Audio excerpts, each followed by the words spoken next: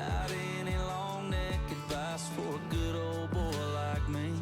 And he said, call your mama, see the world, get the tattoo, kiss the girl, count your blessings, thank your stars, learn your lesson, earn your scars. Life's a sunset from the porch, as beautiful as it is short. So drink it up, but make it last, son, 'cause every beer could be your last one. Oh yeah, every beer could be your last one.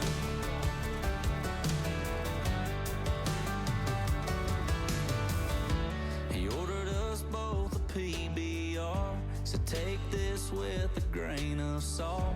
But life ain't like the sold out bar, we don't know when it's our last call. So make I can't deny regret, a couple words that you don't use, and one day you might be right here telling somebody like you. Call your mama, see the world, get the tattoo, kiss the girl, count your blessings, thank your stars, learn your lesson, earn your scars.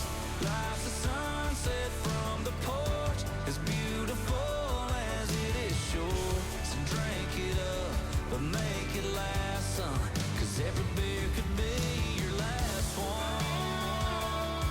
Oh yeah, your last one.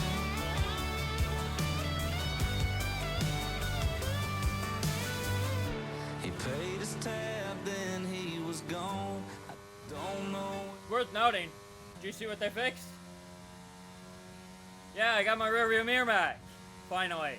So I can finally actually see behind me. Very freaking useful, that.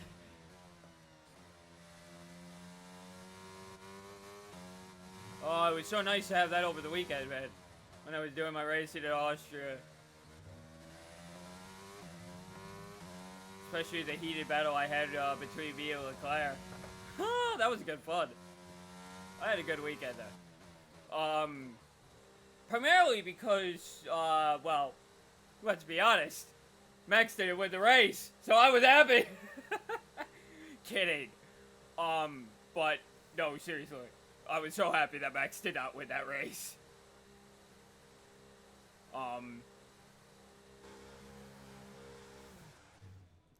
Anyway. Where that old man went, could have been heaven, could have been home. Either way, I ain't seen him since.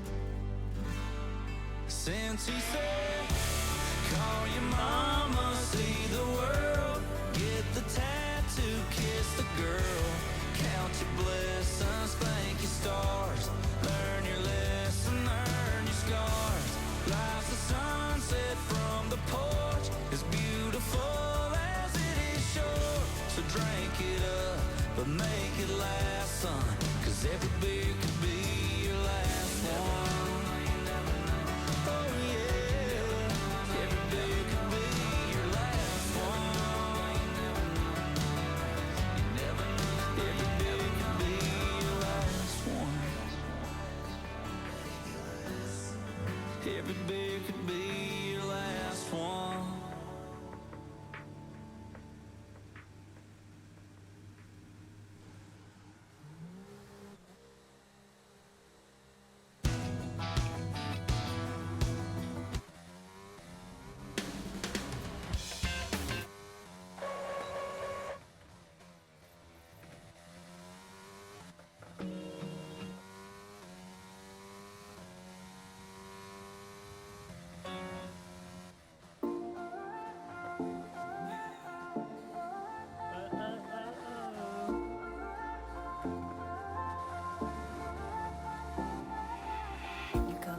Just like they all said you would. Thought we were good, until you put me down in front of a crowded room. I was stupid thinking a leaf was turned.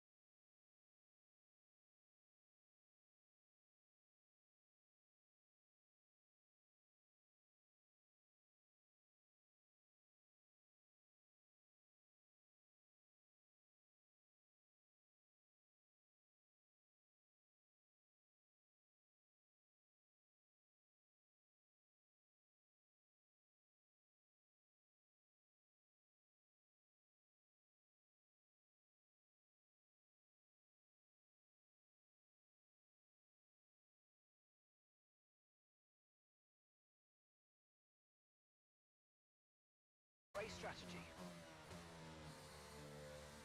Although it could with the controller. To a degree.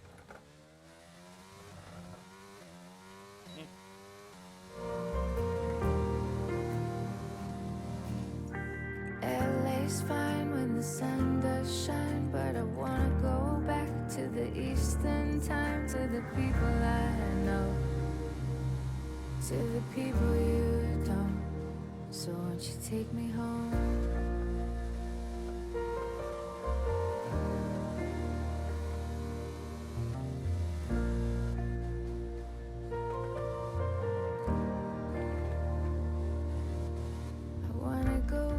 To the moment in time with the windows down, driving I-95, singing Counting Crows, trying to drown out the sounds of my mind.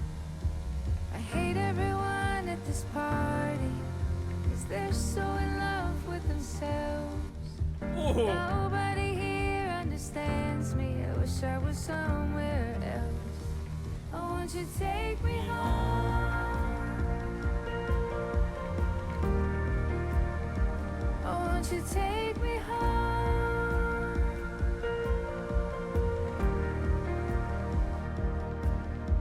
New York's fine in the summertime, but I wanna be far from the city lights with the people I know and the people you don't. So won't you take me home?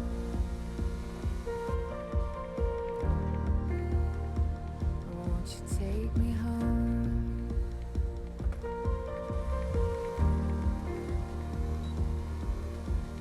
I don't belong at this party.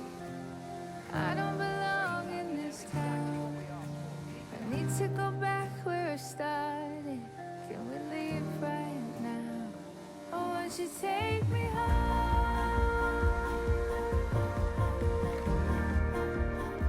Oh, won't you take me home? Oh, won't you take me home?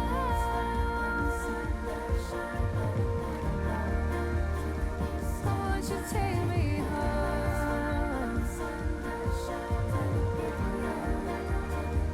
won't you take me home?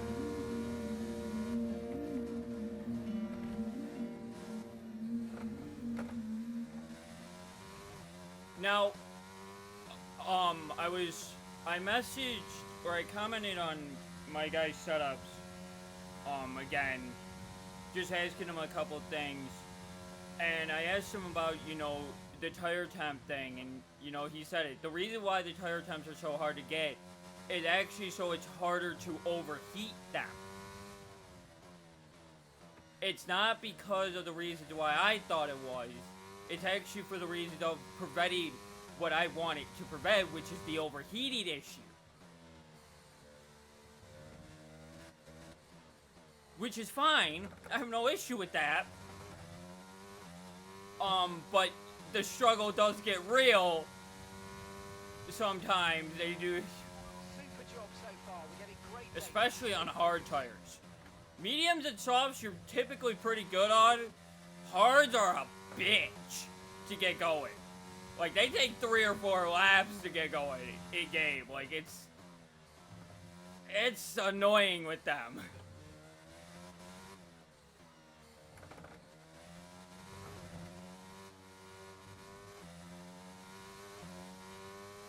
But, I also wanted to credit Mercedes and Russell specifically,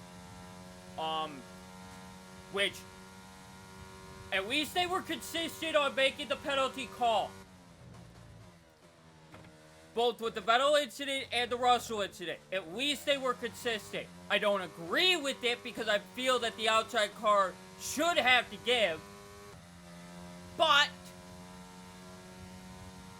and I do feel that Russell was squeezed into turn 1 on the first lap, or into turn 4 rather. But, at least they were consistent. And Russell still came home where he started the fucking race. So, at the end of the day, everything worked out the way I wanted it to work out. And even in a case of, actually, in some ways, better than I wanted it to go.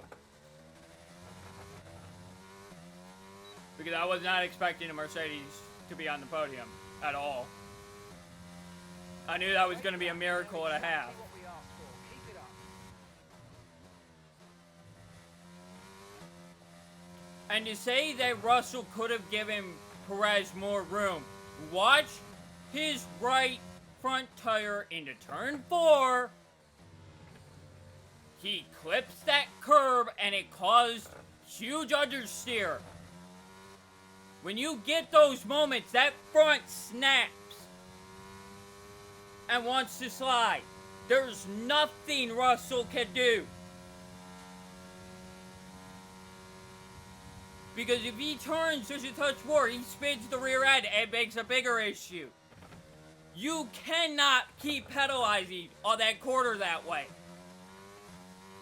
Like, that is getting ridiculous. And just to be fair, that's the 3rd time a Mercedes has been penalized for an incident in that wreck, in that quarter. 3 times. Counted them every single time. And it's bullshit. Now, as I have experience trying to make that pass around the outside after my race yesterday at Austria, with me and Leclerc battling because I was on the mediums, he was on the softs. I refused to give the lead up for any length of time, needless to say. I fought hard. Super job so far. We're getting great data. Stay focused. Ended up winning the race. Mind you, I did have to pass Max right at the end of it, but the fact of the matter is passing on that outside is not easy around that corner. As a matter of fact, both times I tried to, I actually ran wide because the game did not like where I was at on track.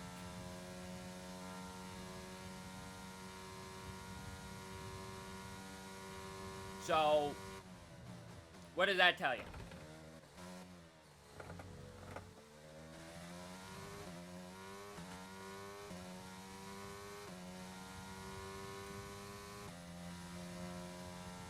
Switch to Spectrum Mobile and get unlimited data for only $29.99 per month each when you get 2 or more lines. You could save hundreds on your mobile bill. Plus, there are no added taxes, hidden fees, and no contracts. Click to try the Spectrum Mobile Savings Calculator, and in 3 easy steps, you'll see how much you could save. Visit spectrummobile.com/save. Offer valid for new customers on 2 or more unlimited lines. Spectrum Internet required. Restrictions apply. Visit spectrummobile.com for details. We go together. ABC tonight. You all share the same secret. 12 contestants related to the biggest celebrities on the planet, including relatives of Zendaya, Simone Biles, The Goldbergs, Chuck Norris, and more. Whoever can keep their celebrity relative a secret will win $100,000. From executive producers of Love is Blind. My strategy is to be the realest liar that I can be. I'm a sucker for Hosted by Kevin and Frankie Jonas. Claim to Fame. Series premiere tonight, 10/9 Central on ABC. Like bones, your teeth lose density and become weaker over time, which can lead to tooth decay. And that can make your visit to the dentist feel like this.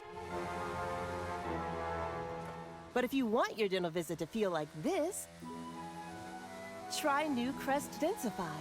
Crest Densify actively rebuilds tooth density to extend the life of teeth by remineralizing enamel. New Densify from Crest, the #1 toothpaste brand in America. 25 Smile, minutes Crest has you remaining in the covered. session. Fuck. I knew it was gonna be. I've gotta move up north, but it's just temporary. When I look at you, I see your beauty. Now my baby boy, he's gonna lose me. But heaven's not too far away. I know someday you'll visit. And I didn't please have one more minute? No, honey, I don't wanna go. Please know that I have to. Look how the cancer is grown. I think it's time I go home. Yes, I can still hear your voice. Sounds just like it did. And I can still feel your hand when it touches my skin. But heaven's not too far away. I know someday you'll visit. And I didn't think you'd go this way. Can I please have one more minute? I gave you life, now you gotta watch it leave my eyes. But heaven's not too far away. I know someday you'll visit. The stare that rattles my cage, can hear their voices fading, each breath getting harder. I can hear the tears coming from my daughter. When you were older brother, he's thinking back when he was younger, when he had a healthy mother who asked him to take care of his little brother. And he's not really sure about life, or that how could any of this be right. But I know my babies, they will be fine, 'cause they can talk to me anytime.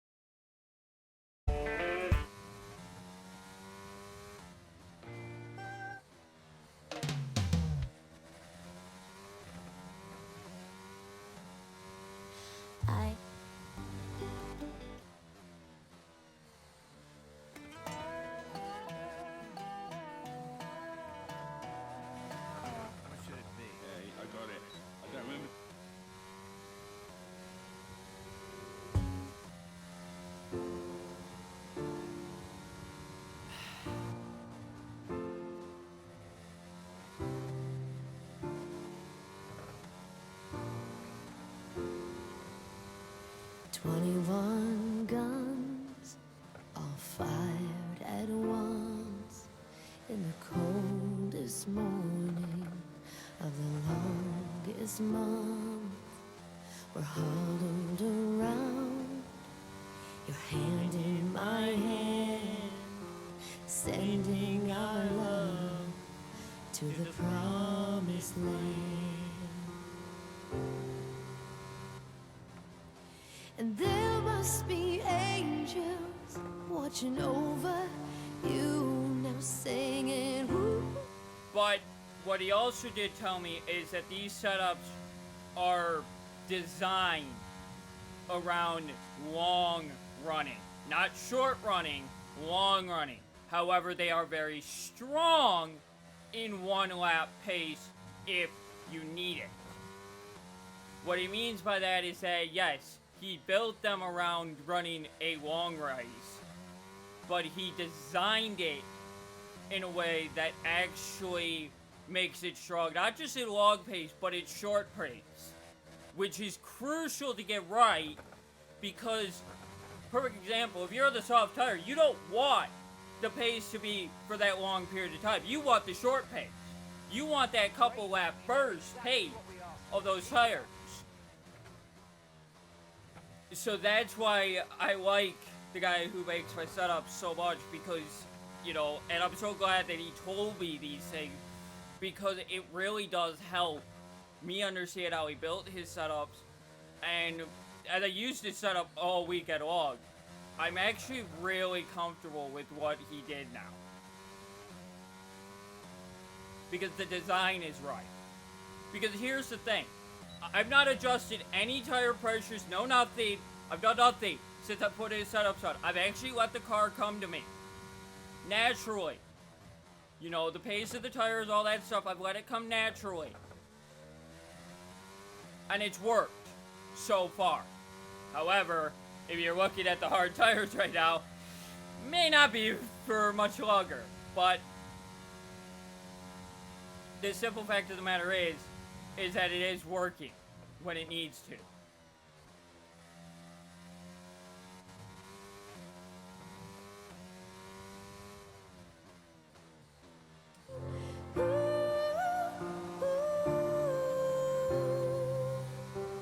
There must be angels watching over you now, singing woo, woo, woo, woo. And the trumpets will play as you're flying away, singing oh, oh, oh, woo, woo, woo.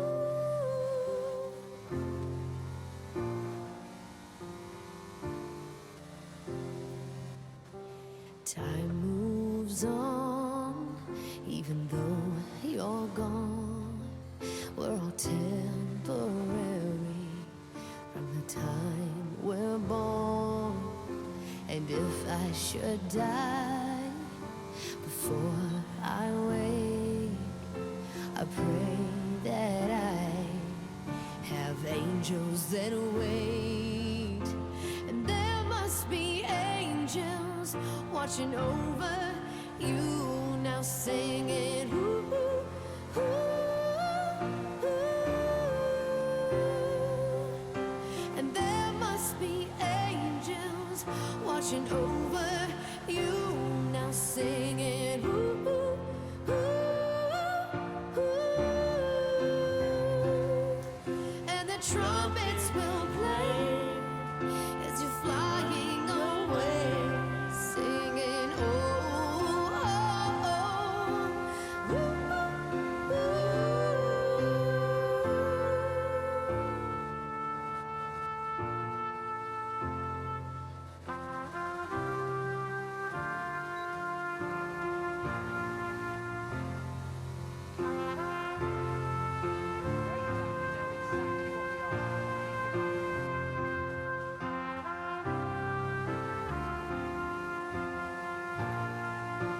Now, if I understand correctly, the person who's actually playing the trumpet in this song is actually the same person who played the trumpet at her brother's funeral because it was a military funeral. Because he was killed while serving. And that sucks so much. I can't imagine that pain, but actually I can.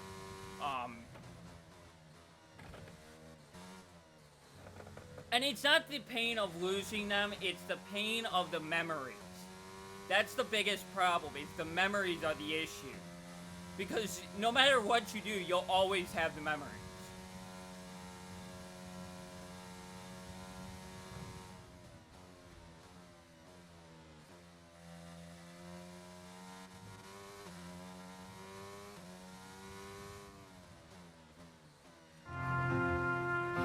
And there must be angels watching over you now, singing ooh, ooh, ooh, ooh.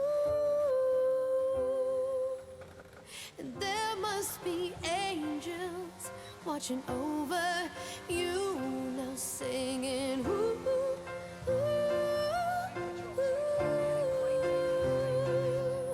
And the trumpets will play as you're flying away, singing oh, oh, oh. Ooh, ooh, singing oh, oh, oh. Ooh, ooh, singing oh, oh, oh. Ooh, ooh. 21 guns all fired at once in the coldest morning of the longest month.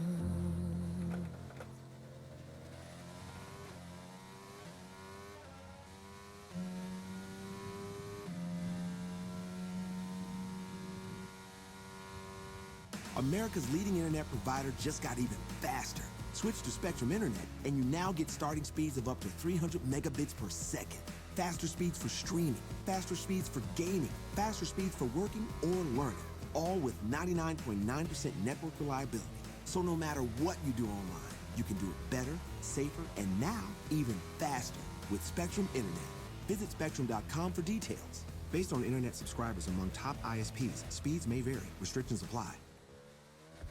Tomorrow, I think I'll treat myself to McDonald's breakfast. And if I go to bed early, it's kind of like morning comes a lot faster deal.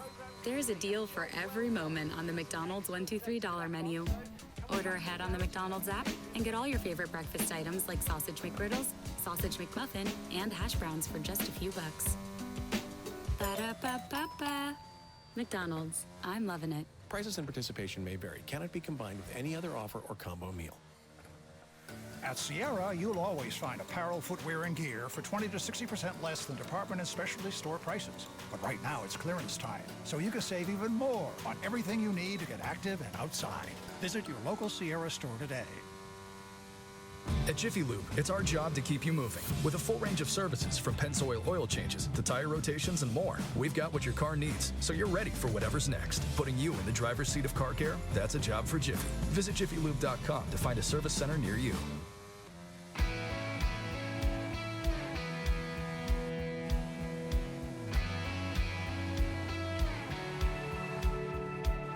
Got a corner lot on Dogwood Drive.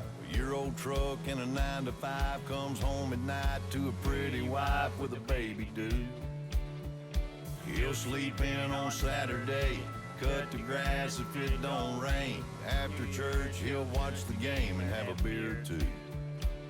He'll stand up when he hears the anthem, and that won't ever change. He's still a soldier, his blood runs red, white, and blue. He put away his gun and boots, but he still believes the American dream. To his last breath, he'll always be a soldier. Also, I want to state this now. What the commentators and what the Sky did over the weekend specifically on Sunday, what they did, that is not a political stance by them. That's FIA correcting their fan base again.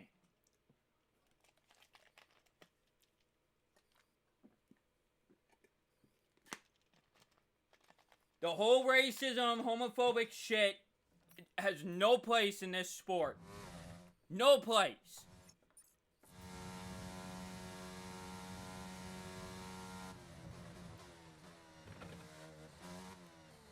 When I heard that, it made me sick. That fans had been attacked for shit like that. And it's just like, seriously. Stop with that. Like, there is no need for that type of shit.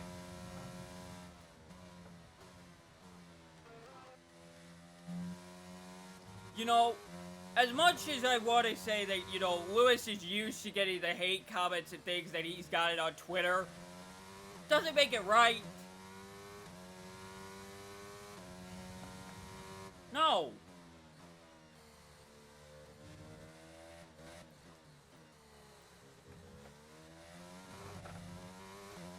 So what FIA did and what Sky did was the right stance to take. Saying that this shit won't be tolerated in our sport. And I agree, it shouldn't be tolerated. That's why I didn't have an issue with Lewis doing the D-League and that stuff the last 2 seasons. Not this year. I don't mind that gesture thing. Because FIA did it the right way. It wasn't FIA taking a political stand. No. It was the drivers letting their voices be heard. And that I can't argue with. But they did it before the national anthem, and that's all that I cared about. Was the fact that it was before the national anthem was all I cared about.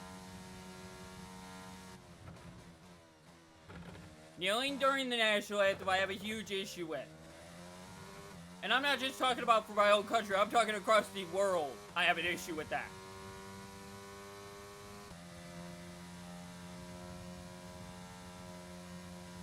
Have pride for your country. Always. Those flags that your country has are not just representing the country. They resemble all the people that fought and defended your country. Whether you're... I know that there's this whole thing with Sweden and Norway and all that shit that says that they've never been in war and everything else. Bullshit. Bullshit. I don't believe you. They've just been, you know, not a part of the main wars. Okay?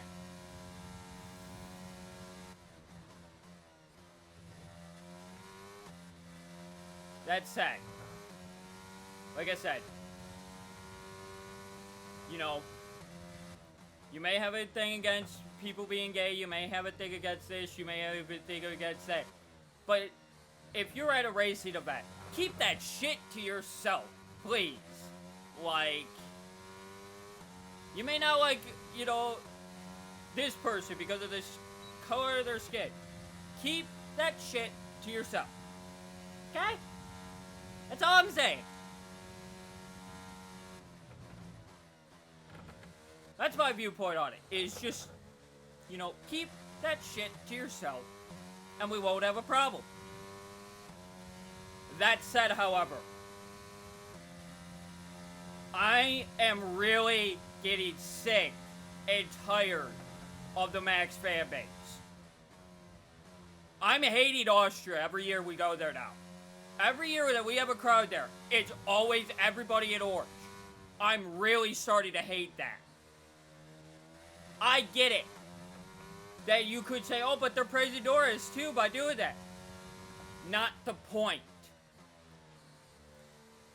All that orange makes all those fans look united. You don't see individuality in that. That is a huge problem. I don't mind that they're a united front. But when you don't see the diversity that you see at every other track that we've been to this year, at Austria, Because 90% of the fans were freaking Max fans immediately. There's a problem there. We need to keep... I know this is going to sound weird, but we need to keep some sort of balance in that you don't care. Of some sort. Hamilton and Sergio Perez. And that's it. Don't get me wrong, I love Max as much as everybody else to a degree. Goodbye. Especially considering how clean he actually raced Leclerc and how clean Leclerc raced him back. I'm loving that new side of Max.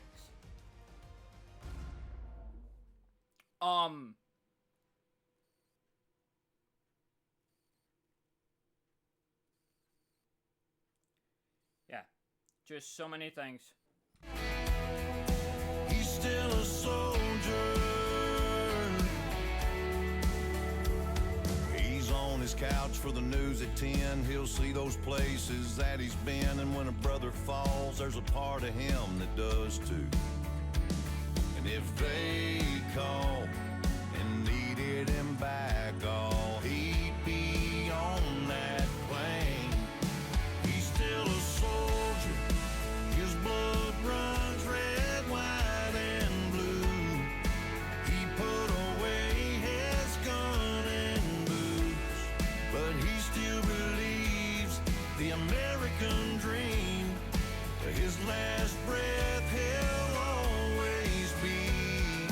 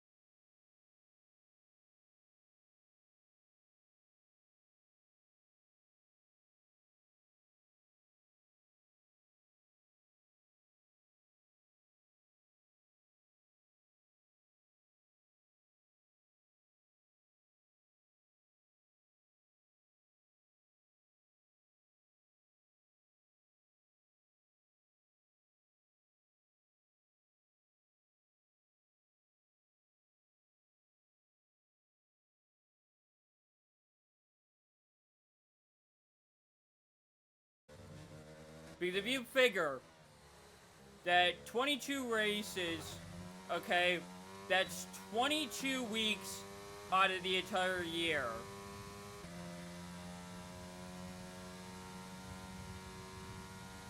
Not counting breaks. Just raw. That's 22 weekends out of the year. I think that's more than enough racing. When you figure we only have, what, 52 weeks in a year?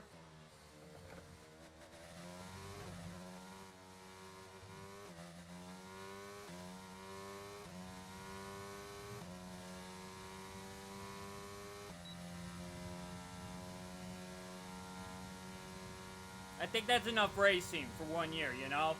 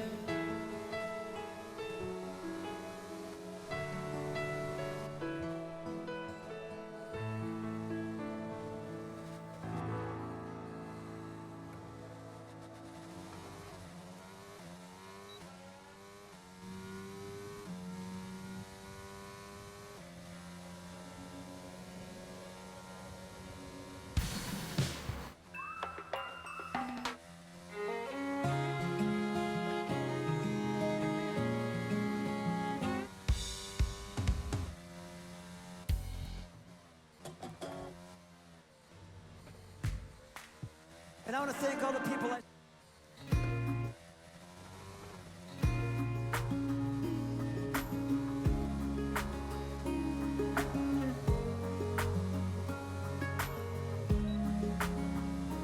You're from a little town just outside of Dallas. Your brother and you don't see eye to eye. You love the rain and classic country music. And you need a buzz when you have to fly. Your first ride was a 1990 Wrangler. I love her. The one thing I love about her is her southern accent. She doesn't hide it. You know, the little rolls she had on the, you know, on the Wrangler there. That's not auto-tune or any of that. That's her real voice doing that, and that is so unique for what it's worth. You know, not to mention the fact that this song is actually kind of a shot at, you know, Toby Keith's, you know, I want to talk about me, you know, me about me is essentially the same thing, just because it's from a female perspective. You know, I can list off everything about you as the guy, but what do you know about me? You know? What do you know about me? That is yeah, that's a hefty one. In the bottle. When it comes to you, I can answer any question. Yeah, that's what happens when you just sit back and listen. But the reason why I love to spend my time in the Bible, or the reason why I play guitar to help with my survival, or why I start to cry when I watch my daddy leave, you would know if you asked me about. That lyric, by the way, you know, why I start to cry when my daddy leaves. I can understand that. Especially when you think about it from the perspective of, you know, her song Love Triangle, which played a little while ago. That song is about her parents and the divorce and her actually being thrown in the middle. She went into a writing session the day The day she was going into the writing session to write, inevitably, Love Triangle, her parents put her in the middle of an argument, all on the phone and everything else, as she's driving to this, writing session. And she came up with the song, Love Triangle, in the process. You know, when she was in the writing session talking to, you know, the writers around her and everything else. And, you know, Love Triangle is honestly the best version of a divorce song ever written. Ever. And it's underrated. And I hate it so much because of that. Because it's just like, it's so underrated, but it's so true. And not to mention the fact she puts it in the kid's perspective for the music video. The whole perspective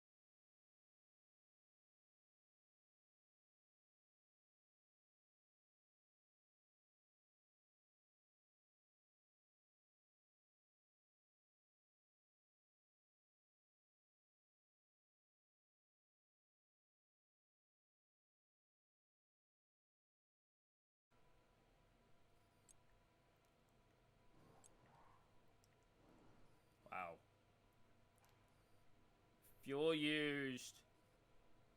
Wow. That's actually a good run. Now, we do the even longer run, where I put 22 laps of fuel in on soft tires, and we drive out accordingly. Now, you have to understand something. What I'm doing here is actually something quite important. Thank you. Shout out to whoever put the American flag there. That's really nice of you. That's actually really funny. That's directly across from my garage. Like, that is awesome to see. Like, that was cool. Thank you, Dev. So that, I know that they probably didn't actually mean for that to be there like that. Or maybe it's designed to be that way so, you know, it represents your home, you know. So when you look across from the garage as you're coming out of it, you know, it's your home country's flag that you see.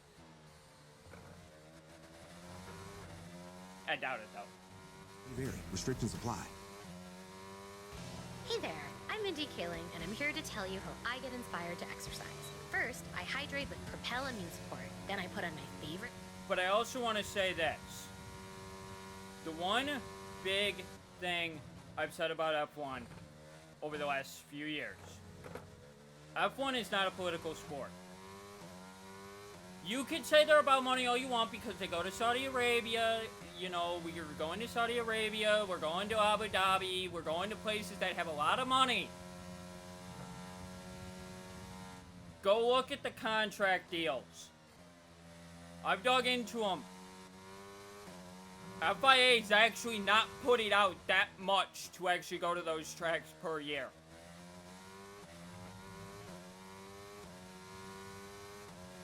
Believe it or not, the tracks are not actually asking much. Because the thing is that they know that they're going to make their money back because of the popularity of the sport.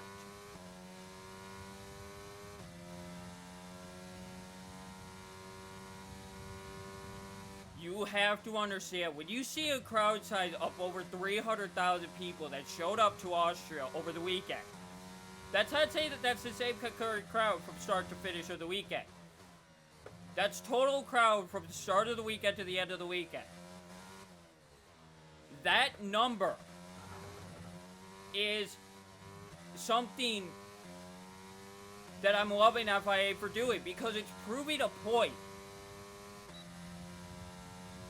that F1 is growing in popularity, not dying.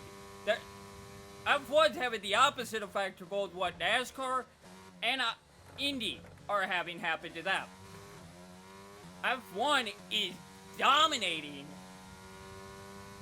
the racing side outside of NHRA because NHRA still gets a very, very dedicated fan base. They always will, because who doesn't want to watch a 3,000 horsepower car go down a track in, 3 seconds?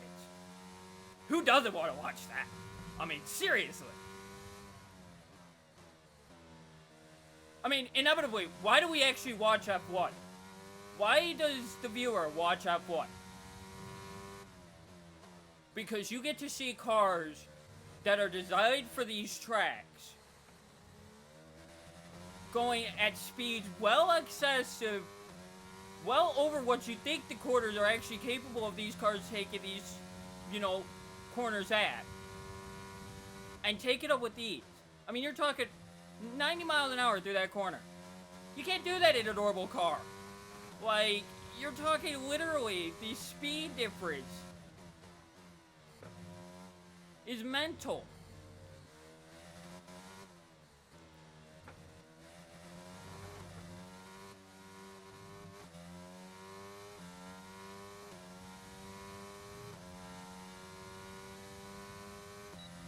I'm actually doing a really good job of keeping it off the rumple strips around this track, I swear.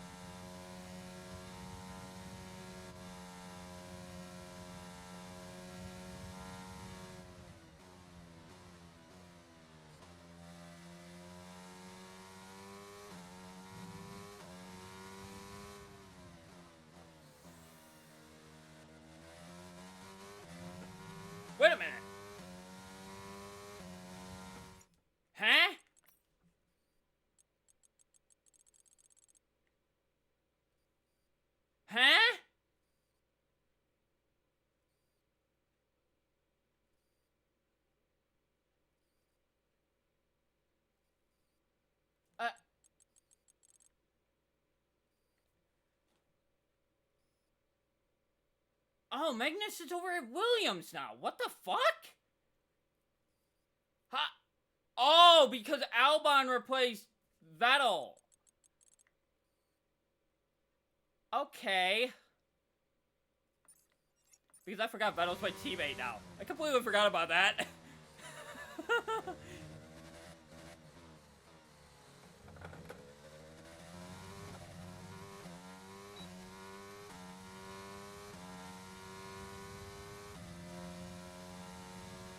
Because my other teammate decided he wanted to be picky and not come back.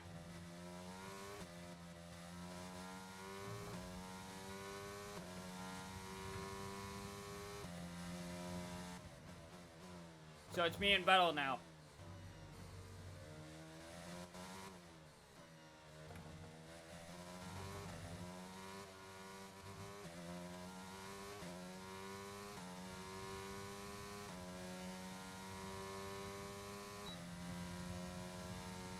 Motivational speaker to get me moving. Mindy, it's me, Mindy.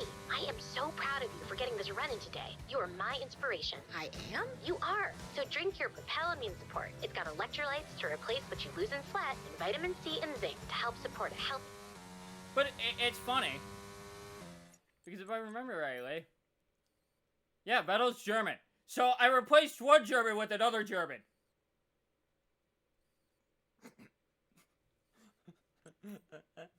That's funny. That's funny. I couldn't even plan that, by the way. I didn't plan that. I didn't actually expect to lose my main teammate in Michael, but yeah, apparently I didn't make enough money to be able to afford Michael anymore, so I had to sign somebody else. So I went for the 4-time champion of Vettel because, yes, he's won 4 championships. Everybody thinks I'm joking when I say that. No, he did do that. I mean, when you look at it, right now, you have Max, you have Lewis, you have Alonso, you have Vettel. Now, Max, I really don't like counting because of reason. But you have 4 champions right now in the sport.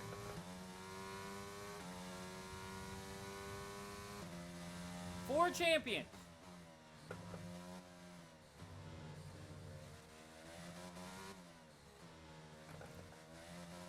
But I did also have a theory on why I don't think Lewis is actually as close to retirement as what the fan base keeps saying he is.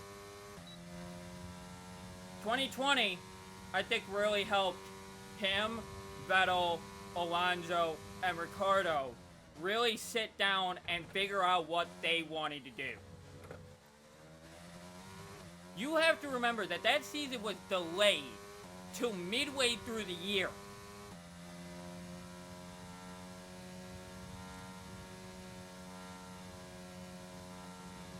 That gave all the drivers a hell of a lot of downtime.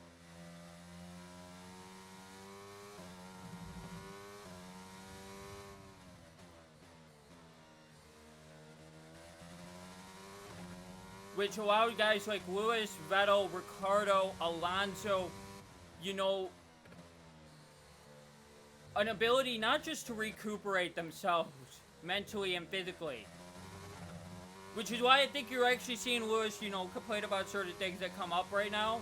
Is because his body, because it had mentally been able to recover fully during that break, that long break, in 2020, his body's still giving him, you know, certain issues again, or certain, you know, things again, because his, you know, he is older, he is up there in age and everything else. But the other thing you have to realize is Lewis started the race at Austria in 8th. He comes home and finishes 3rd. Be that as it may, that Sainz retired and that's what gave him the podium, blah, blah, blah, blah, blah. Perez was out because of damage, blah, blah, blah, blah, blah. You can look at that all you want. The fact of the matter is once again, Mercedes was still at the right place at the right fucking time.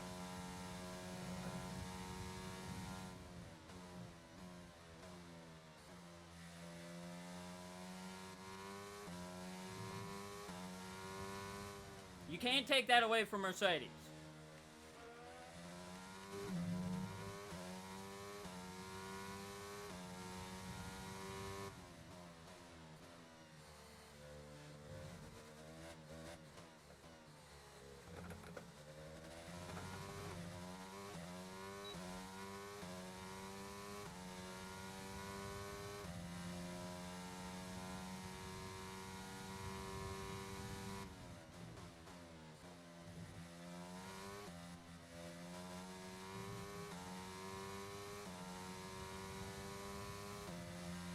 That said, I do believe that Mercedes still has a long way to go. And I do mean a long way to go. But I do believe that they are getting better race by race.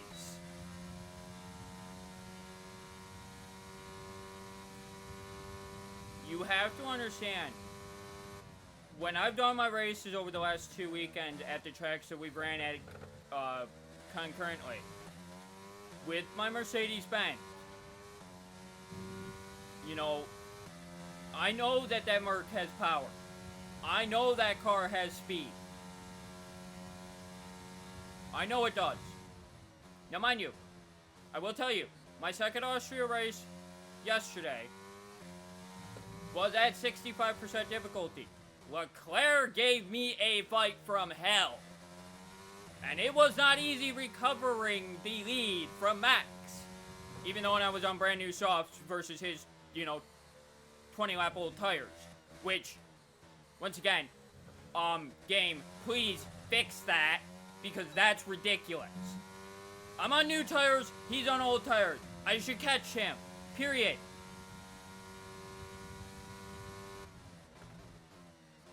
That should not be a thing.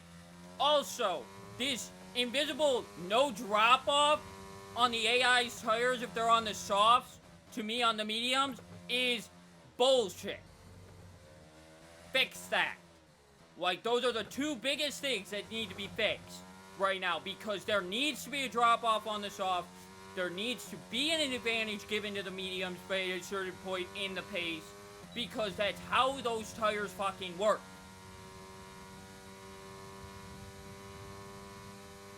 I'm not asking for that because it's, unrealistic. I'm asking it because it currently is unrealistic to say that the softs pace matches the mediums the entire length of their life. No, they fucking don't.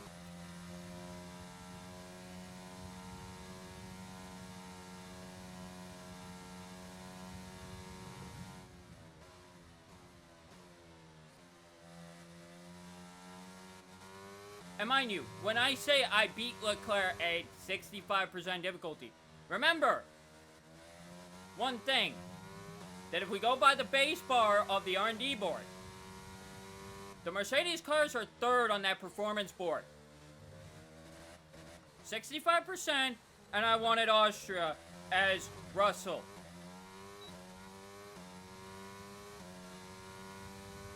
You can say that's a difficulty thing, but you also have to look at it from a perspective of, I know how to drive these cars now. I really do have a feel for them now. And I'm finally starting to understand how the tire temps actually work. And the one big thing that I'm noticing is...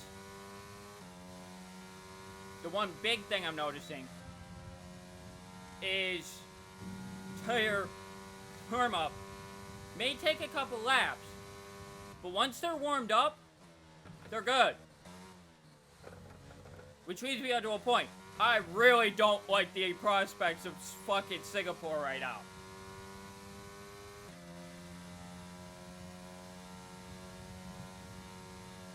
I don't know how I'm gonna do that race, because that one is...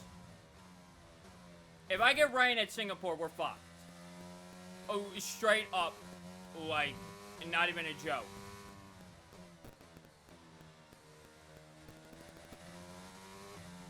If we get a dry Singapore, we may have a chance. Although, to be fair, the plan at Singapore anyway is to brace it like 30% difficulty anyway, because I don't trust the game enough. For Singapore specifically. Singapore and Hungary right now are in that same minority group that's going to be... Where this track, right now, based on everything that I've seen, this track right now is proving to be a track where I could definitely raise the difficulty. How much? I don't know.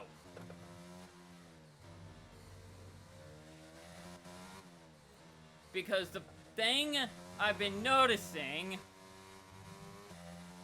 especially when I was doing my run yesterday, is that the rubber banding AI does not show up until the race.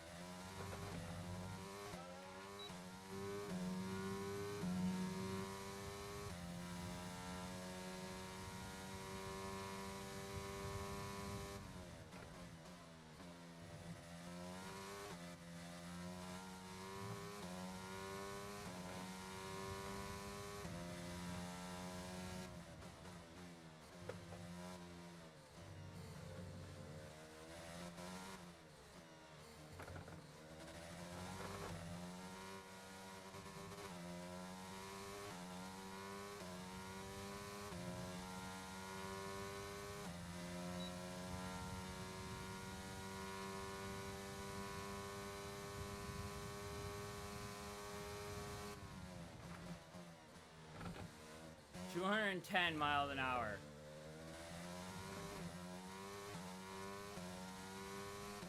Think about that for a second. 210 miles an hour. And I still have 13 laps of fuel in this car.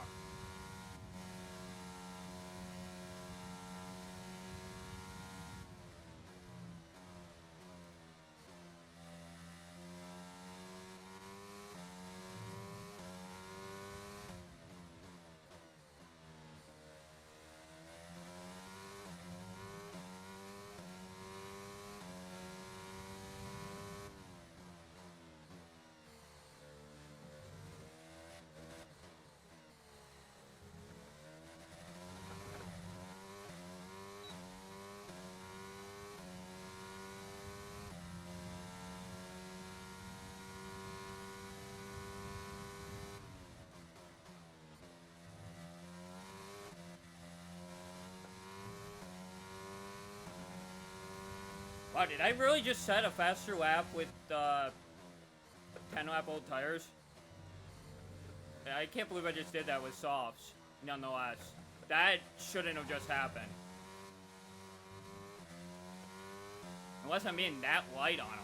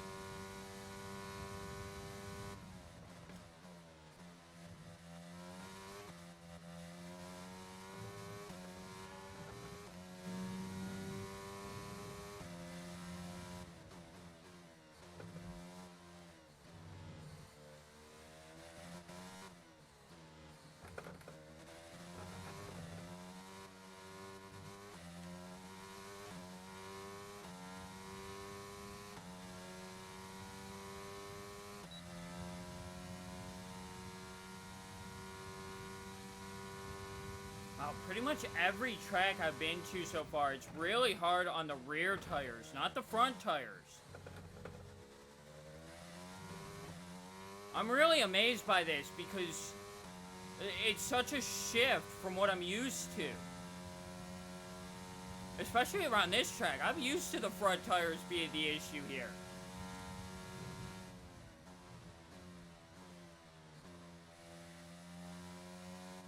Especially the front left.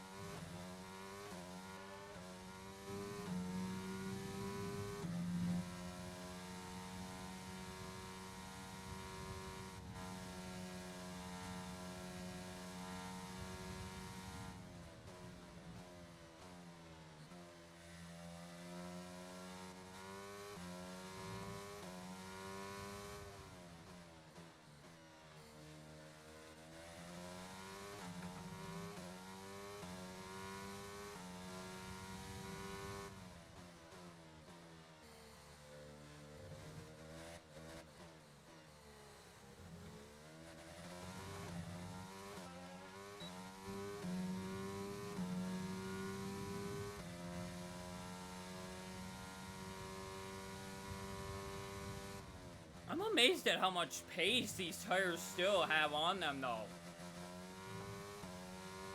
I mean, I've done 13 laps on them, and they're still kicking hard. Like...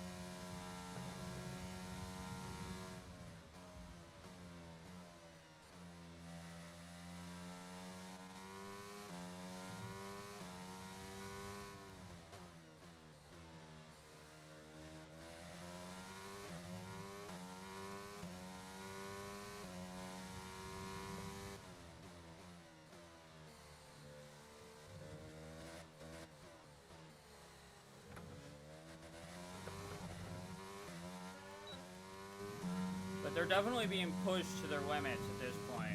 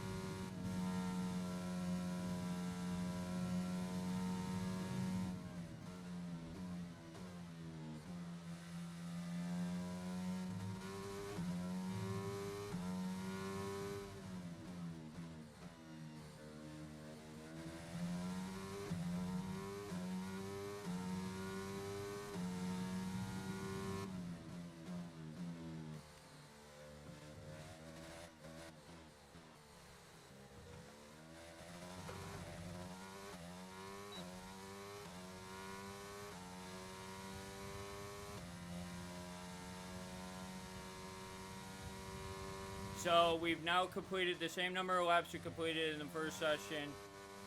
And now everything else beyond that is a bonus.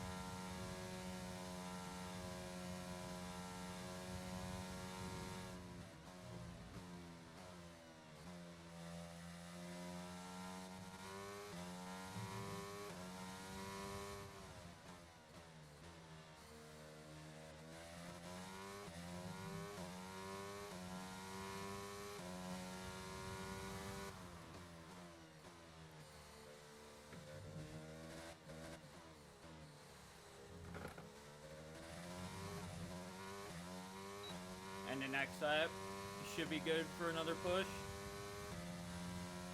Lap on lap 28.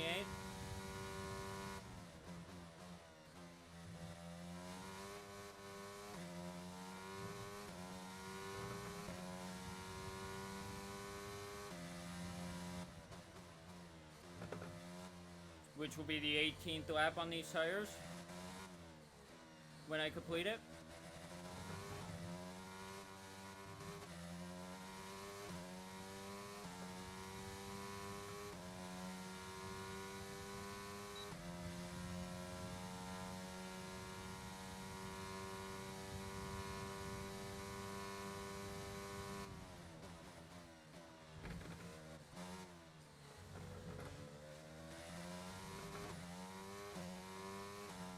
But the biggest thing is that if we look here for a second,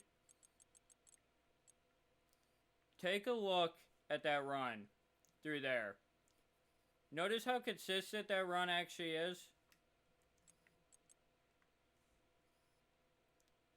Yeah, it's actually quite impressive how good that run actually is.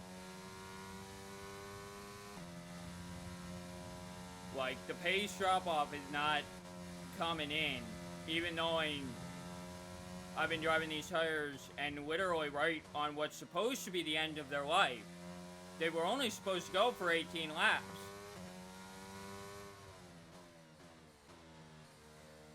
So the simple fact of the matter is that they could go even longer than that, clearly.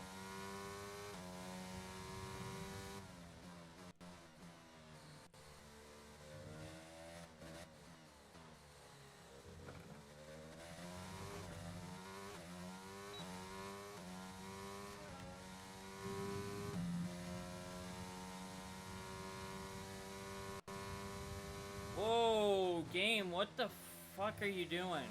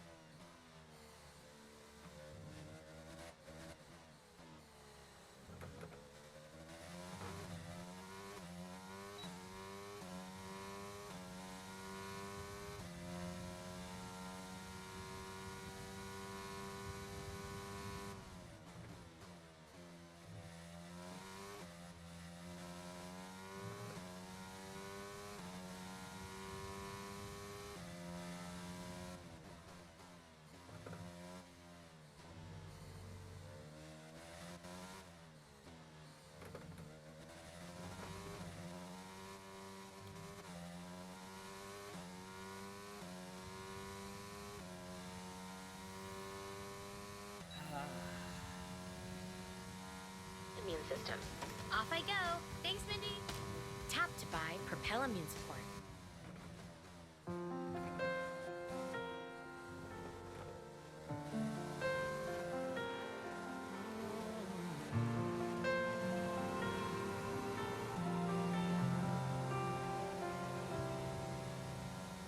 Big dreams, even time couldn't change. No fear, just a heart full of brave. You don't feel you belong in this place, and you're asking, yeah, you're asking how to pack, how to find your own freedom, how to find all the things that you need, and I'll be one of the things that you leave, and I feel it, I can see it, and you know if I'm lying, so I won't even try. I don't mean to be quiet, but I know you need to fly. Tell me what to do about it. Tell me how to say goodbye. How am I supposed to live without you? Don't wanna lose my world tonight. Tell me this will make you happy. What am I supposed to say? Tell me what to do about it. Does it have to end this way? Make a joke, make it seem like it's nothing. Write a note so that I can keep something. I'm a mess and you know I'm not good at pretending. Oh no. So we smile while we're crying, holding oceans back inside. And I try to be quiet as I watch our dreams collide. Tell me what to do about it. Tell me how to say goodbye. How am I supposed to live without you? Don't wanna lose my world tonight. Tell me this will make you happy. What am I supposed to say? Tell me what to do about it. Does it have to end this way?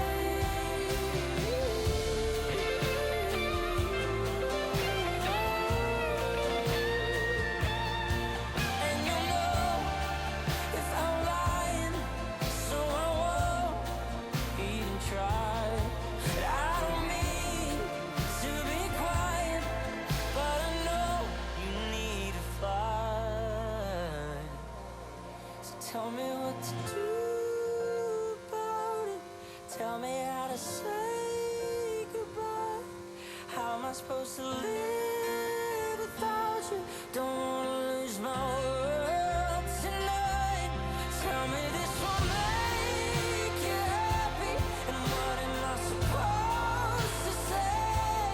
Tell me what to do about it. Does it have to end this way?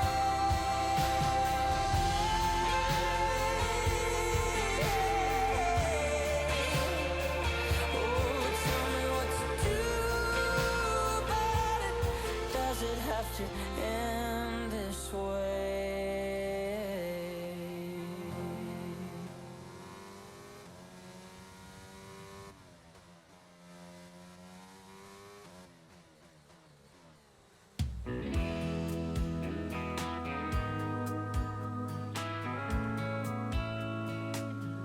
Just a neon cowgirl.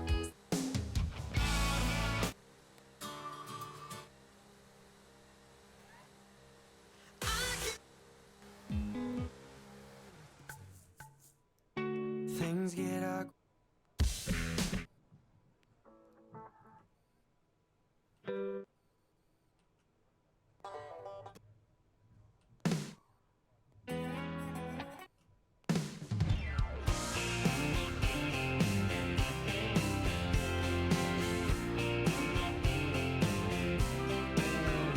I'm a puzzle. I'm a walking contradiction. And far from air conditioned. 'Cause there's peace in cope-a-day addiction with set in stone convictions and a no-bend bottom line. I'm an easy read, but I ain't no open book. Got a knack for making things harder than they look. I'm a straight shooting, beer drinking, rule breaking. Don't think I won't take a good thing too far. I'm a midnight and backsliding, getaway car driving, running away with your heart. I guess be careful what you wish for's all I meant when I said what you see is what you get. At least I'm honest, I don't spin it like a record.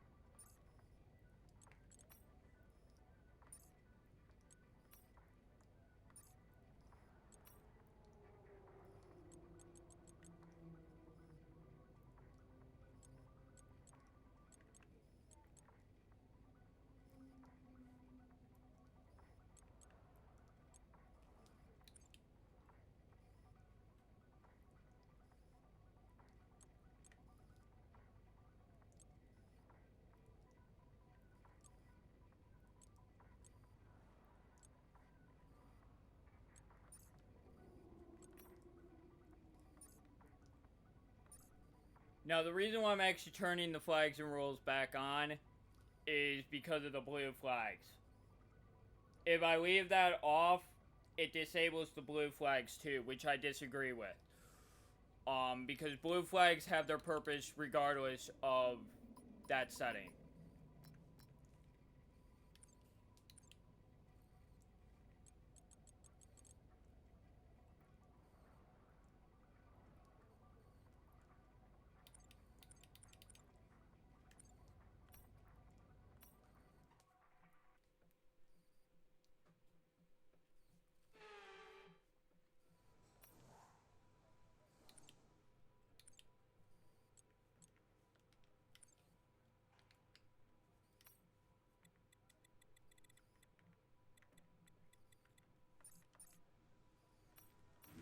Don't push the car just yet. Track is still green. Try to take it easy for the first couple of laps.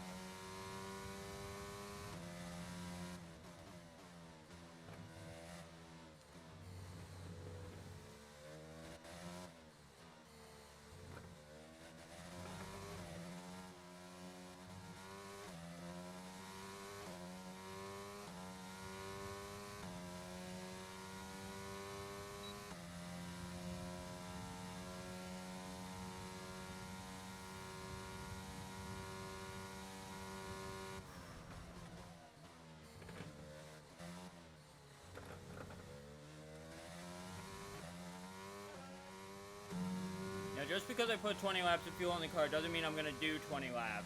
It just means that I put that amount in to basically see how my pace, what my pace does over, you know, a duration. You have to understand something. I do things a little bit differently than a lot of other people. I run a lot of laps around these tracks. Not because I have to, because honestly with steer assist I don't have to. Because I know the tracks well enough with the steer assist, because the steer assist does most of the work anyway. But the problem is that, see how much movement I still have leaving with the steer assist? Yeah, that's a thing. There's still plenty of movement and flexing, you know, moving of my wheel that I'm able to do. So, and I can't just let the series, you know, do everything, because it won't. You do have to put input in. Now, granted, I'm not putting in much, but which leads me on to a theory. I think I know what I need to do. Remember how I said I used to race these F1 games with the 200-degree steering rotation? I think that's what I need to do. If I want to get back to racing the tracks, you know, officially my way, I need to set the rotation back to where I'm comfortable running. And see what happens then.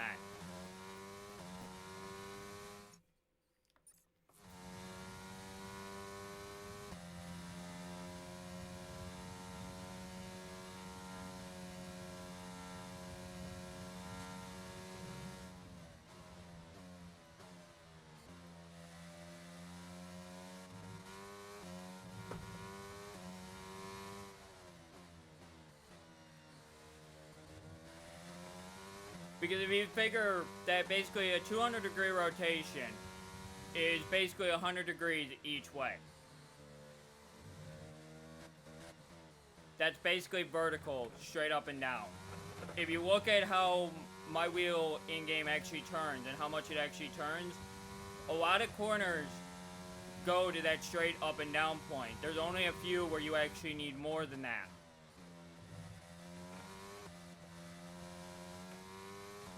You know, like hairpins and that stuff, you need more than, you know, that. But at a track like this,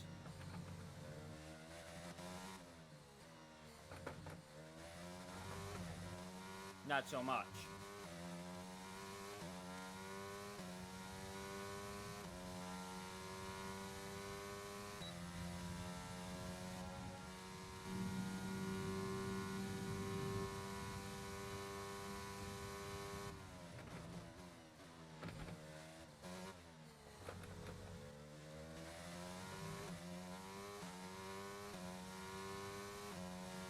Now, see, the one thing that I've had an issue with this game, and the reason why I have an issue with it is, why is it with F2,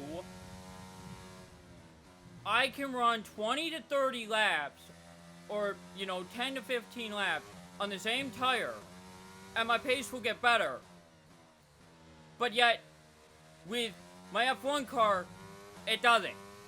The inconsistency there is unrealistic as hell. As you lighten the car, your speed will get better. You will get faster, regardless of the age of the tires.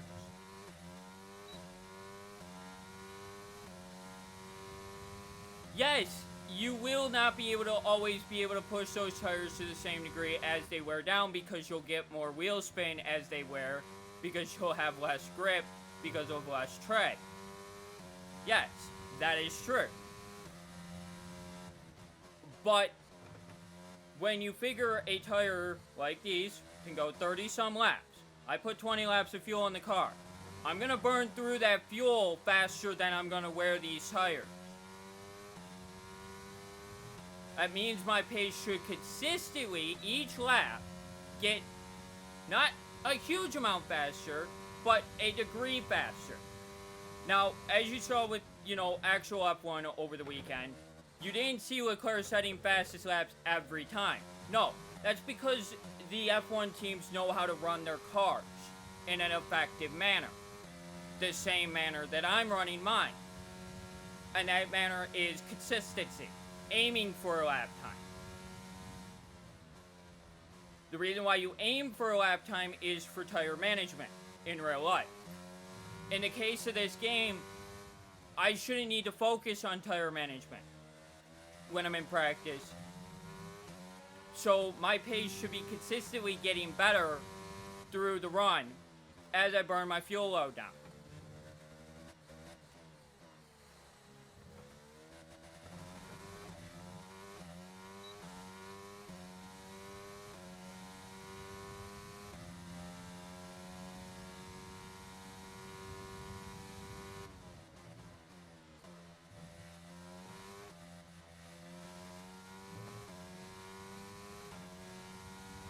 pending the fact that I hit, you know, my apexing and my corners the way I'm supposed to.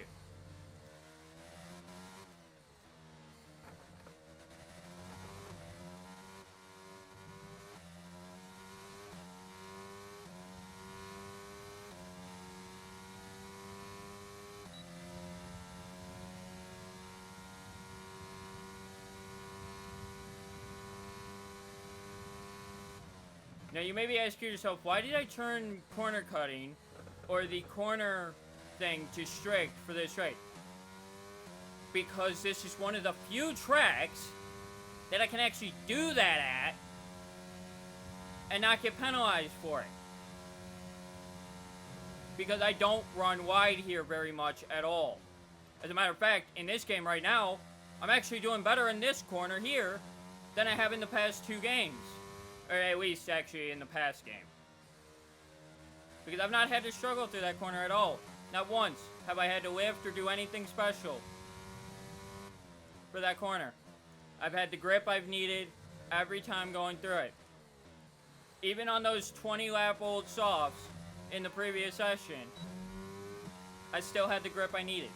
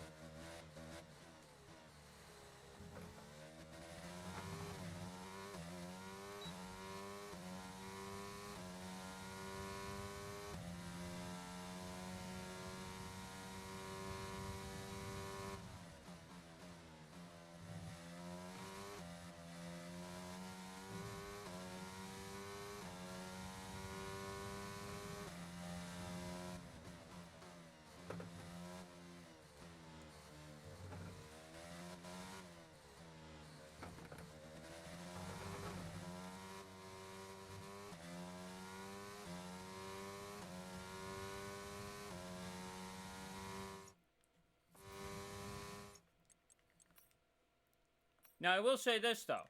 If I open this up, I will say this. They got one aspect of the tires right. The consistency factor.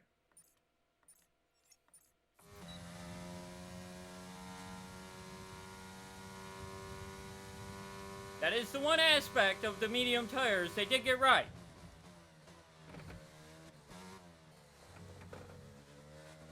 The one thing they definitely got right was actually the consistency of all the tire compound and how good all the tires can be consistently.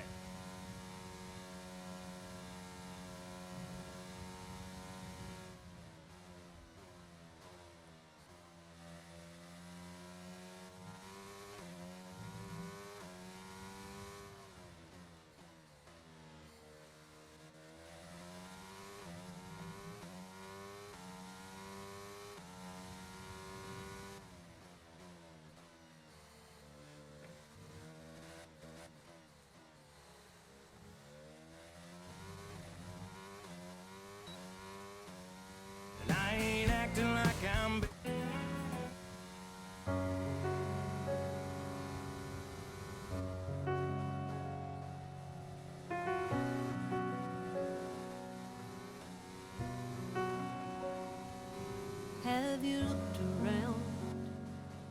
Have you heard the sound of mama's crying? Or do you turn away when you see the face of the innocent dying? In these darkest days, are you not afraid that it's too late? You gotta get down on your knees, believe, fold your hands and beg and plead. Gotta keep on praying. You gotta cry, rain, tears of pain, pound the floor and scream his name, 'cause we're still worth saving. Can't go on like this and live like this. We can't love like this. We gotta give this world back to God.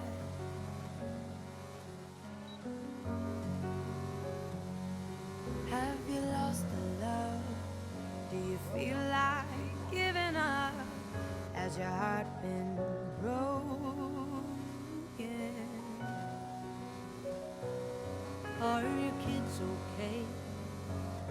Will they come home safe? Do you lie there hoping? You can make a wish. You can knock on wood. Oh, it won't do no good. So beautiful. You gotta get down on your knees. No, seriously, their harmonies are just so perfect. Like, I rarely, you know, say, you know, duets are great versions of songs just made even better with the second vocal.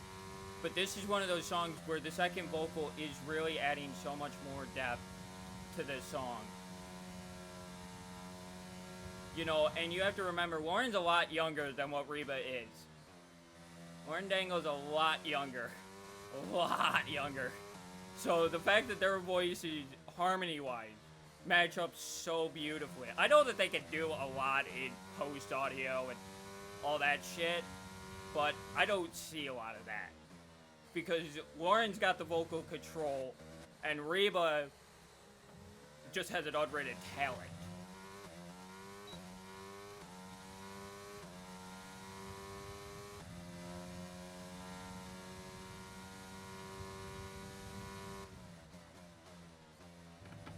Fold your hands and beg and plead. Gotta keep on praying. You gotta cry, rain, tears of pain, pound the floor and scream his name, 'cause we're still worth saving. Can't go on like this and live like this. We can't love like this. We gotta give this world back to God.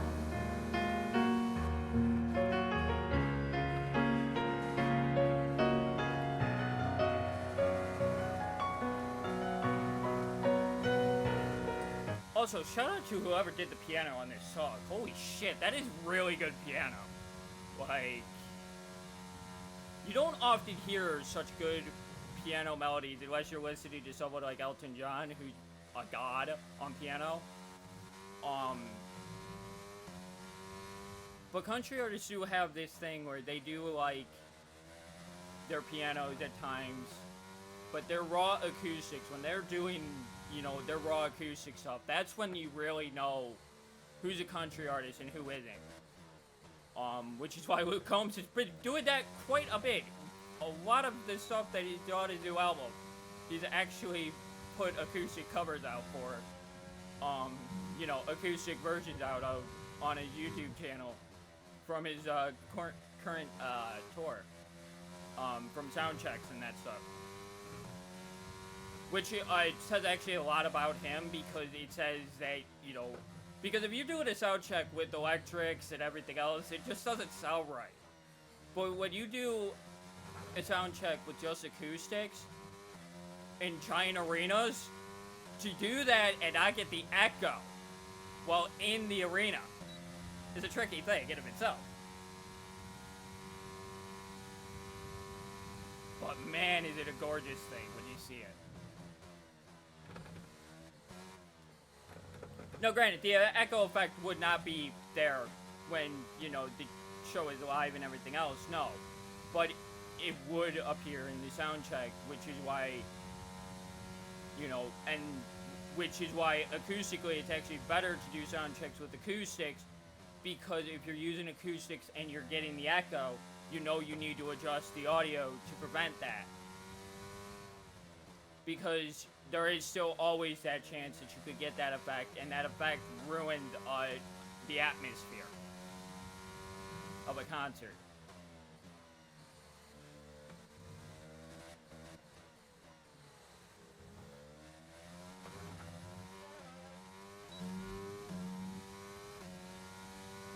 Not to mention the fact that acoustics also showed the true vocal ability, so you could actually properly make sure the mic is actually volume set to the right setup for the the actual, thing. So it's a smart thing.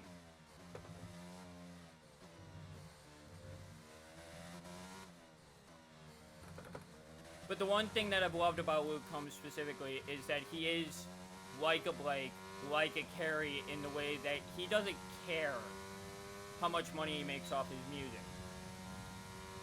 What he cares about is being able to entertain thousands of people every night. That's all he wants to be doing. Albums, record sales, all that shit, he don't give two shits about. I can tell that. You know, is it nice? Are all the number ones he's got it nice? Oh yeah, sure. But that's not why he does it. He does it for the fans. You know.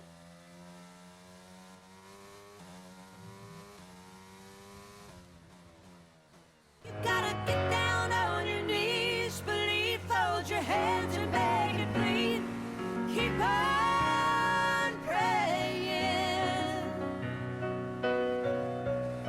You gotta cry, rain, tears of pain, pound the floor and scream his name, 'cause we're still worth saving. Can't go on like this and live like this. We can't love like this. You can't hope the best, make a wish. The only answer is we give this world back to God. Oh, give it back. Oh, give it back. Give it back to God. Gotta keep on praying. Oh, we're still worth saving. We can't love like this anymore. Give it back to God.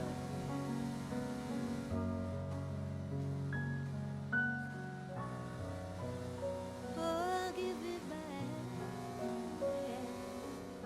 to God.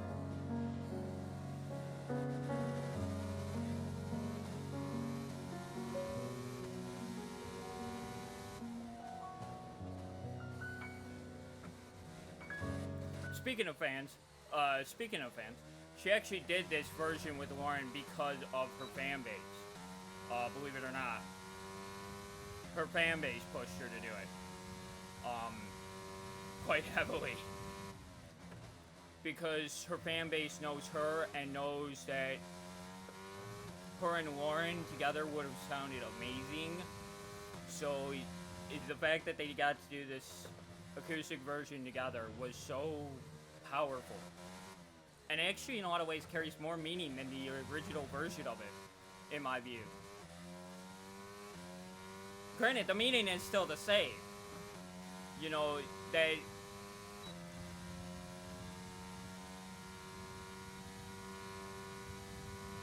in a lot of ways, we just need to accept God's plan.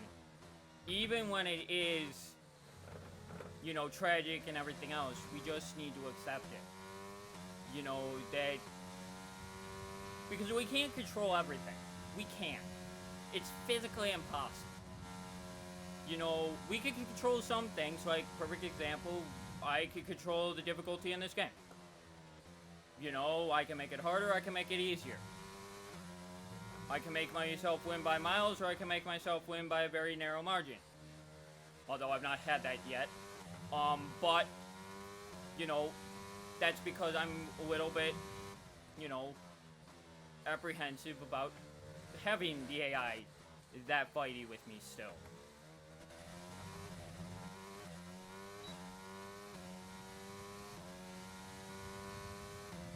Because I will tell you, when I was battling Leclerc at Austria, I was, let's just say this, hyper-aggressive on defense. And what that basically means is that I was doing everything in my power to keep Leclerc behind me. Not wrecking him, but pushing him as far off the line as I possibly could, making some side contact, which actually surprised me, because my race yesterday I was actually doing with standard difficulty, and I hit Leclerc pretty freaking hard on the side and didn't take damage from it, which surprised the hell out of me.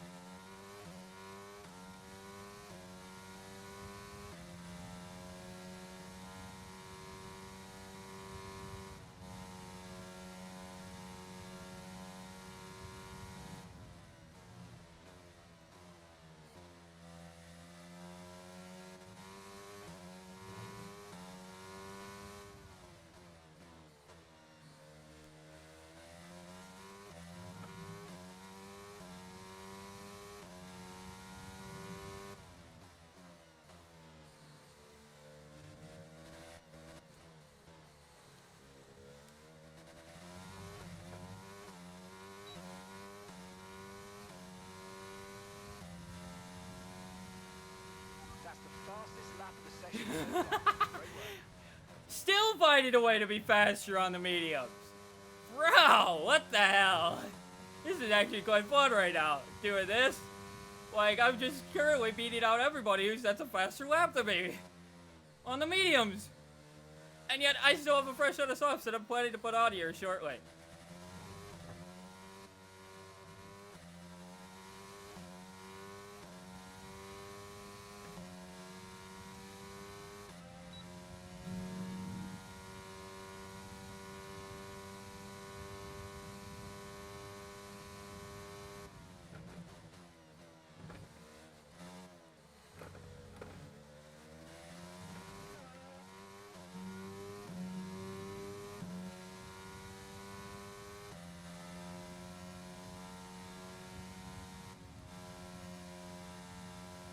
Yeah, it still did it.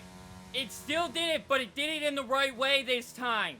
It kept the gap between me and him, but it didn't do it, you know, to decelerate me severely. It did it enough to keep me behind him through that corner. That is the right way to do that braking.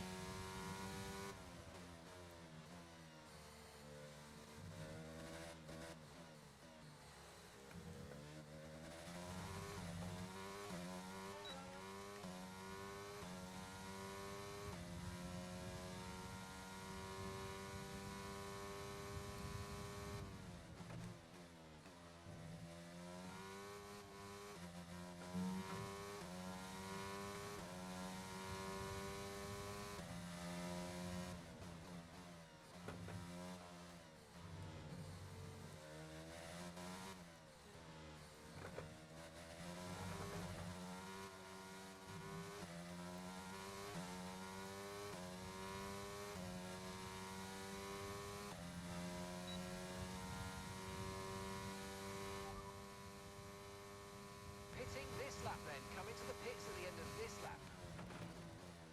Because by the time we hit the pit box and everything else, we'll be less than 30 minutes in. Which is where I wanted to put the softs on and do my run. Was halfway through the session.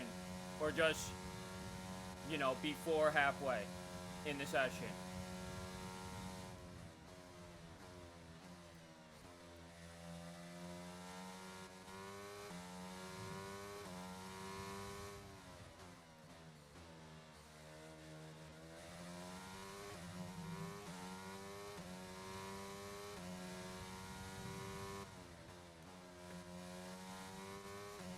Now, the only unrealistic part they have is this blue line should actually start at the start of that previous corner, because by technical rule, you're supposed to be on the other side of that white line when that white line starts in order to come in and pit. Otherwise, it's a penalty by technicality. I understand why the game doesn't do that, but it's one of those few areas where I still say that the game has some very severe imperfections, and that is quite a big one. So let's see. I could cut it all the way down to 2.7. Let's do 3.2. Wow. I didn't even realize his pressures were so low. Holy hell. Wow. He's got a really good setup then. Holy shit. They're that low and I'm getting... Wow. That is the power of a proper setup, I guess. You know what? We're actually gonna put 3.7 liters in, and then make sure I put the soft tires on. We're gonna drive out here. Okay, guys. Everyone So I be put aware, 4 the laps car's of fuel in the car total. That's okay. I can live with that. Because you figure the out lap, push lap, in lap should be enough fuel.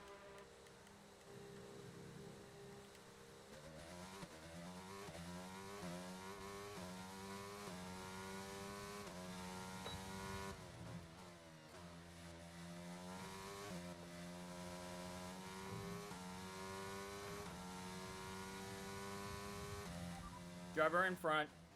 Okay, that's Sebastian ahead of you. Okay, their best lap time so far is a 1 minute 34.9.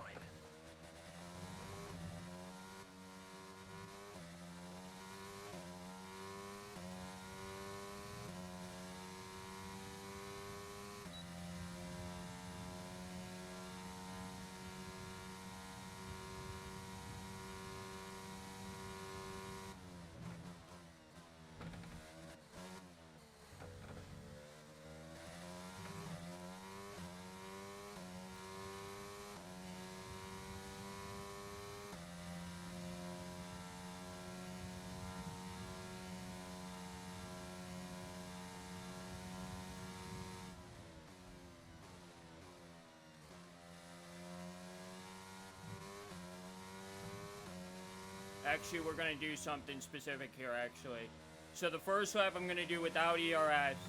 Then as we come to the end of the first lap, we'll turn it back on for the push lap on the second lap.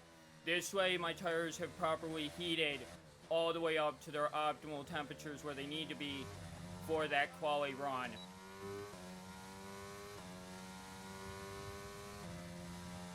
And we have the lowest amount of fuel in the car possible.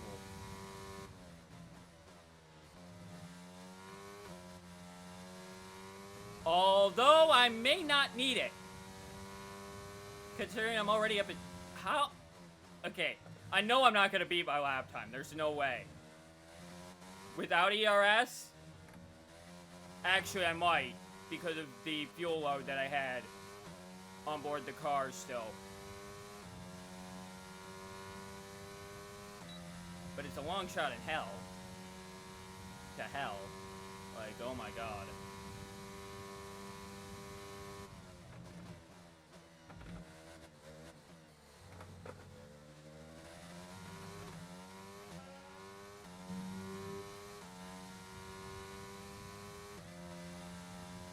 I'm actually, as of right there, I was a 10th up still on my teammate. Wow.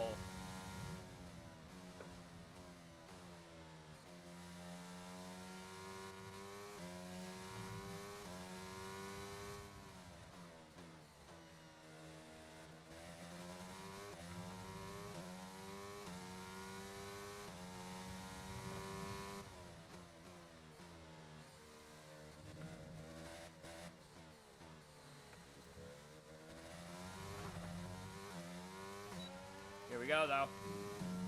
Here's the official lap. Alright, with that lap, we're P1. Well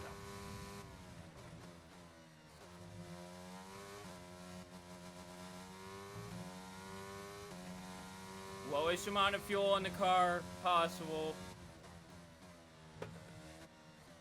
Tires should be properly heated for this lap now.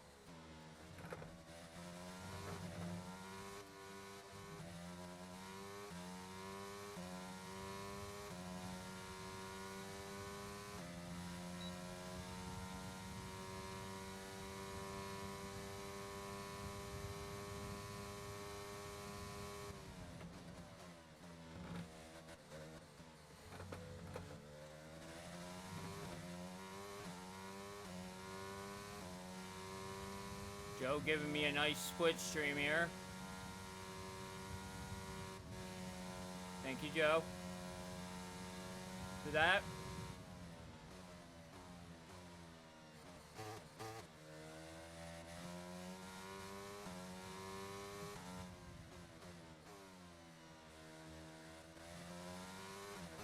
We've lost one of the gears. The transmission is significantly damaged. We're down a gear, I'm afraid.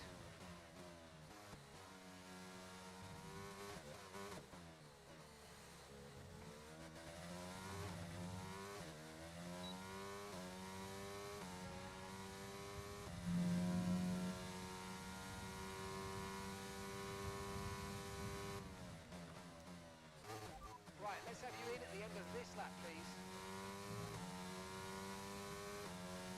Same point again, 71%. It fails. It starts to have problems. That's not freaking good, man.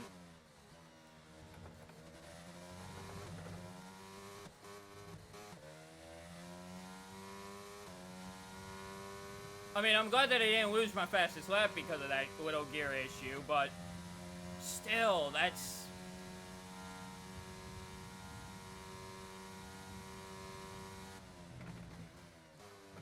irritating because now I'm gonna be in a really, really bad situation here. And we still have a long way to go in this season.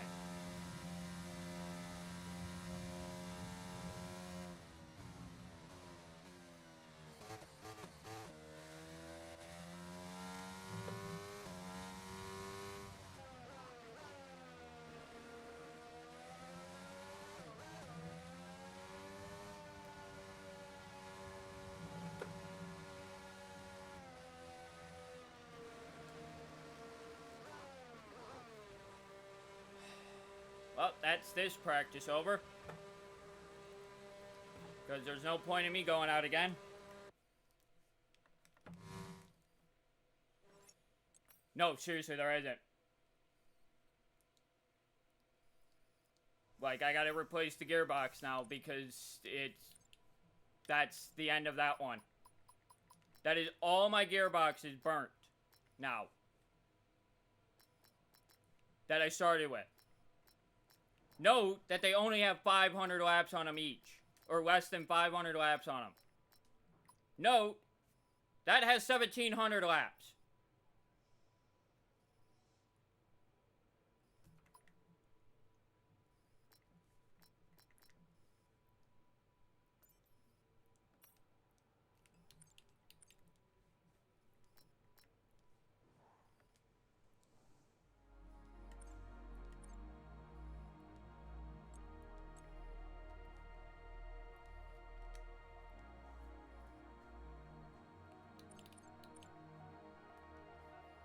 Man, it doesn't matter anyway. It was still 1.4 seconds faster.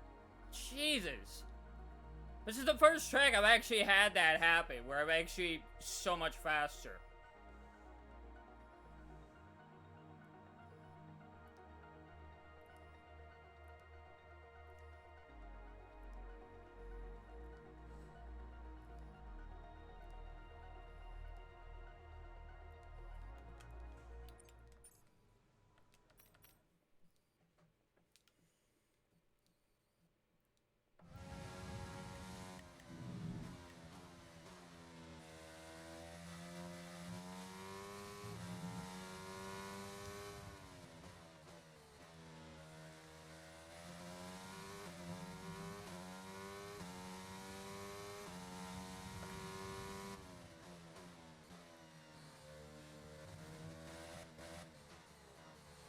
I guess we could give it one more go. Because I don't know how much I was actually affected in the third sector of my fastest.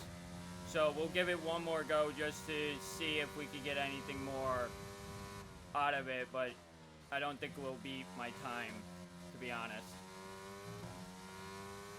But I don't know how much time I actually lost because of that gearbox issue.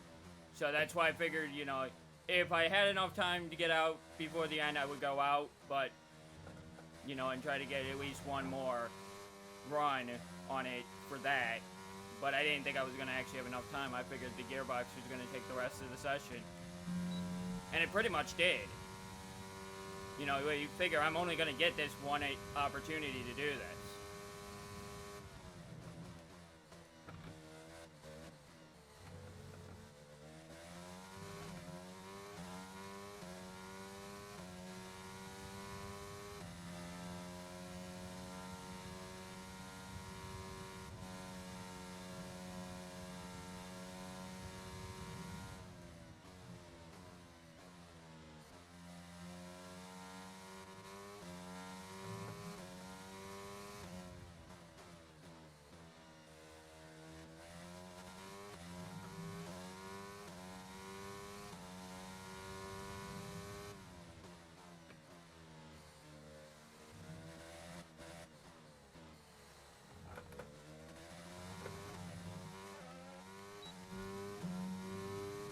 Yeah, I had a feeling I wasn't going to beat it.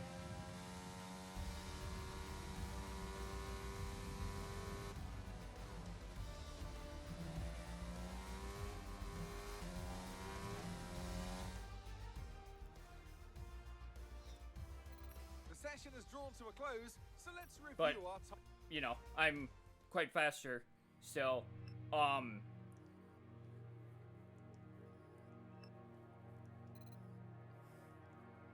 So we'll see what happens, though.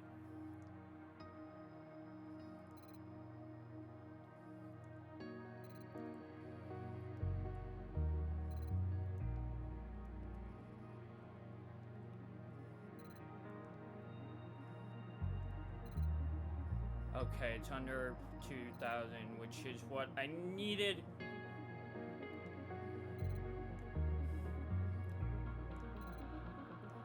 Because that's what I'm going to go for, despite what my team will probably recommend I go for, which is probably going to be some sort of performance-based upgrade, but I'm gonna go for the gearbox durability because I freaking need it badly. Like now. I'm not gonna get the part soon enough, to be honest with you. Although, to be fair, I don't think the game does reliability correctly anyway. Because I believe that throughout the season, your reliability would get better. Regardless of things like this. Because I think that the teams know how to manage their engines a hell of a lot more effectively than what the game allows you to do. Although, I say that not counting Ferrari. Ferrari's got their own problems right now. Like, another engine failure for them at Austria. They're not, and that one was a major engine fail. Like, it's not, you know, where the previous ones have been kind of more minor. This one was a big one. Because anytime you see any sort of explosion in the replay on that engine, you know something went wrong. Badly wrong. And there was a small explosion with that one. That's why you saw so much fire after it. It was quite a terrifying thing. And of course, Sainz is trying to get the car to stop rolling. And in reality, all he actually needed to do was turn the wheels one way and have the rear end of the car hit the wall, and it would have stopped. And then he would have been able to climb out safely well before the fire got started. But, you know, details type thing.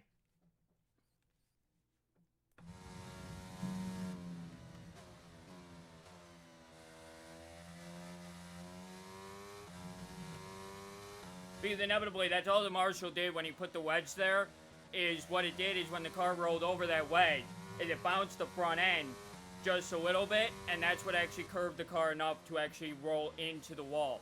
Softly, that is. Which then allowed Sainz to jump out of the car.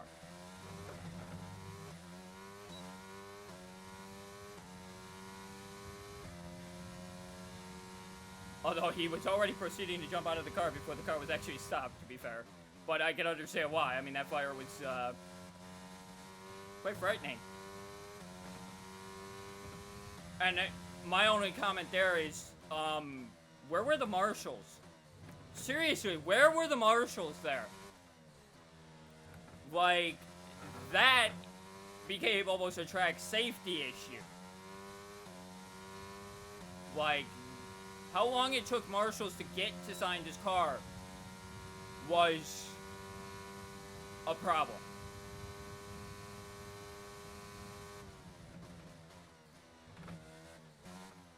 And I mean, you could visually see how shaken Sainz actually was. He was shaken from the fire.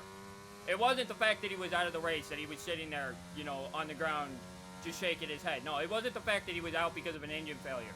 No, it had to do with that fire. That fire scared the shit out of him. Because of how close he was getting, and he couldn't get the car to sit and stop. But where else was he supposed to put the car when you think about where he went out of the race at? I mean, I had the theory that, you know, if he would have just put one set of the wheels into the gravel, it would have stopped, but then it becomes a different issue for the marshals, and, you know, it's a weird situation that. And as a driver, you don't want to put the car in the gravel anyway because you'll damage the floor. Okay, we can take you this lap. Now see, this track, there isn't any gravel. Though I don't believe that these painted lines actually do what they do in-game, but... And the only reason why I say that is because even in a set of Corsa, they don't seem to do anything when I drive off the track. It doesn't seem like those lines actually do anything. So I do really question the theory on them.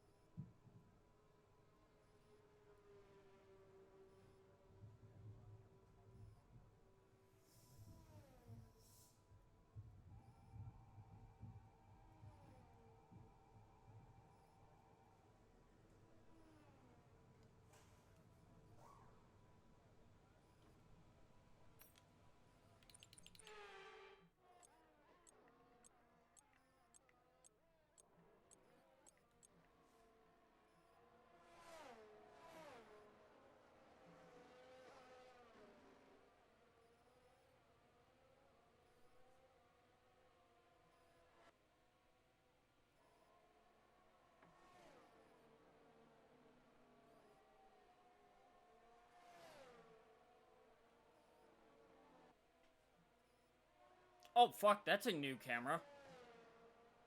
That's actually a beautiful camera.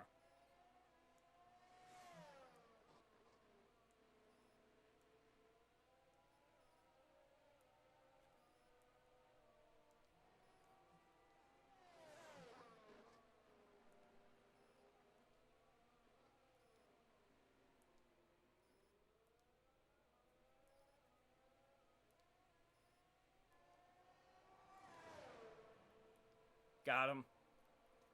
So, it seems like whatever it is, like, I'm just... Oh, wow. So, the middle sector, me and him are very close, but the first and third sector, I have him absolutely, completely demolished.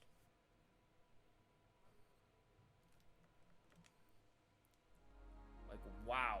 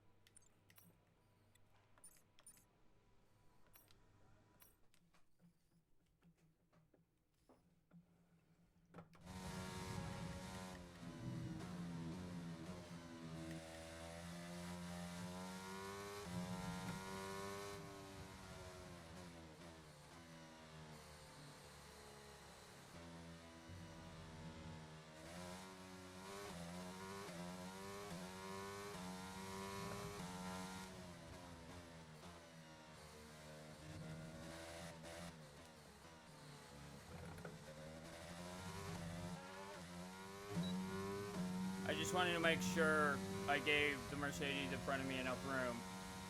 You know, I gave myself enough room to the Mercedes in front of me. Although, probably didn't.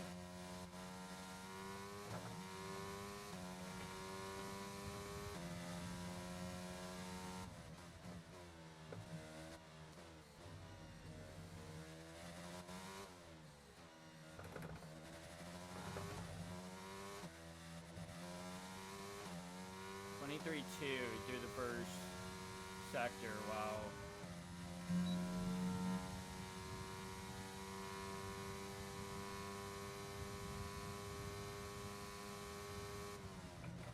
So yeah, the 3-mile-an-hour difference of my teammate got down that straight is definitely the reason why he's got me partially beat in the middle sector.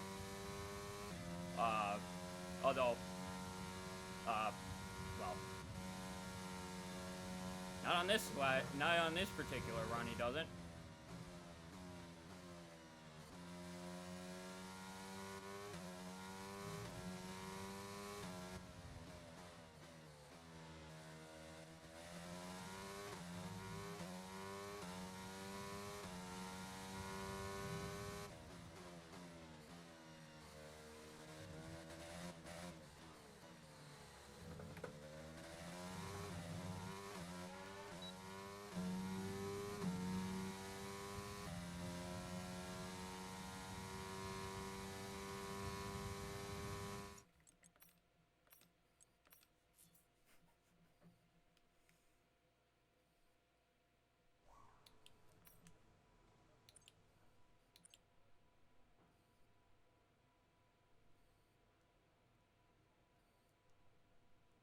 Seven tenths in the first sector, 6 tenths in the third sector.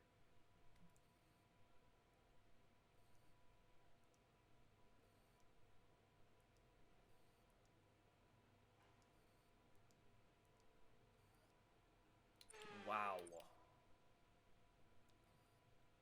And that's over Leclerc. That's not over my teammate. That's over Leclerc.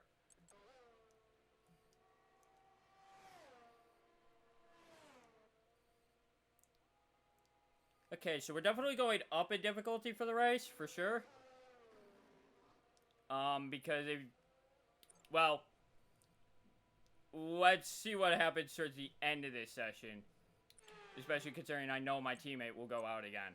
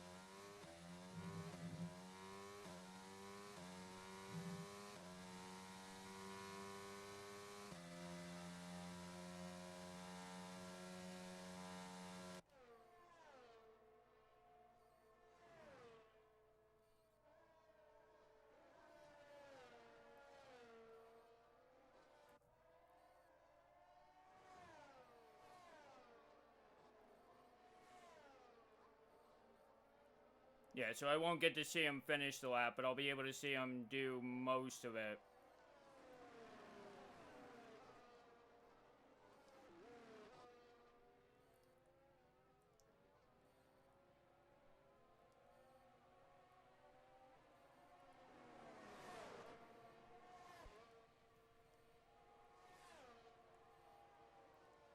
Oh, I wonder if he went out on used tires the first run. That may have been why he was slower.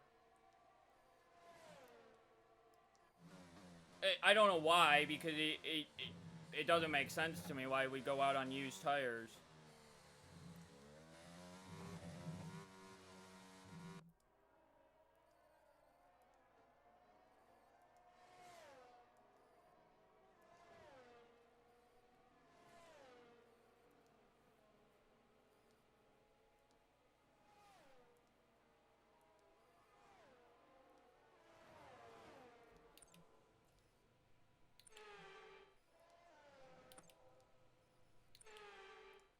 So he took roughly a 10th off there. 28.42. He definitely closed a little bit through the middle, but I won't be able to get to see him for the final sector, unfortunately, because the final sector takes over 30 seconds to get through by itself. It's the longest sector on the track. So they almost have it perfect.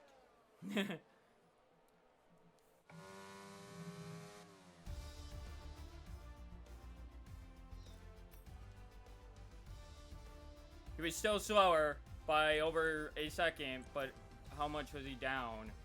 42.0, 41.6, so he was 4/10 down there. 23.2, and he was still 6/10 slower. Basically in the first sector, so it still got him beat by quite a bit in the first and third sector, which is, believe it or not, at this track, actually super critical. Though first lap, it's gonna look painful to a degree, because it's gonna make my life a pain slightly to a degree, but it's actually the perfect way you want to be, believe it or not.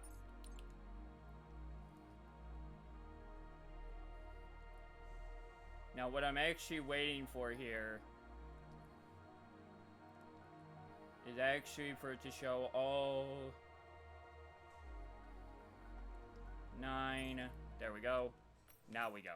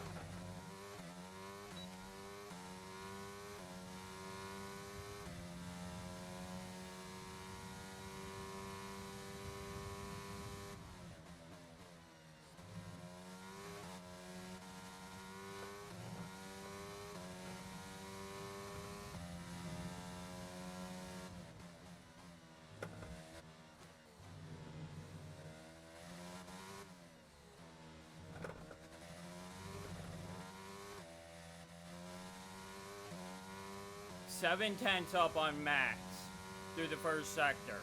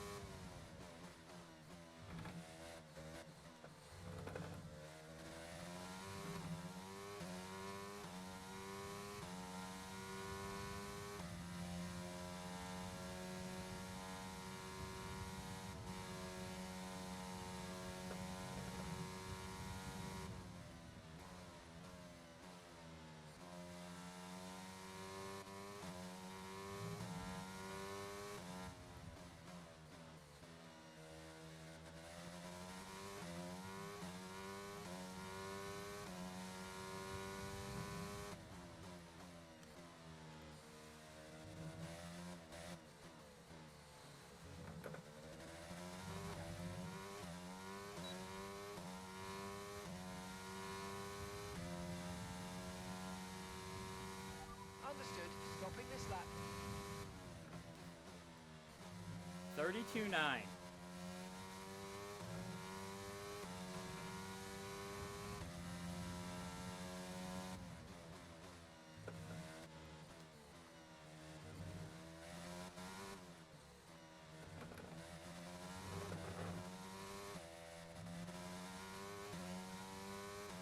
Less than 1 lap of fuel left now. The tank's pretty much empty.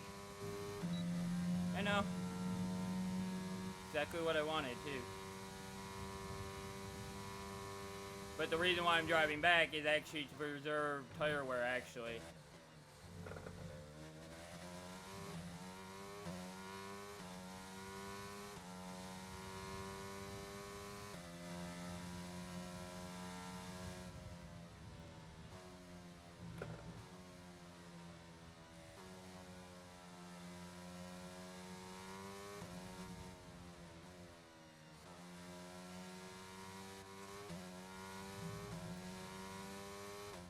Just a little bit. That's 5 minutes to go. Uh-huh.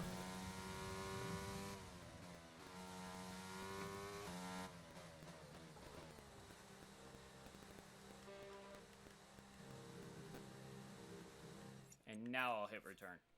Because now that we're on pit road, now I'll hit return just because it's a little bit quicker.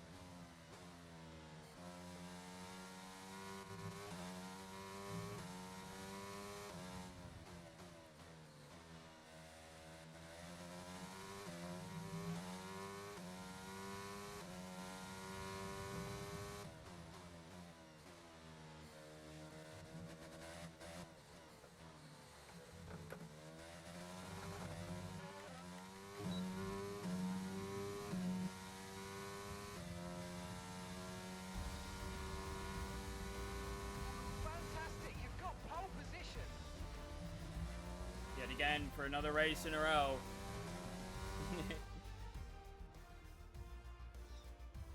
With qualifying finished, it's time to remind ourselves once again of our top three. Ace, Wow, that's the Vettel, biggest and margin I've had Sergio at the end of qualifying in this Goodbye game for so now far. then, but really, we're just getting started. Make sure to join us again for...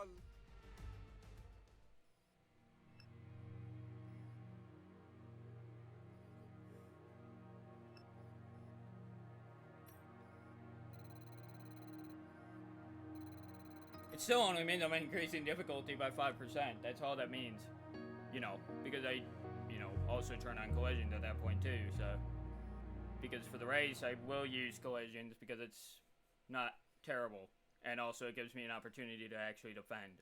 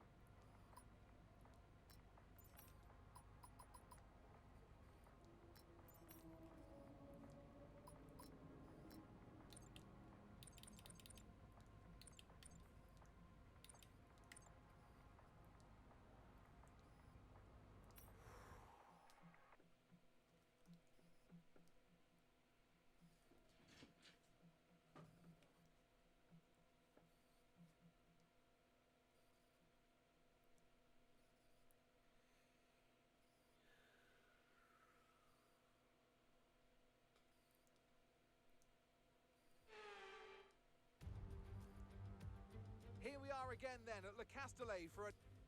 Let's run you through the driver and a warm welcome to Natalie Pinkham, who's... After the points finished last race, let's aim to keep that momentum going.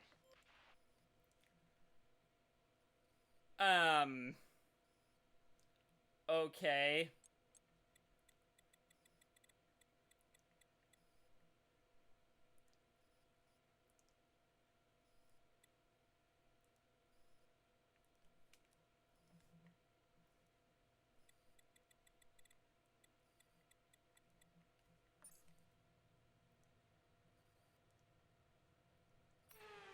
Okay.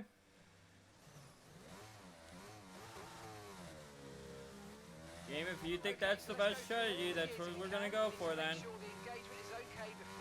Even though I don't necessarily think it is, but We need to keep the engine cool though, so don't go too high with the revs.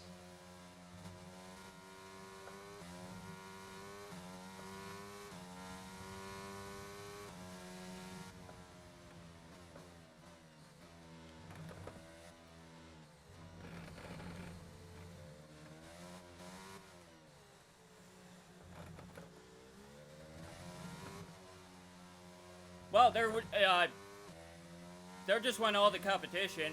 Radar is clear, weather is looking good for now.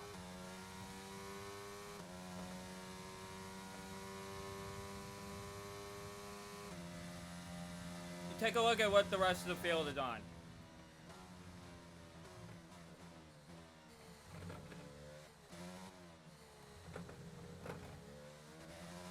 Note the fact that there's a 2-second pace difference between softs and hards, roughly.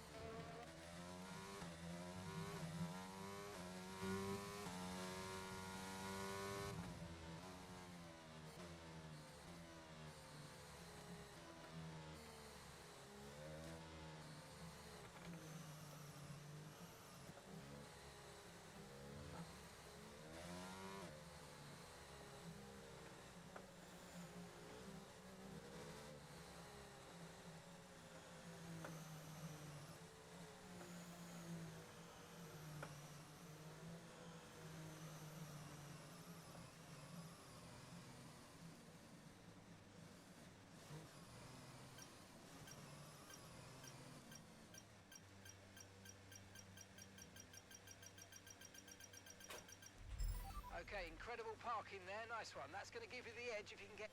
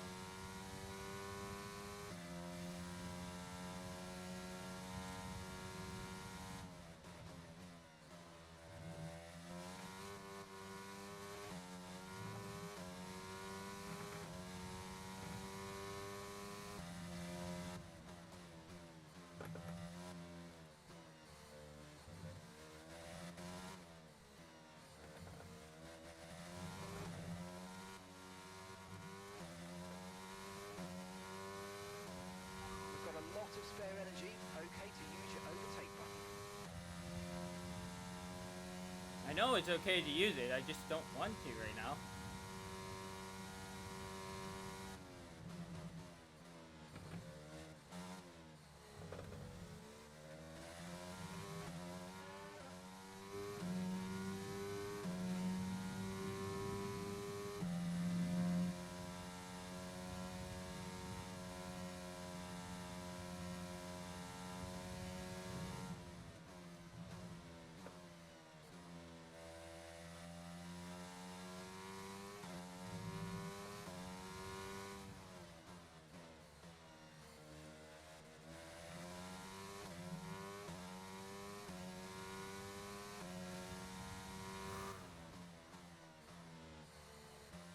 Got a long race ahead of us, and it does occur to me that I do need to kind of push right now, just a little bit.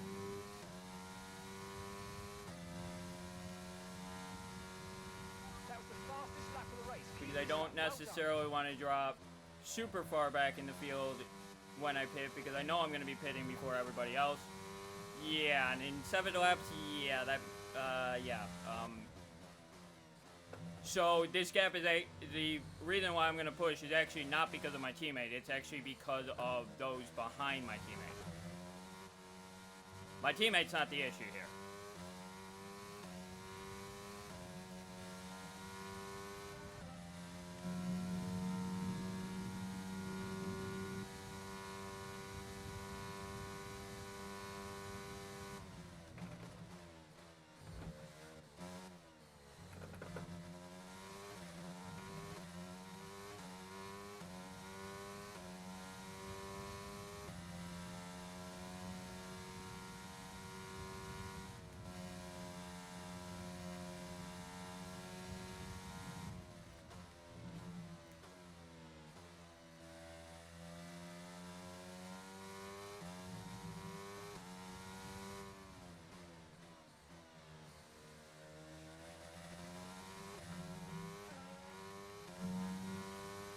I wonder though if that means then I have another set of fresh mediums, because maybe if I do have a fresher set of mediums, available to me, I may be able to use them to, if push comes to shove later on in the race. Because I don't necessarily think I'm going to be able to get 41 laps and keep the lead out of the mediums. Actually, 43 laps. Well. Yeah.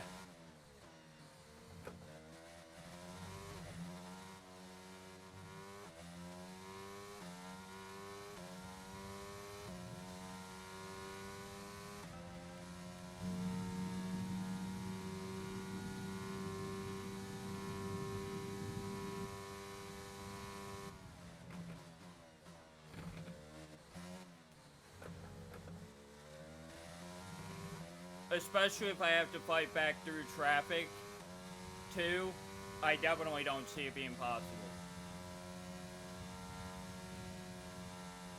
But I definitely think the mediums are the smarter call based on how my tire pressures are set so low that I don't think I could generate the heat necessary for the hards to maintain them.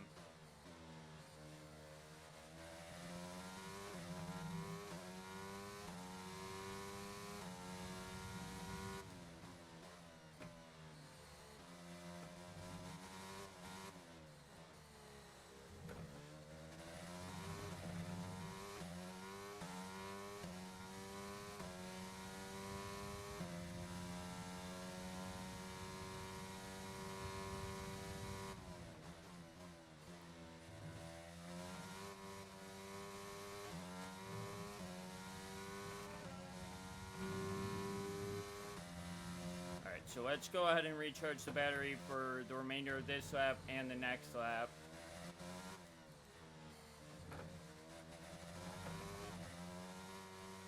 And probably the lap after that even.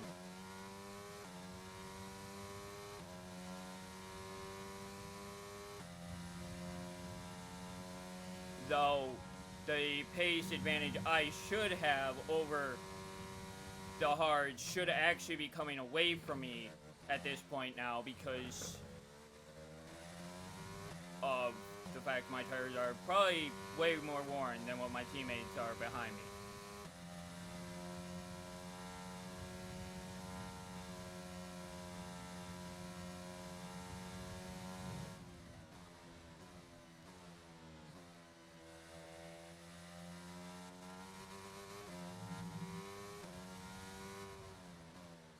But if they're figuring that the AI is going to go, you know, to lap 30 or something, if I'm on brand new mediums, they're on 10 lap old hards at the point of my pit stop and everything else, well, they'll be 11 laps old at that point.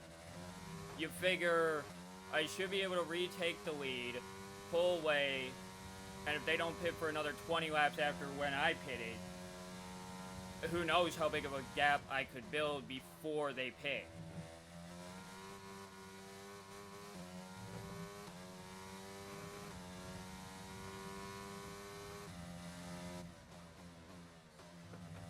The only one that I'm pretty sure will pit with me is Sainz. He'll either pit with me or he'll pit after me.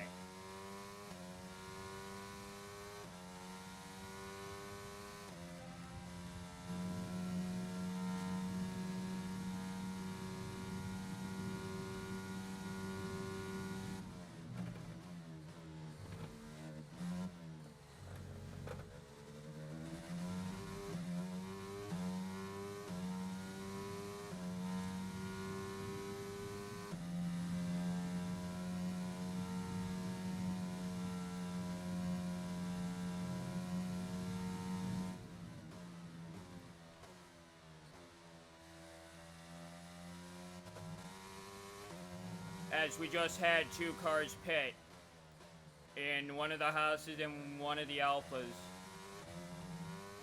So Sainz may actually pit before me, which will actually help me tremendously, actually.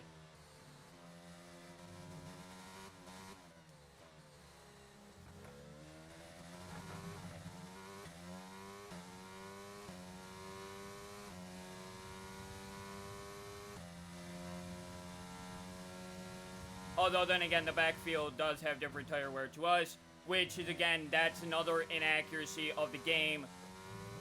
Tire wear is tire wear. Period.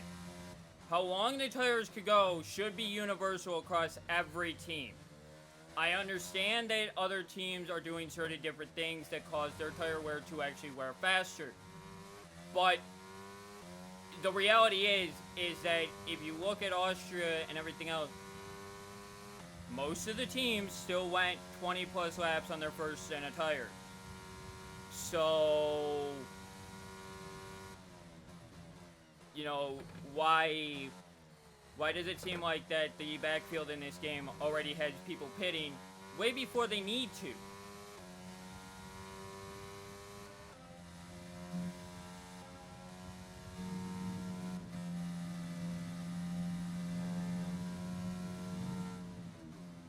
Also, what doesn't help is the fact that the R&D shit does not develop as quickly as what I would hope. It's the reason why I did the durability upgrade on my freaking gearbox is because I already know I'm 6 years ahead of Ferrari, and I have 3 more performance upgrades for my engine that I have already working in R&D. So if I get all 3 of those, that's going to jump me even further in front of Ferrari, and they're going to catch me maybe by this much. You know, where I'm going to continue to pull further away if I keep up at the rate I'm going. So I could actually transition my focus more to the durability side for right now, while I will allow Ferrari to come back at me. Ferrari, Red Bull, and Mercedes to come back at me.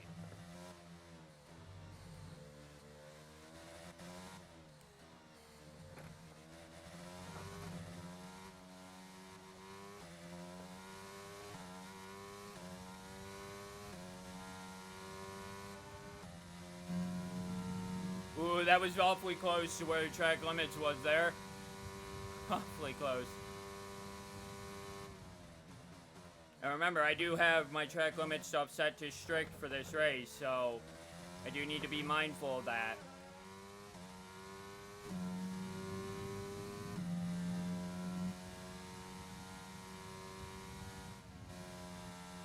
And basically what that means is basically I can't go beyond the white line of the racetrack. And yes, the game has it coded pretty much to that limit. There is a couple slight inaccuracies, but it's also the same sort of inaccuracies that FIA was pulling on turn 10 at Austria anyway. Because I don't necessarily agree with the turn 10 on all the different ones that were hit for it. Because I don't believe that it was both wheels going across, nor do I believe that the driver could actually visually see where that white line was. So therefore, how could you see a white line? How are you supposed to know if you went over a white line if you can't actually see said white line?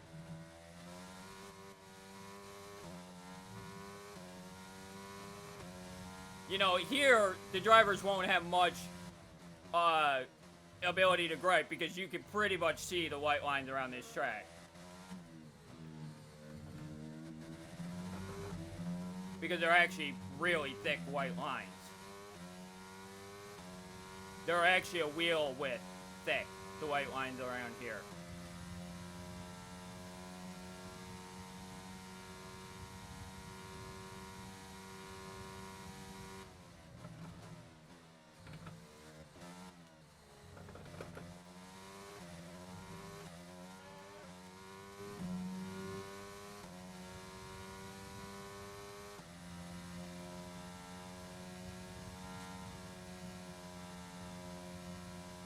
So basically where it's saying I would come out is basically at the end of the first pack of traffic. You know, so behind the Mercedes, but in front of the Alfa Romeo. Behind them. So that wouldn't be too bad of a drop. But I am going to push this, you know, on my in-lap here. Which is why I didn't want to use too much ERS prior to this point, so I could actually have the charge I needed for my in-lap. Box, we're coming in this lap. And Signs is in, which is going to move me up to 7, roughly. So that should give me the gap I need. Yep. And actually, I overpushed in the first sector. Whoops. Should still have enough ERS for the back straight, though.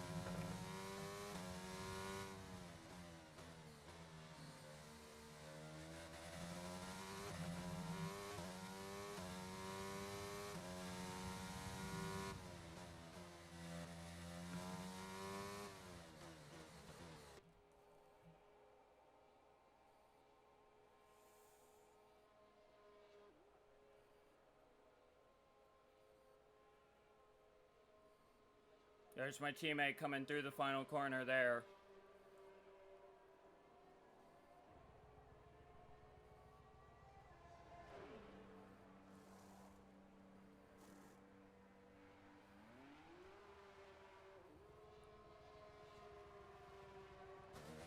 Okay, stay clear of the white line on the exit. We'll receive a penalty for dangerous driving if you cross onto the track.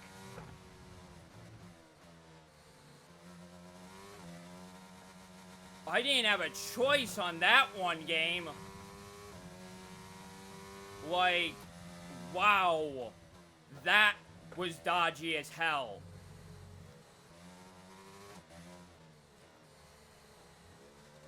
And very, very terrifying.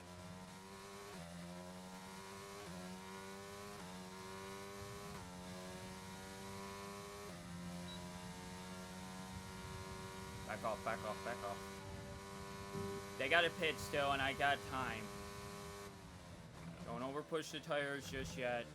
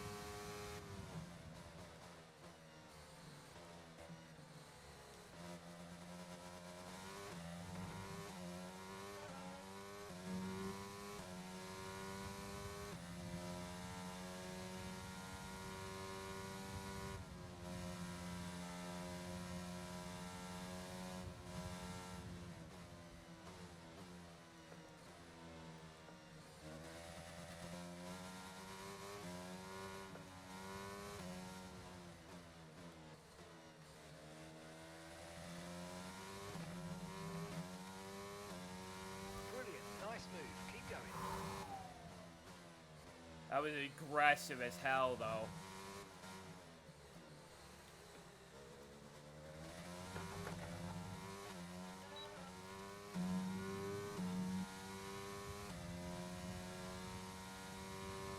We're increasing our gap on the car behind by around a second a lap.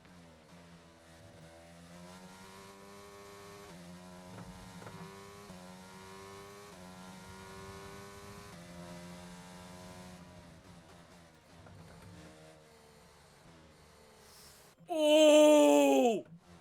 Bullshit game!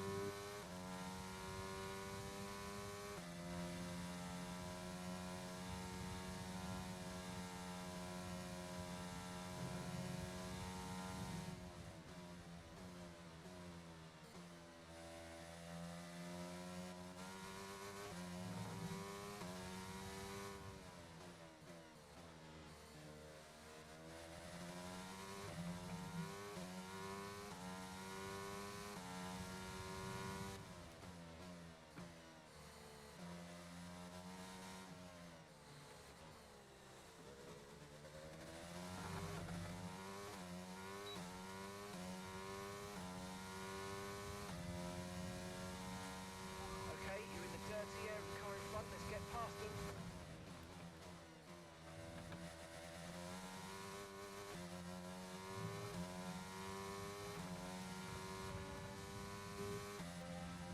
Here we go. We're clear of all them now. Now the next one, I'm not really worried about catching right now. Super quickly, that is.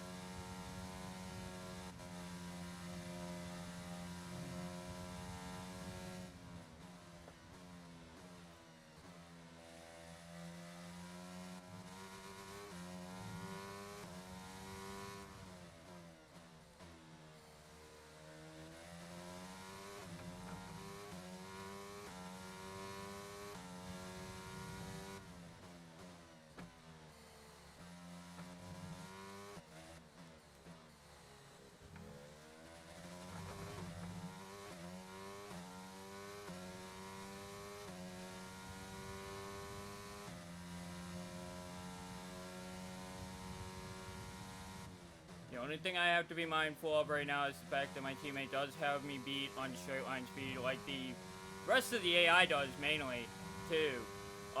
In terms of straight line, like, the AI is absolutely demolishing me, which is fine. I have no issue with that, because I got him beat in the more crucial sectors.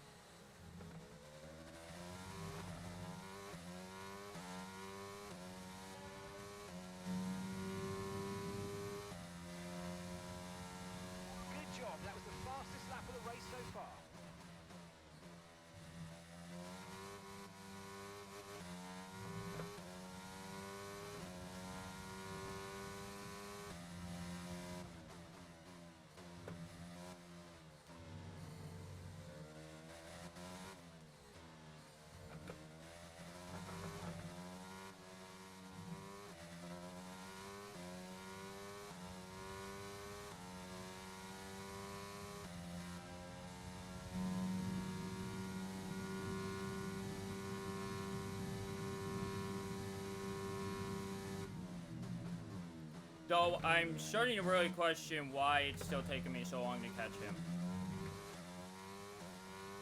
His tires are, you know, 16 laps old. Mine are 6 laps old. My tires should have more pace than his by quite a margin.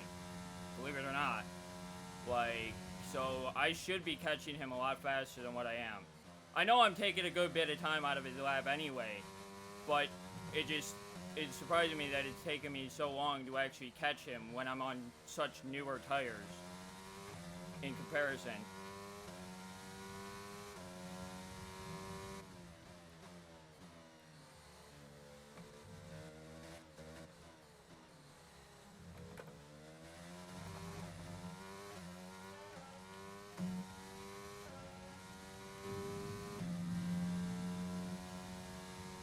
That was the fastest lap of the race. Keep this up. Well done.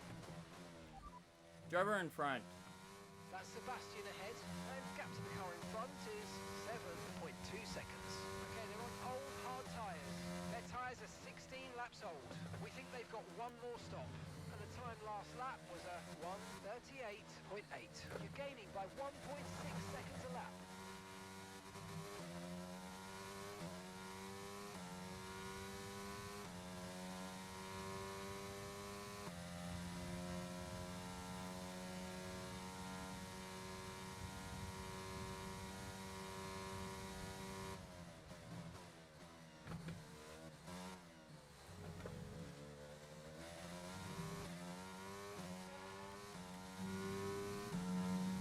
Just trying to recharge the battery here.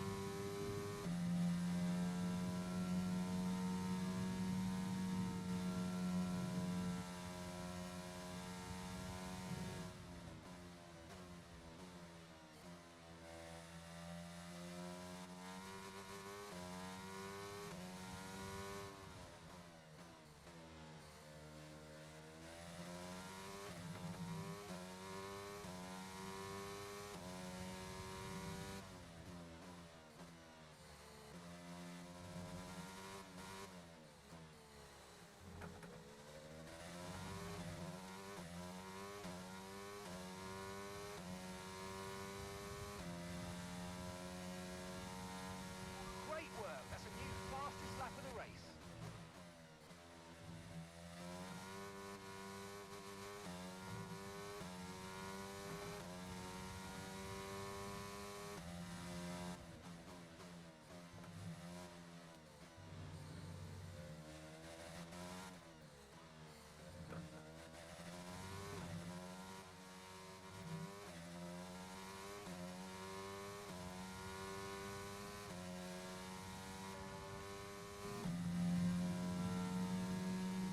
Bear in mind right now, we're looking at a 4.1 second gap, 4.2. He's pushing, which means he's pitting. The fact that it went up down that straight means he's pushing because he's coming in.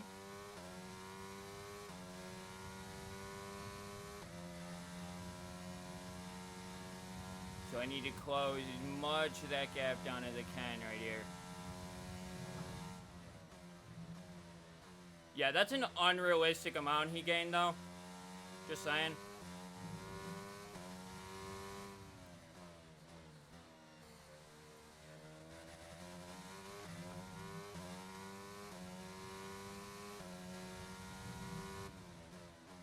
Yep. Knew it.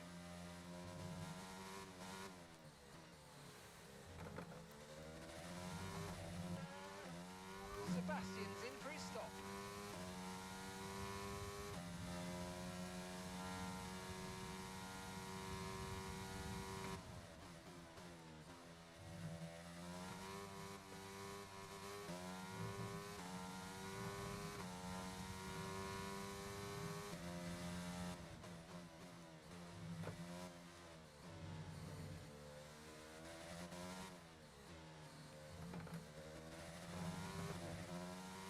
Gap to your teammate behind is 14.8 seconds.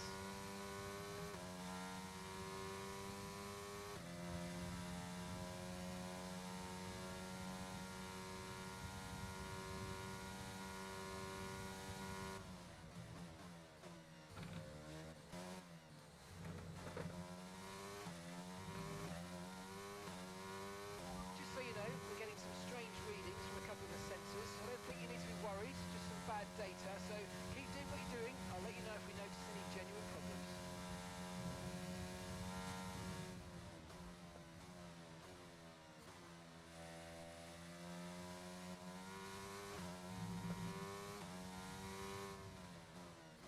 Now it becomes a thing of monitoring what Seb does from here.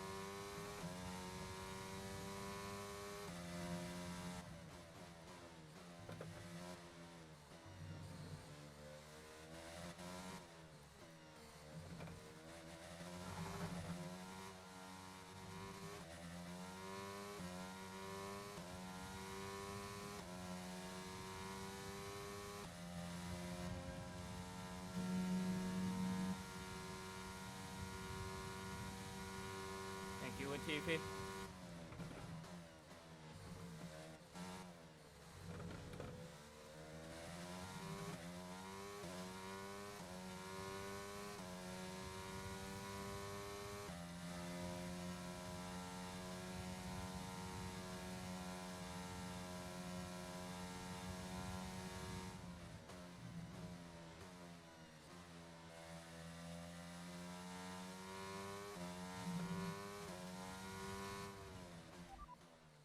That's Sebastian behind. And the gap behind us is 19.2 seconds. They're on fresh mediums.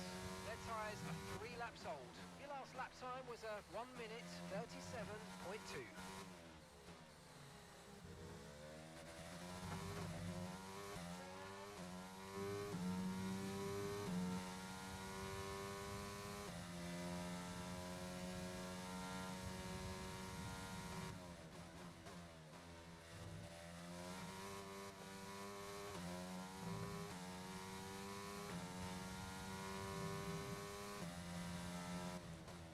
But if you look at what's in front of us now, we're going to be in traffic a lot here soon. And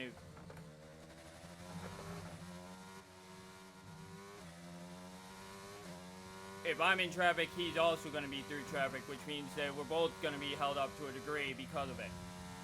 Which works out in my favor, especially considering I'm on older tires in comparison to my teammate right now.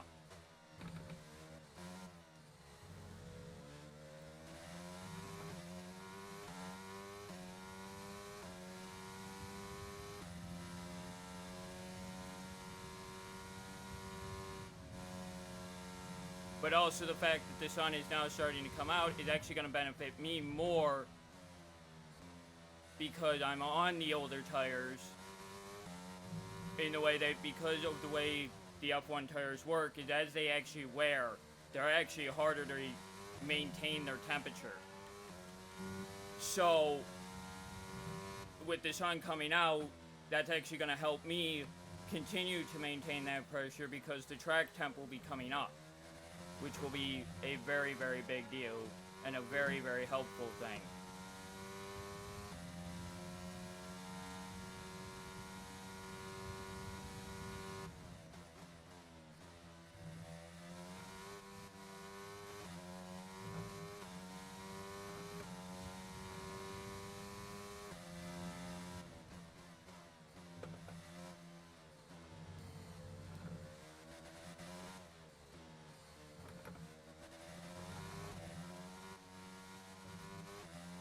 But I mean, once again, take a look. Norris, 36 seconds back. Verstappen, 40 seconds back. Leclerc, 44 seconds back. My teammate, 20 seconds. Roughly. That gap is quite a difference between him and the next car. So, right now, even if I was to need to pit again, I would only drop to second.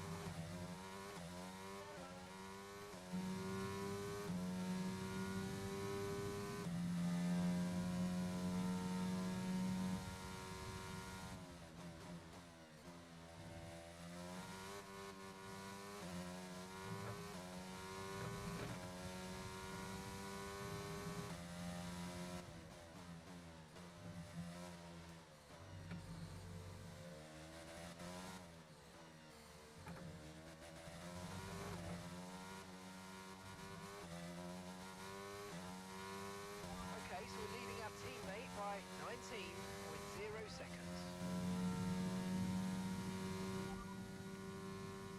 You're in first position, front of the pack. Sebastian is behind you now.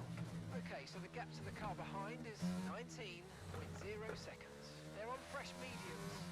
after these tyres now and want to finish the race on this compound. Okay, 28 laps to go. Yeah, I don't know if these tires are gonna make it that far. I mean, they said that the expected life is 47, but the fact that mine are basically 10 laps older than my teammates behind, I don't know if they're gonna make it there based on, you know, and be able to still maintain the gap. But as again, I'm catching lap traffic, which will inevitably help me, especially when I catch the group of like 3 or 4 of them that are together, although that group just broke apart more, which means less good things for me.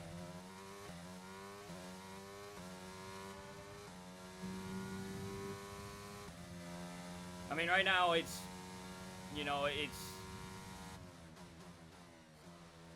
it seems to be the only spot he's actually truthfully gaining on me is in the 2 straights.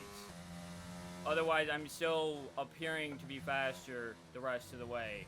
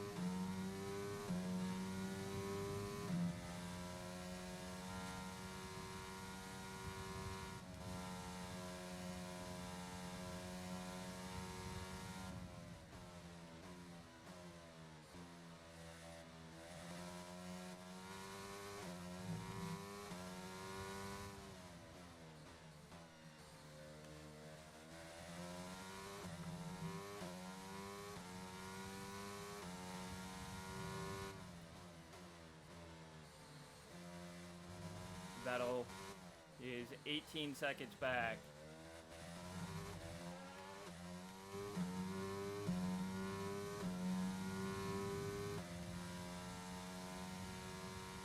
Good job. That was the fastest lap of the race so far.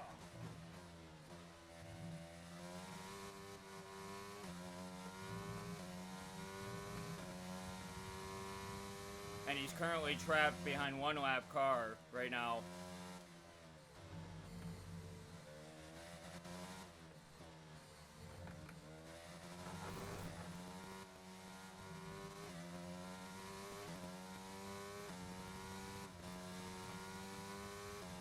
I'm afraid you'll be...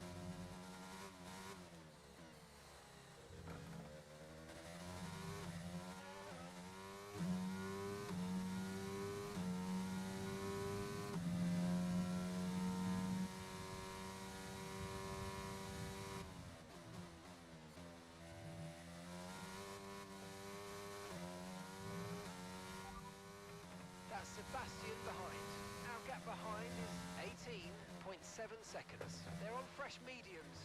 The time last lap was a 1:37.3. Sebastian is behind you now. Okay, the gap behind is 18.5 seconds. They're on fresh mediums. Okay, they've done 10 laps on those tyres. And the time last lap was a 1:37.5.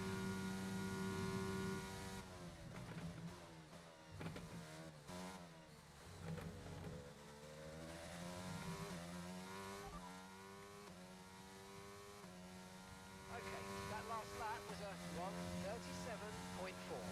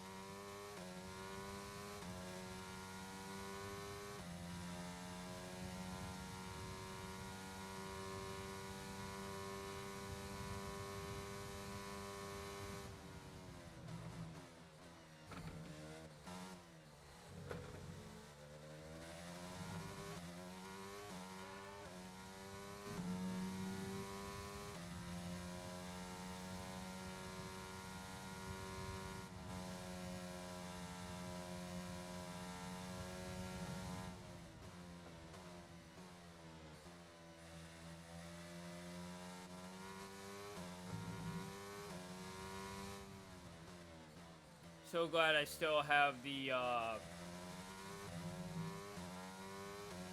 ERS trick up my sleeve right now, because that just helped me tremendously there. Reopen that gap back up.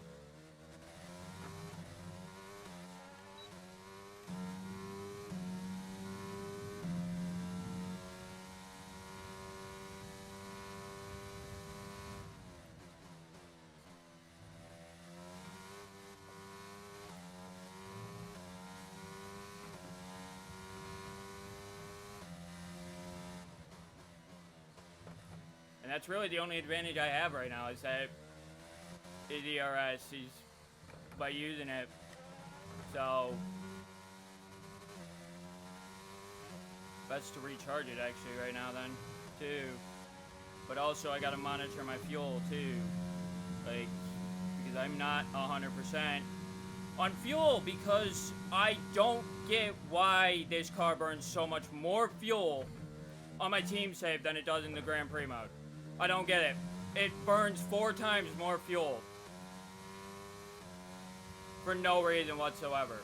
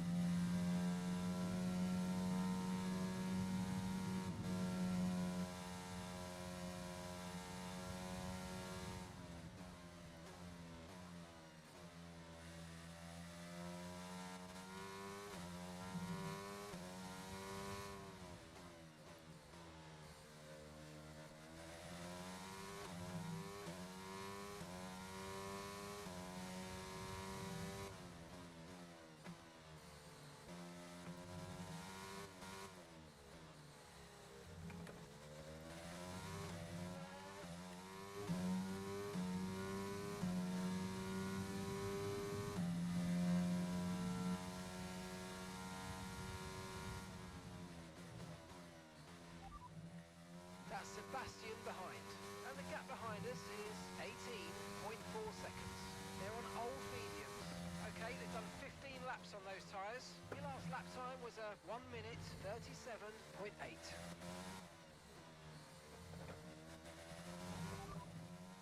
Sebastian is behind you now. Okay, so the gap to the car behind is 18.3 seconds. They're on old mediums. Their tyres are 16 laps old. Time last lap was a 1:37.3. Gap to your teammate behind is 18.3 seconds.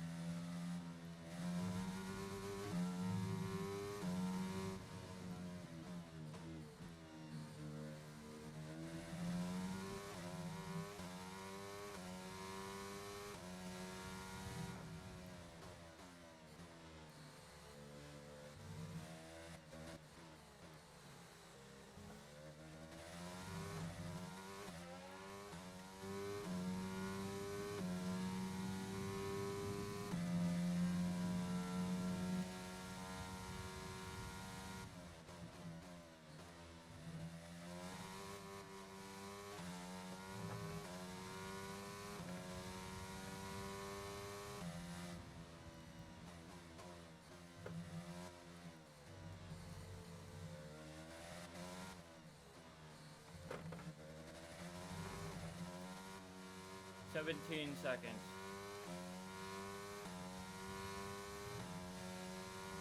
Push, push, push. Push hard.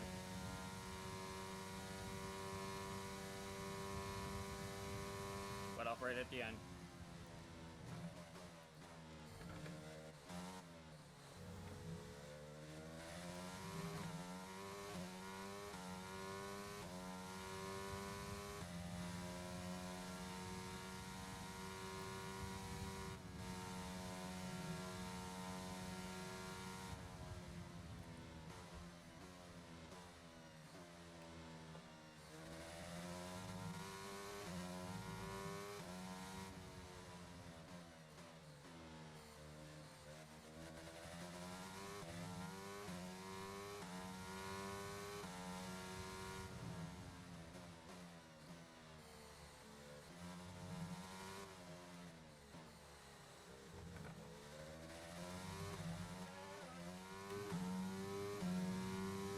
"37 laps.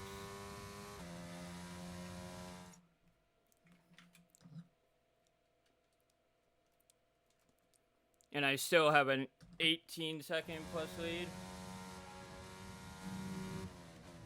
So we should be okay. Based on the fact that he needs quite a bit of time now.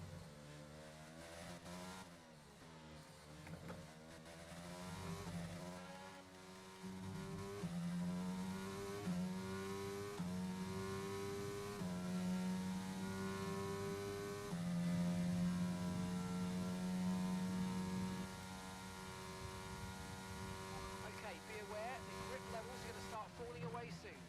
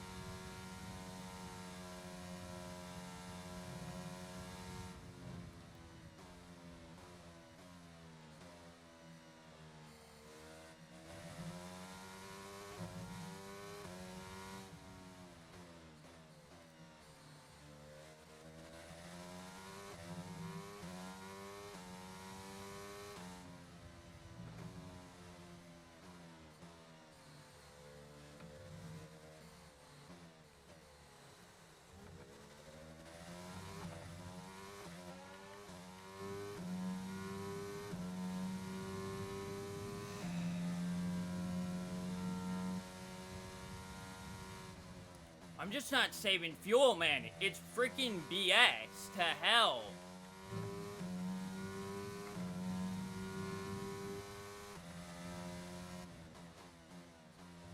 And I literally can't sacrifice too much more. I'm not willing to give up.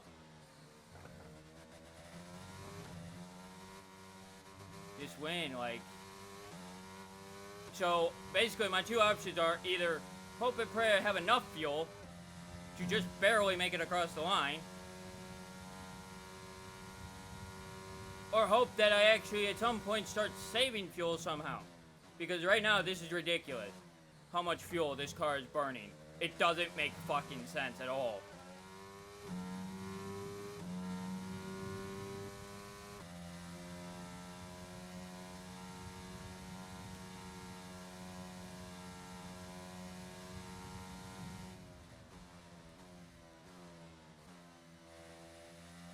I shouldn't need 5 laps of excess fuel just to make it through a freaking race.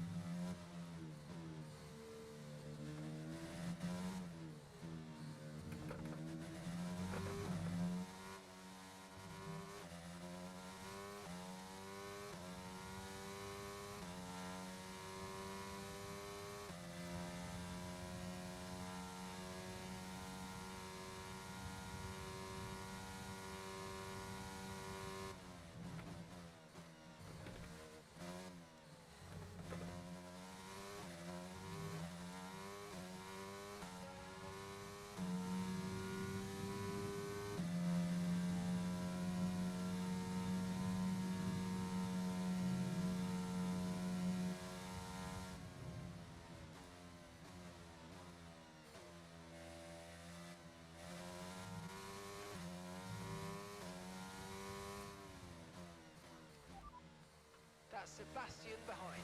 Our gap behind is 16.5 seconds. They're on old mediums.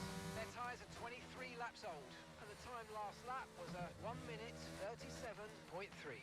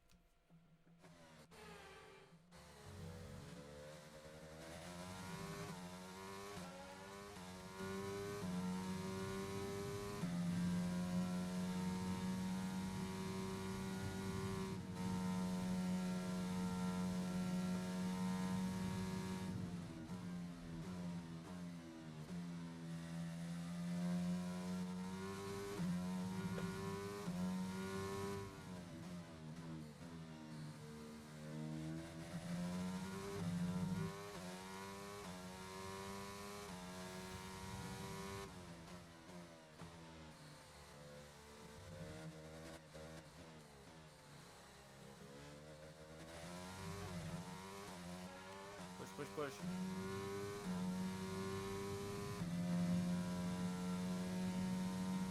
Great work. That's a new fastest lap of the race.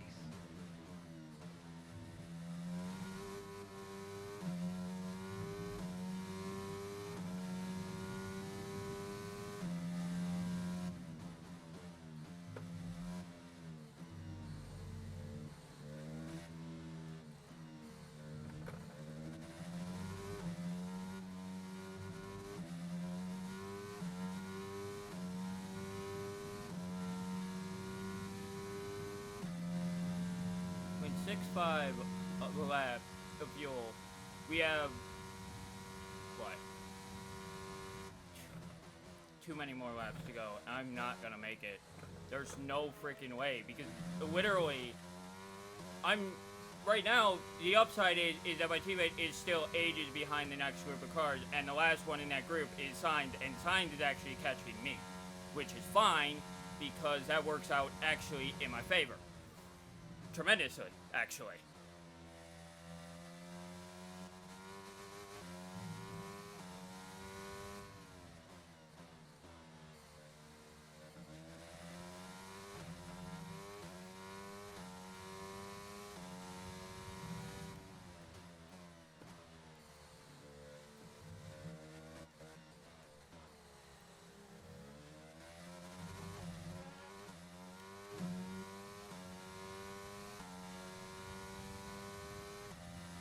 But also wanted to say this.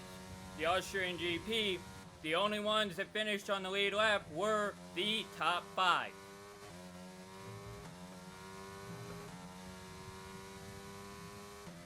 Coincidentally, if I could somehow catch the 3 in front of me, I match that here at France. I've got some information on Hamilton for you. They seem to have an issue. No, not Lewis!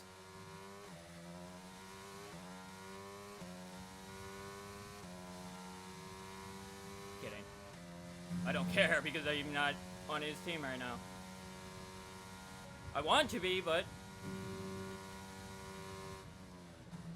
trust me, I do. There is a huge part of me that regrets not starting just a career save over again. But at the same point, I actually am enjoying running this team save too.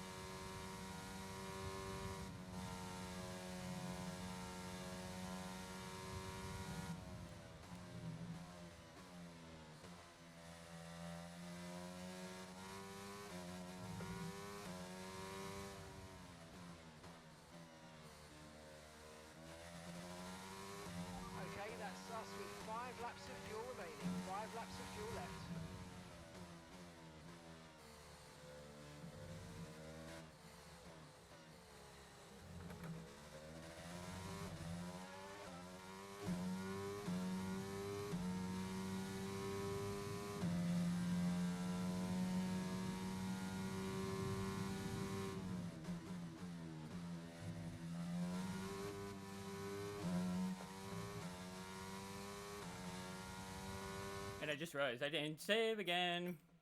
That's how much more confident I am in this game. Not crashing is that it has seemed actually quite stable. I've only had the one crash at the end of the session the other day on Friday. And that wasn't even a crash caused by the actual physical game. It was a crash caused by me cheating. By me doing something that I shouldn't have done. But, in the end,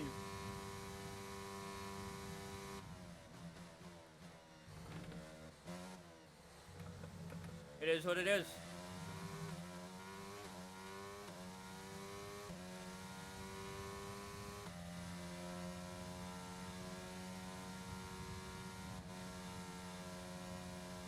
We should have enough now to make it barely. And actually, we'll only lap if I could get up to them, up to 7, by the looks of it.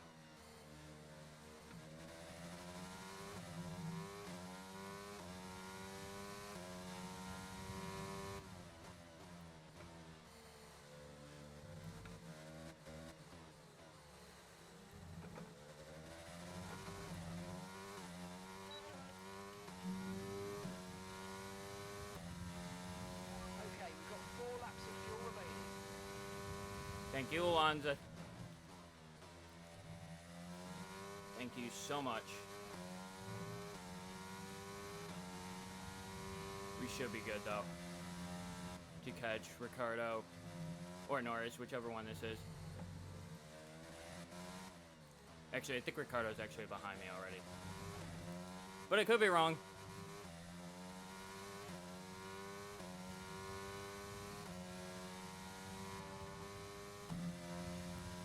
"15-second lead. That's all I have over my teammate. That's a lot smaller than I thought it was gonna be, to be honest with you. Actually, to be honest, I actually thought it was gonna be even smaller than that.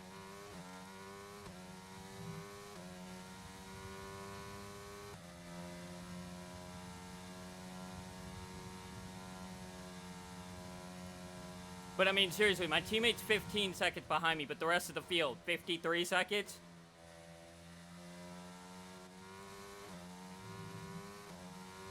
Like, that is why I said I could actually afford to kind of dial back on actually progressing forward in R&D right now. And actually focus on getting my durability sorted. Because I have that much of a power advantage.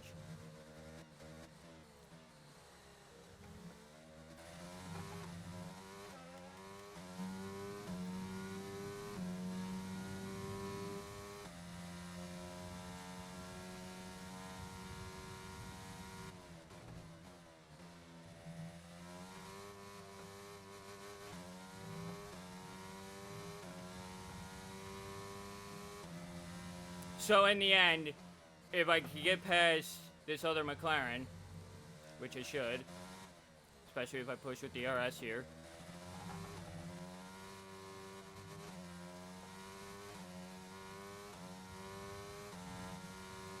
The only ones not lapped are the top 3 teams.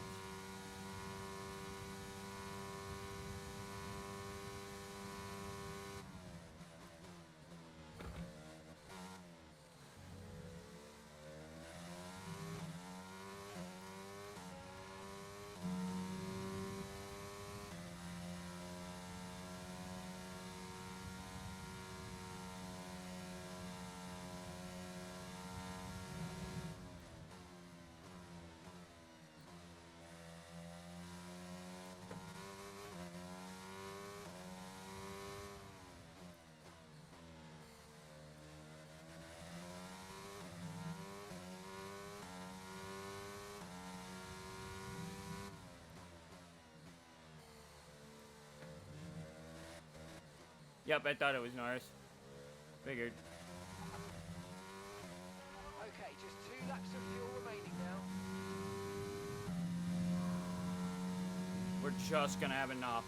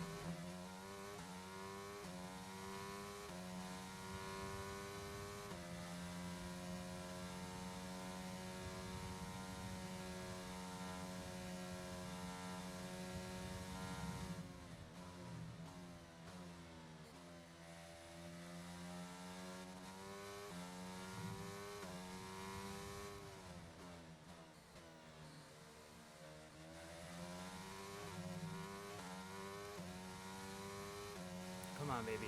Come on.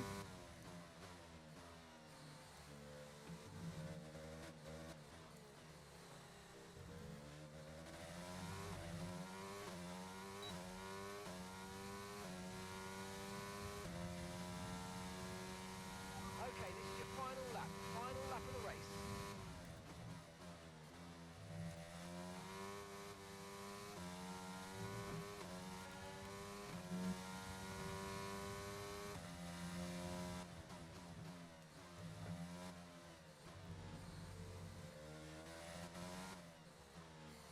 I knew he would steal it from me.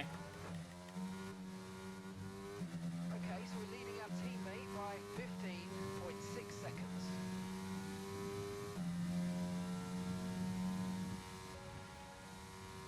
I'll let him have it. Not gonna matter. The point is that I won the race. Once again. Keeping the streak going. Because even though in the last race was a wash because of a bullshit disqualification penalty at the start, which my biggest issue there was, why did the game not tell me that right at the start when I missed that pit box? Why did it not tell me I was disqualified there? Or that grid box? Why did it not tell me right then and there? Because if that was the case, I would have just restarted the entire weekend. You know, I would have just quit back to main menu and reset it. But because I wasn't told, I then proceeded to go through the entire race. And that's what pissed me off.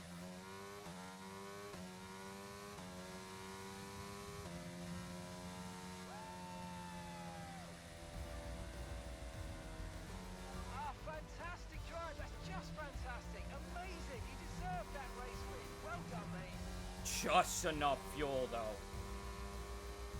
I'm so mad at the game on that. Like, there's no reason why I should be draining that much fuel. Like, literally, I could set my fuel, literally, on my Mercedes car when I was running yesterday. I ran with 1 lap of excess fuel. 1 lap! And that 1 lap of excess fuel got me from the start of the race to the end of the race. I'm using the same Mercedes engine. That engine burns the same amount of fuel through a run, regardless of who's using it. Why I'm burning 4 times what I burned in Grand Prix mode just literally a day ago at a much faster track and a lot more straight line speed is beyond me.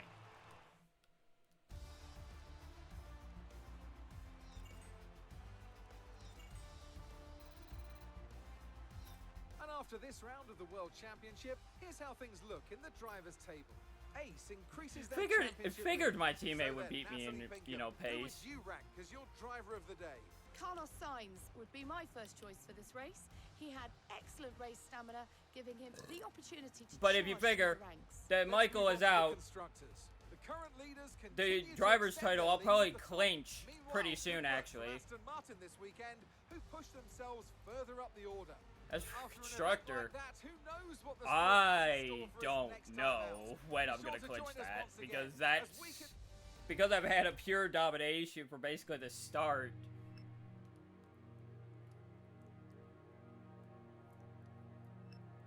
I don't know how that's gonna finish, or when that's gonna clinch.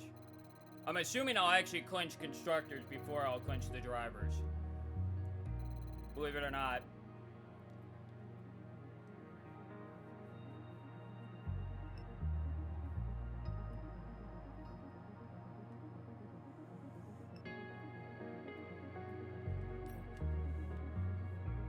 I still want to know how I'm incurring damage on the car. I still really want to know that.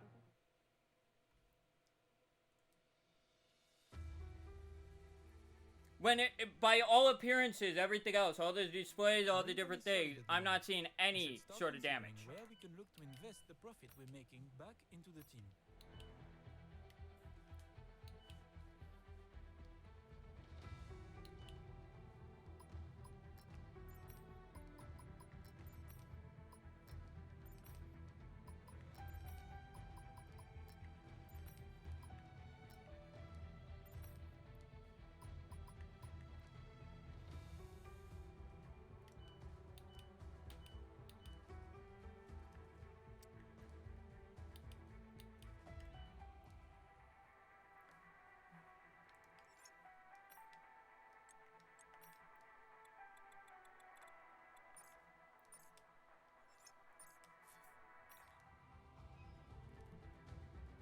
Okay, we've had the new parts come through the fabrication process. We'll have them with us for the next Grand Prix. Oh, God. I don't even want to try the drifting. So we'll just do the average speed zone. Although, we're driving a McLaren that's got a really, really happy rear end. And I do mean a really happy rear end.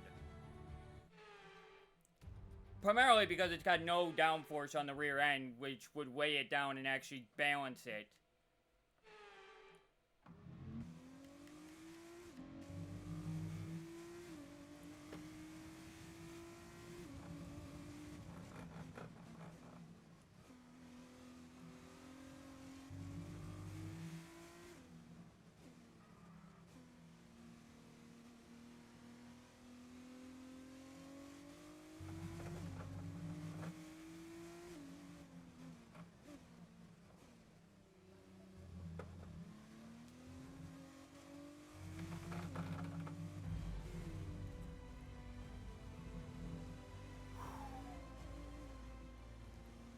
Well, that just ensured that I got the gold.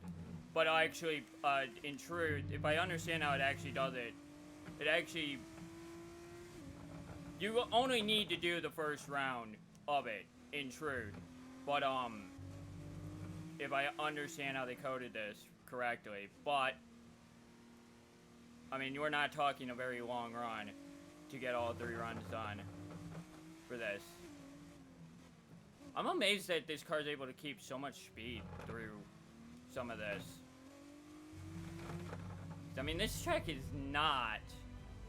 I'm really worried, though. As you saw, I immediately cut difficulty to 50% because I'm actually concerned. Because now we're coming to the track that... well, do I need to remind you? Again, this was the track that I lost for the first time on stream in quite a long time. I mean, to be fair, I lost 2 races in my, what was it? My 3rd and 6th season in the previous game.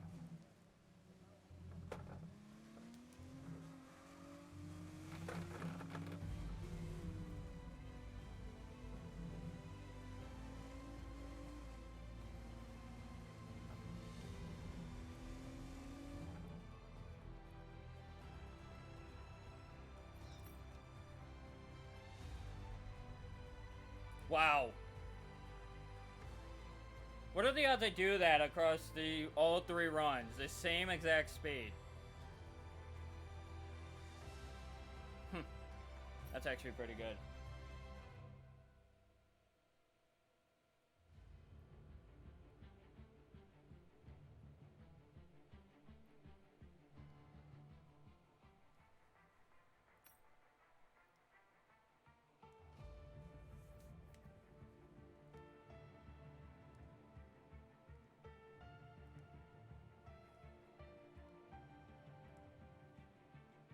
Yep, and Hungary's back to being the race, or at least for this year, Hungary is the race before the season break. Which I'm so happy that it is. And I really hope that we keep that consistency at minimum. Because, like, that I really like. I like this being the race we go to before. Oh. Oh. Well, shit. That becomes a different issue. Because rain is a very different problem with this game. Not so much light rain. Not so much light rain, but heavy rain is definitely not the greatest situation. Now, I am going to actually load my boys setup before I do this. They've been integrated into the car okay. With any luck, you'll be able to feel the improvement, so go and give them a try. There'll be a lack of rubber out on 61 track, so laps. take it easy for the first couple of laps. That it says the hards can go for. Interesting. You know, the fucked up part is that would be great if they could keep that up, and then if you went out with them at the start of a session like this, and your pace as you burn fuel down actually progressively got better. Problem is that doesn't happen.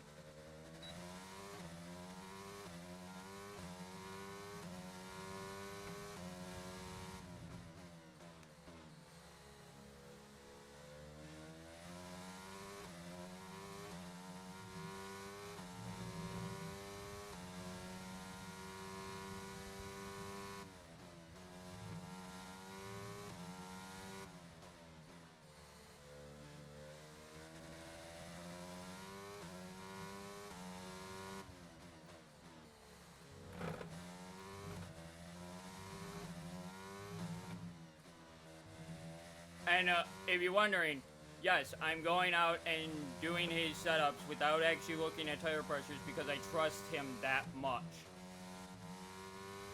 The guy who makes my setups, I trust quite a bit. Because he specifically designed his setups for long runs, not short runs, although he did say that they do have really good grip for short running. Did say that to me.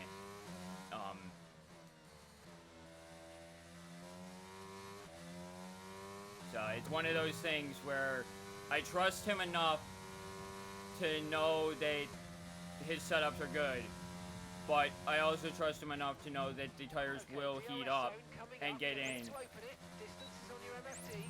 Will come in, you know, accordingly.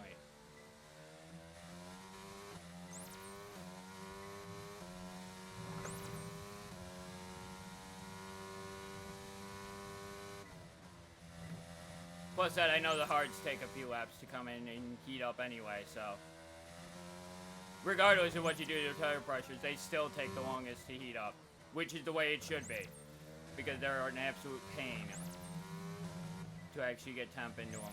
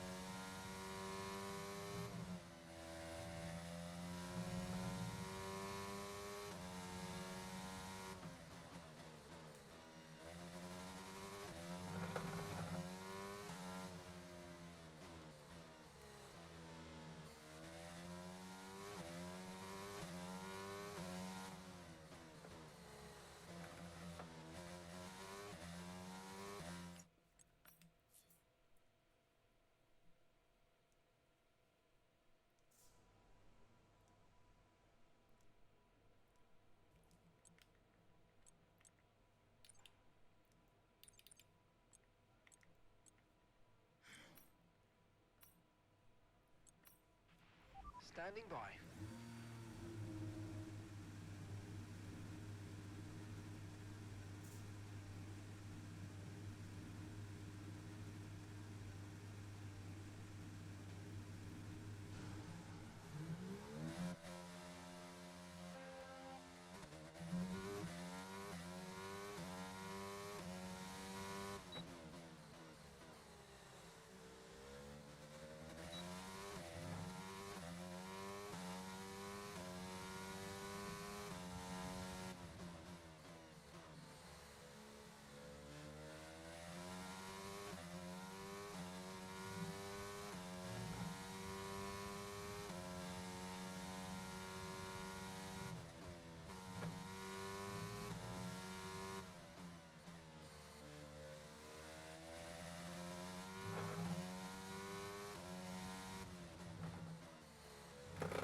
Trying to give that Alpine some space because I've got to turn collisions off.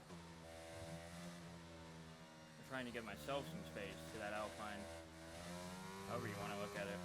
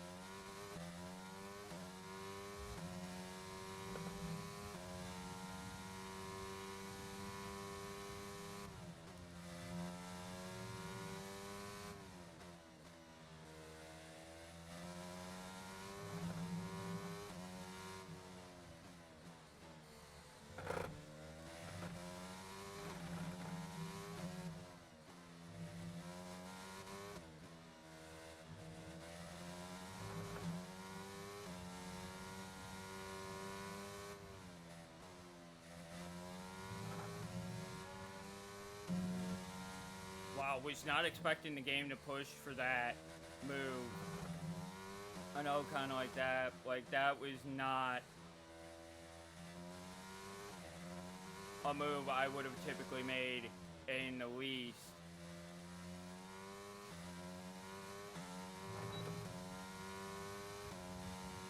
Program complete and a job well done. We got some excellent data with that run, so come on back to the garage and I can take you through the numbers. But now that we have clean air in front of us, actually see what these tires can do, shall we?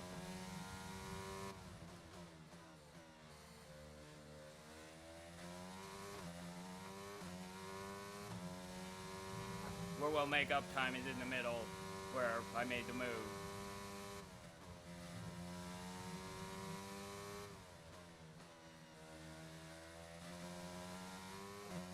And got partially held up.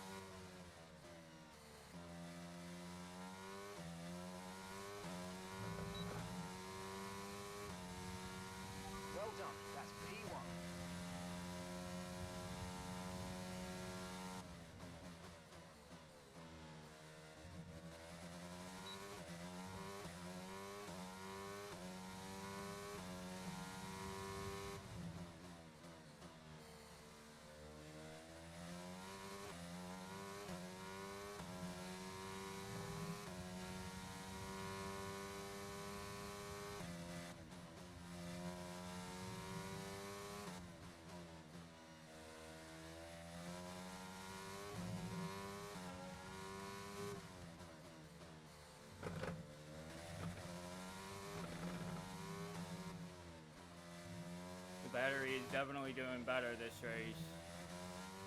Or this practice, at least.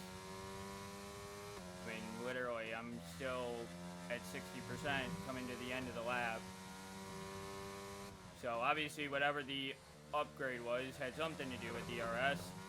Clearly.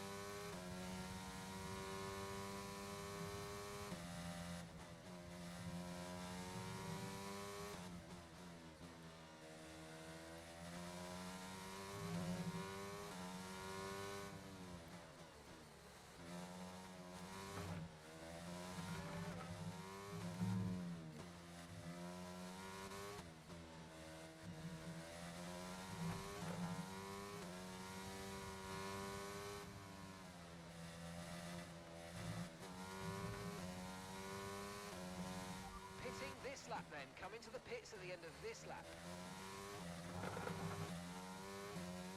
Now you understand why I run with collisions off during practice.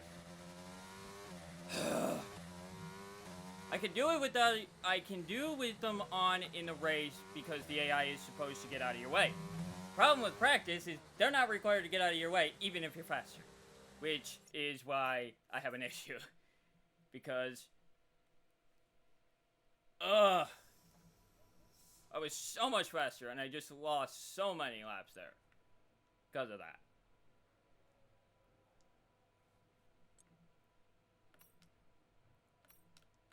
Now I'm gonna go out and do this again because apparently it did not trigger properly. And then we'll do my race strategy run, which I'm actually gonna do the first run on softs.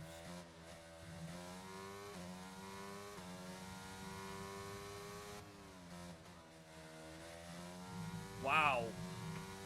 Okay, your goal is to get through as many corner gates as quickly and precisely as possible. Remember to activate your DRS in the DRS zone as well. And as you can see, everybody else is out on softs too, or they've done runs on softs. So it's worth me coming out on them too.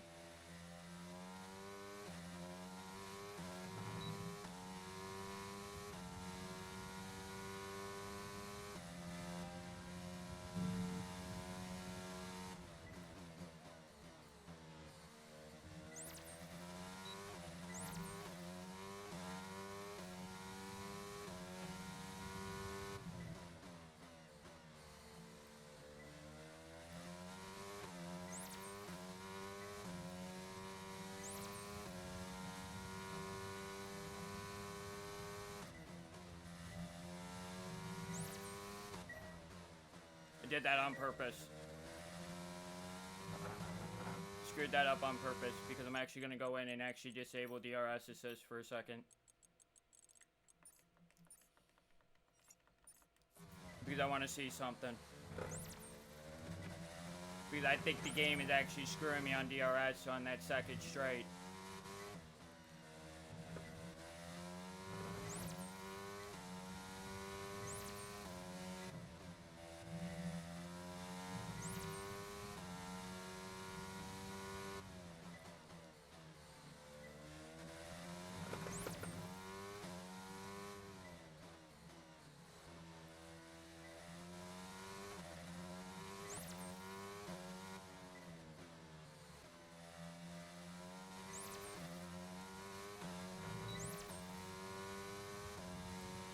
That's fantastic. You obviously have a really good understanding of this circuit.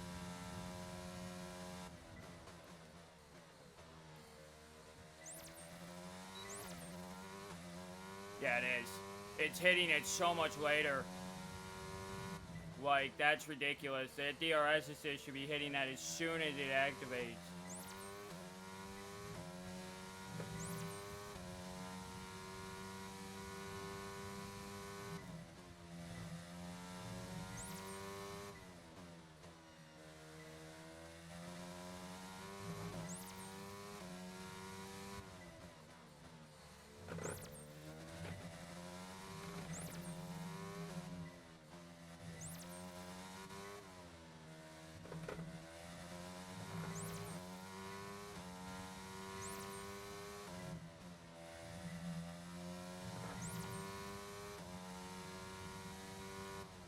But as of right now, at least we're seeing that we are faster on the medium tire than the softs yet again. So that's a good sign for practice. And a good sign for this track, to say the least. Okay, test complete, and that was a really good job indeed. We got a lot of valuable information out of that. Well done. But now, we go and do this on the softs, and we actually drive out for this because of reason. Everyone be aware, we've got a car leaving the garage.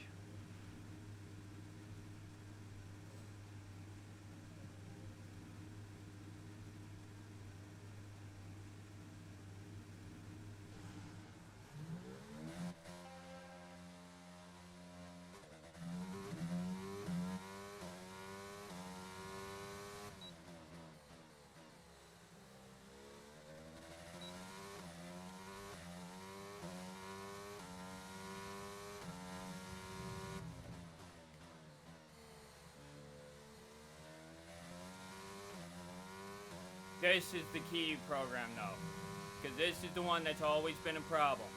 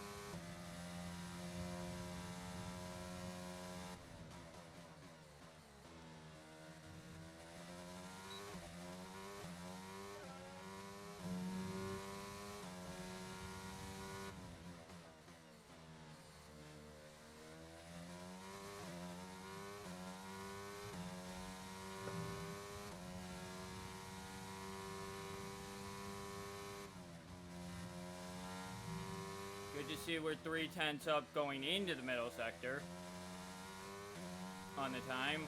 But now, here's where it becomes so important.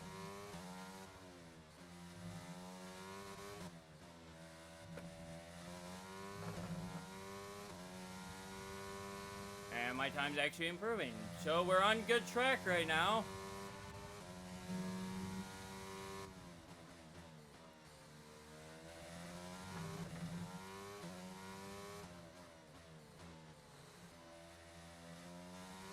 That makes me happy.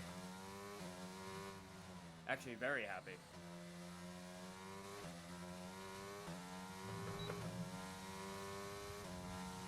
But that was with DRS.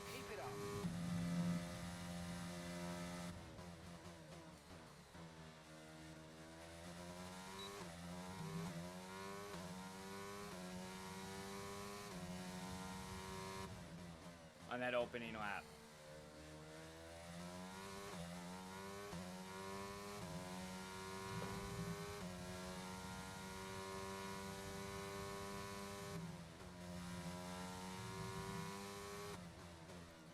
What's really making me nervous, though, is that I am closing on the two in front of me. And that's going to become a problem. Especially with where I'm closing them on. Because I think I'm actually gaining the most actually in the middle sector this time around, which is a different sort of thing.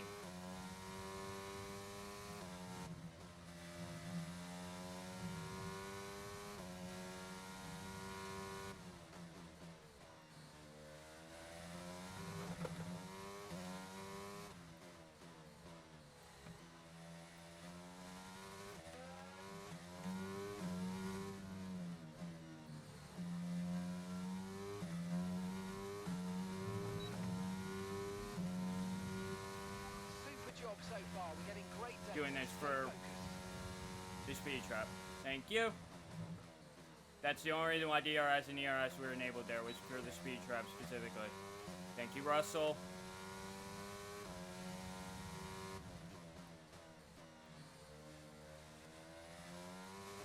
Now, I have no issue with my teammate being in front of me as long as he's actually faster than me.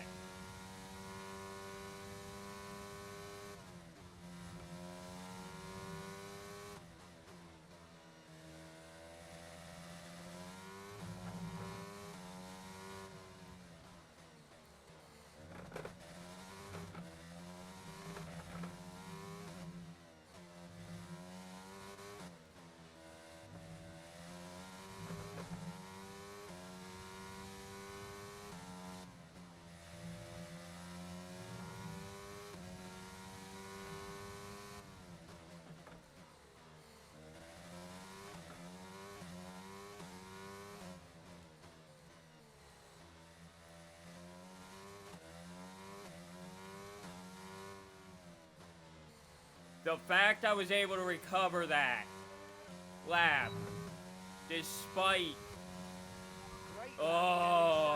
having to pass my teammate there, that is a blessing. But that shouldn't have just happened. And also I had to use ERS on that lap, which does not make me happy.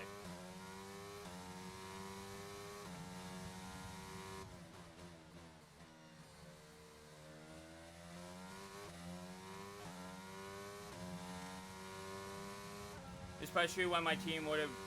And see, this is where there's a huge disconnect between reality and, you know, actual practice. Because, you know, real life practice and everything else. My teammate would have known I was coming.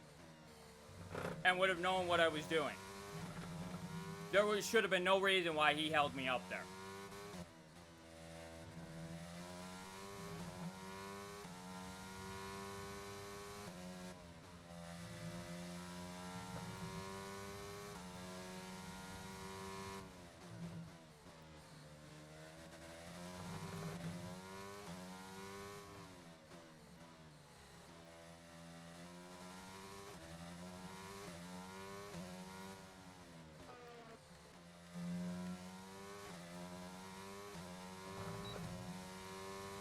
It's why inevitably the next session that I do will actually be better on the tire management side.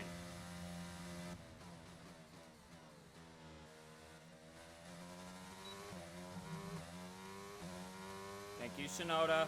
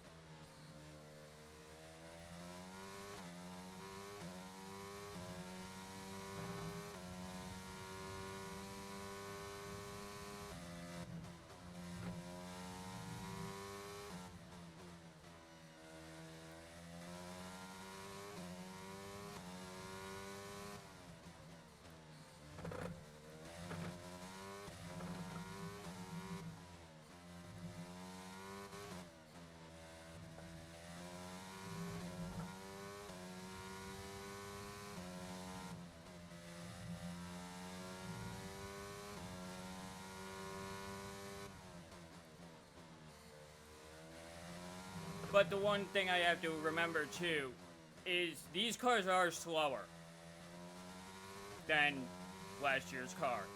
So around a track like this, where I was struggling because I wasn't fast enough, that may not be the same case with this game, because this car is actually slower than the previous gen car and heavier.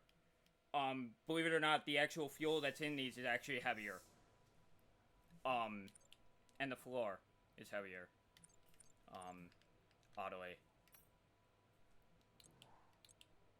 Wow. That's a much different wing setup than the previous game. Wow.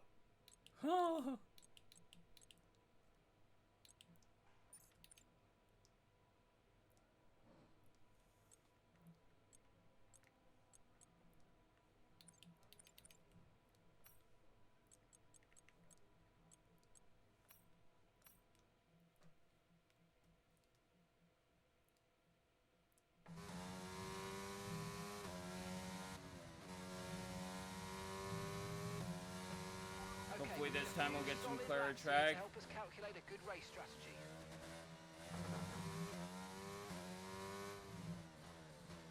All I need is 5 clean. You're leading the pack. That's P1. All I need is 5 clean laps. That's it.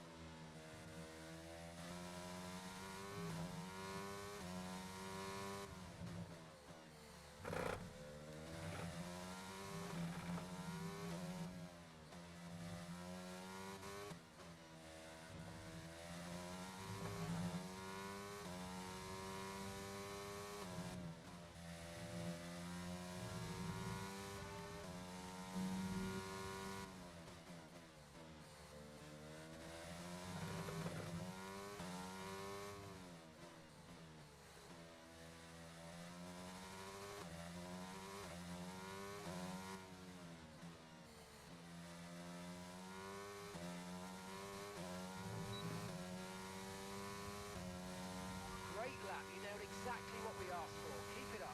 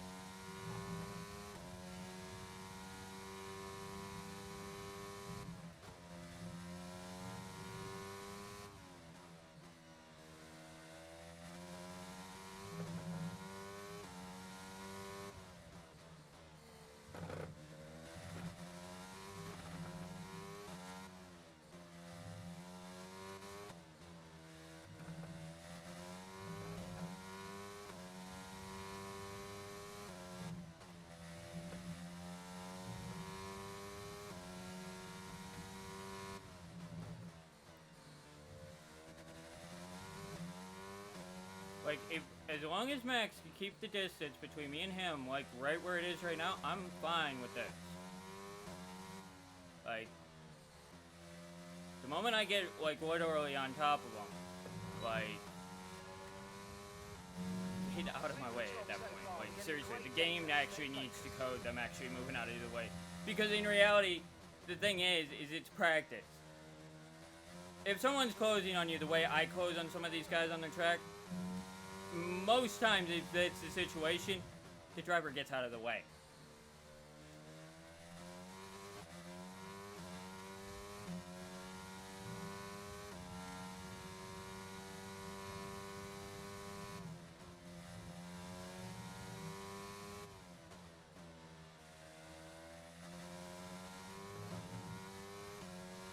See Albon there, he's on an outlap, so he, you know, let me come right around. But he's also on the hard tire, so that's a little bit of a different thing. Where I think if that's Max in front of me, I'm thinking he's on the soft, so therefore, you know, I'm not expecting to actually catch him.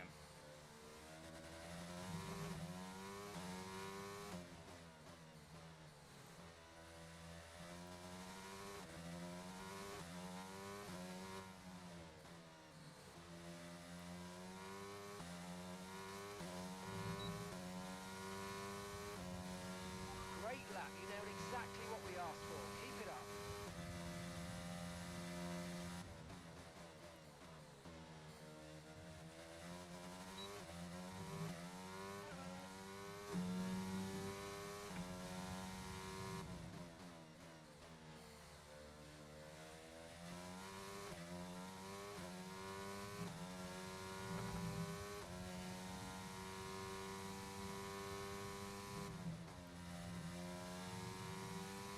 If there's one thing I don't struggle with this game, though, is it is actually being consistent.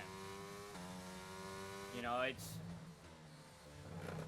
actually the one area of this game where my lap time actually is staying pretty much around where I want it to.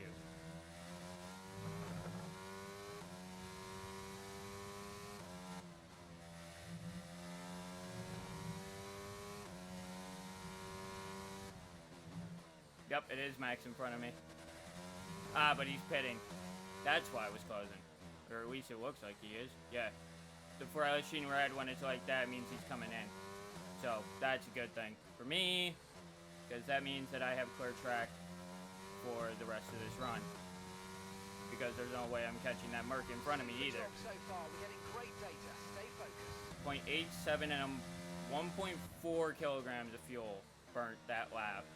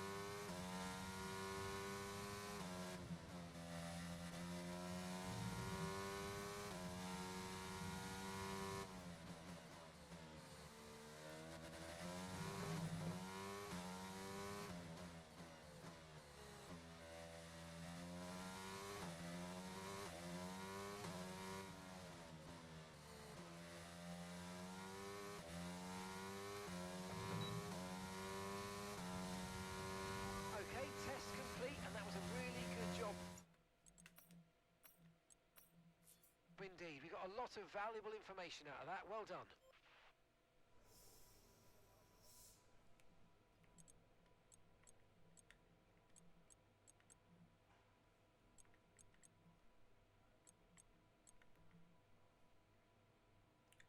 Wow. It's expecting me to get 81 laps. Or the actual lifespan is 81 laps, but the expected lifespan is 45 laps. Interesting. Very interesting.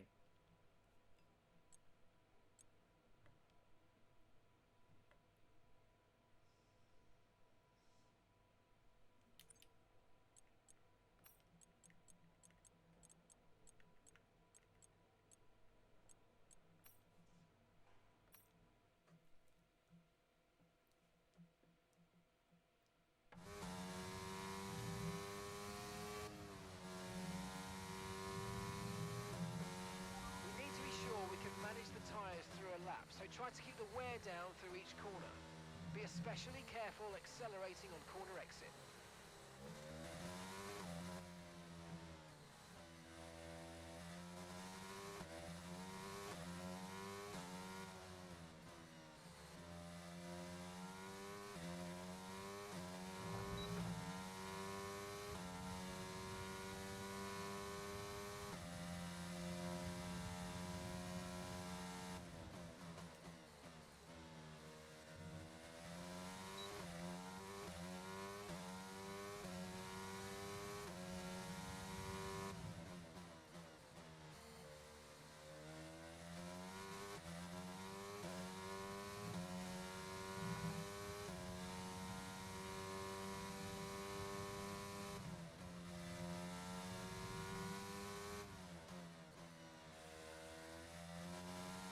Wow. Wow. That spike. It was so consistent up to the end. Once we hit that one corner, then it spiked. Literally, look at that. I love that little heat map. Like, that is so cool to watch.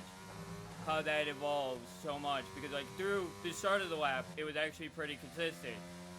And then all of a sudden, like, it just spiked in that one corner. Because apparently, I have very low tire wear, apparently, through that little hairpin. Which tells me that there's a hell of a lot of camber on the car. Clearly.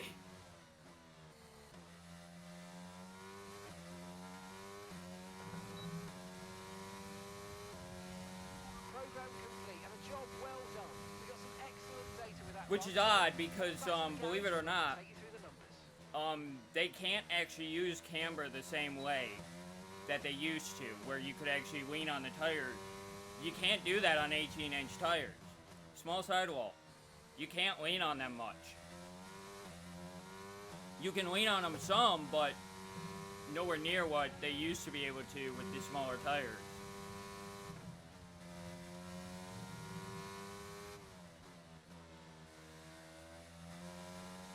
But then again, if you do lean on them a little bit more, you do actually generate more heat into them.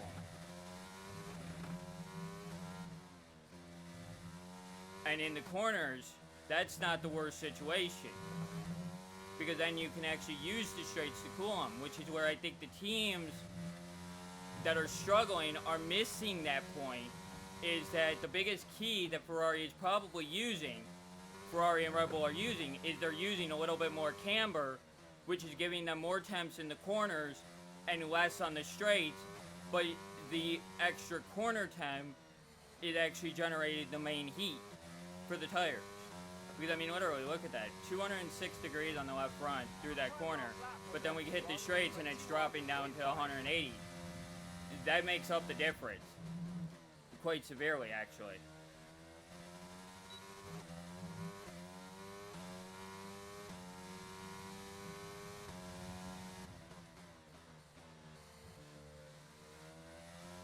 Actually, a really balanced setup, too. Oh, shit.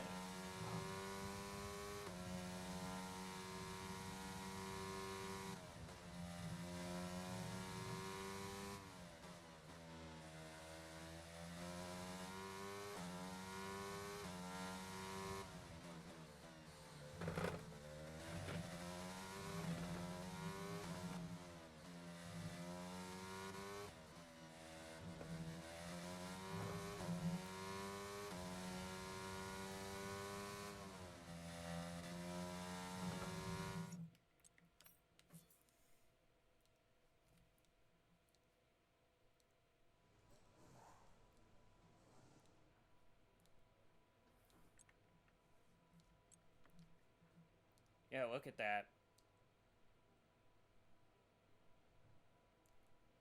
Like, it spiked right at the start of the first sector, even.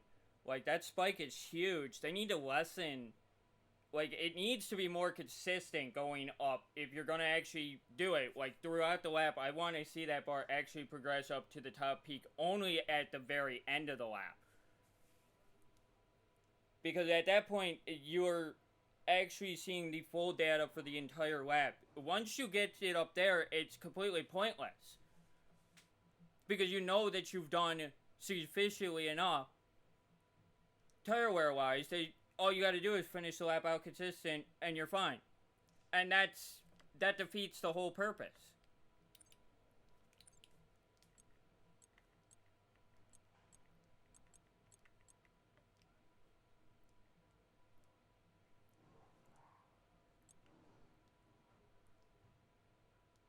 Yeah, see how the third lap on the softs took a huge spike? Yeah, that's why I said the next run will actually be more accurate when I do it in the next session. So it'll take that soft and that tire there, and I'll be left with the rest. I am gonna move the heat over though. I'll have that do that, and that will be how the session finishes.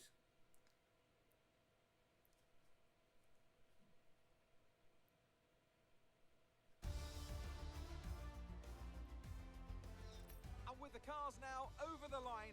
Wow. Let's see our top three again. Wasn't expecting to be a second faster. Verstappen and Wasn't actually expecting to be a second faster.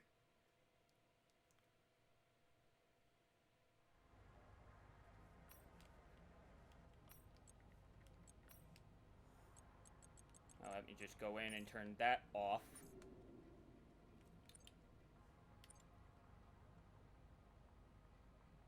Oh, 1 mile and off of 6,000 miles already.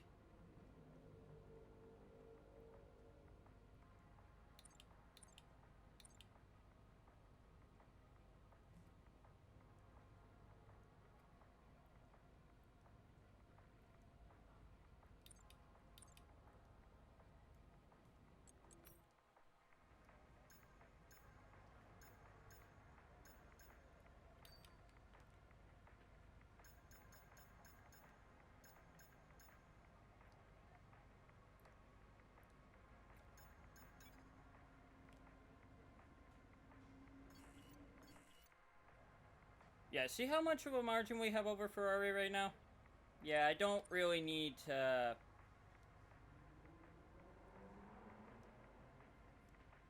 progress more in R&D. I mean, look at the difference. Like, that's a little bit out of hand.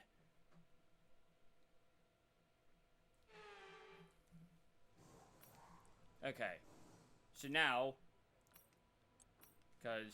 Okay, track's green right now, so take a few laps to get the tyres up to temp and get yourself in the zone. We're going right out on the mediums, right out for race strategy.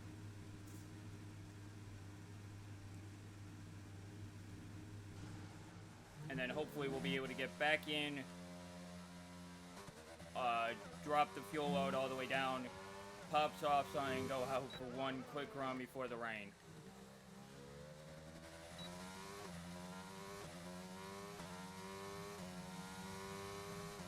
Because it's supposed to rain in this session. I don't know when,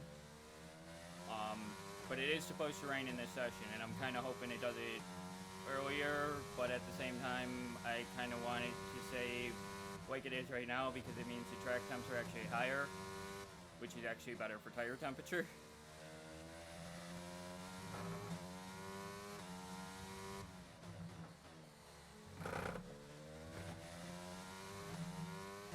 And see, that's the biggest thing. The reason, one of the biggest reasons why I'm doing so much practice and running so long into the day with this game right now is not only because I don't know when my dad will be home, if he'll be home, but it's actually because of reasons of there's a lot more I'm learning about this car race by race. And the one that I'm really concerned about is actually the track after Hungary. Belgium.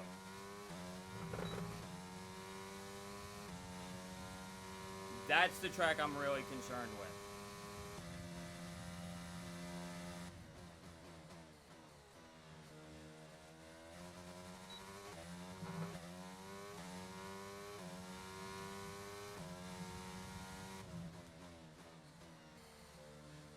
Especially going through, you know, Radion and that stuff. That's where I'm really...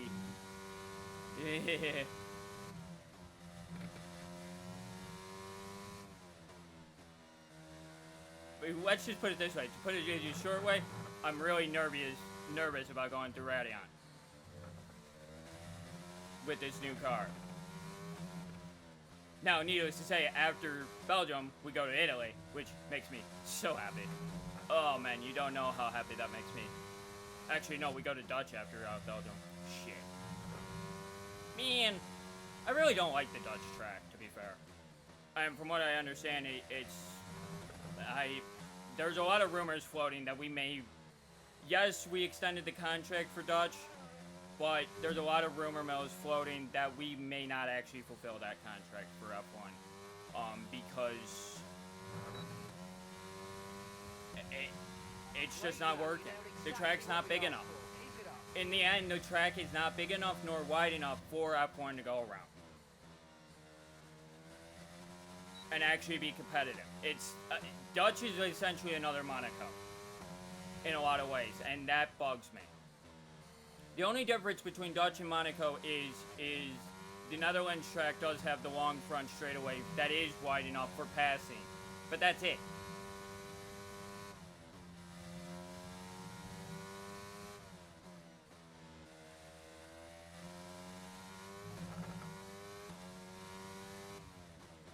So I'm not a big fan of the Dutch track at all. But maybe that's just because of reading the last game, you know, I had issues with tire temperature. You might see some rain, ETA about 15 minutes.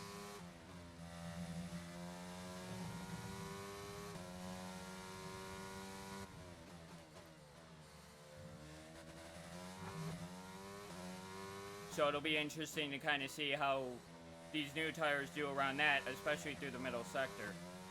Because the middle sector is where they would overheat with the old tires, so maybe with the new tires they won't have that same problem. But I also don't think we'll be pushing nowhere near as hard through that same corner section. Because we can't rely on these tires, we can't lean on these tires and actually really, you know, allow the car to actually carry its momentum through the corners like we could before.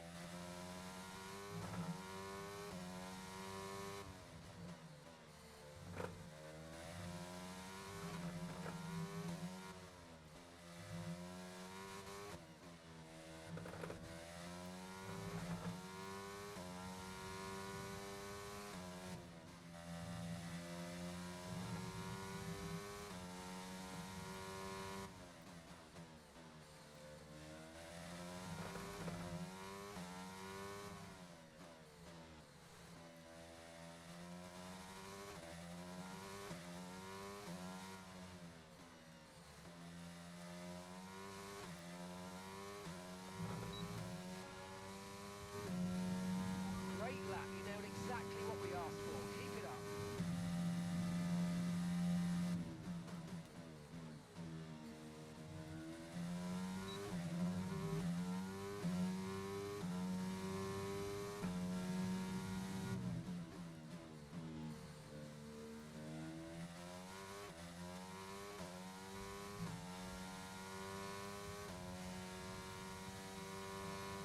Now, in the patch notes, they did mention something on reducing the ICE wear because of over-revving and that stuff. That's a great thing, but considering my engine, the actual engine has not been wearing much at all anyway. I mean, seriously, 26% still on the main engine. My turbo's more worn than my engine. Figure that one out. Oh, right. There's actually a key component that this game doesn't count as part of the durability section of the freaking thing, which is the actual exhaust of the car. Which the teams are limited to 5 exhausts for the season. Didn't know they had exhausts as a durability thing, as a specific allotment. But they do. And I don't know why the game has yet to put that in, because I knew that as of last year even.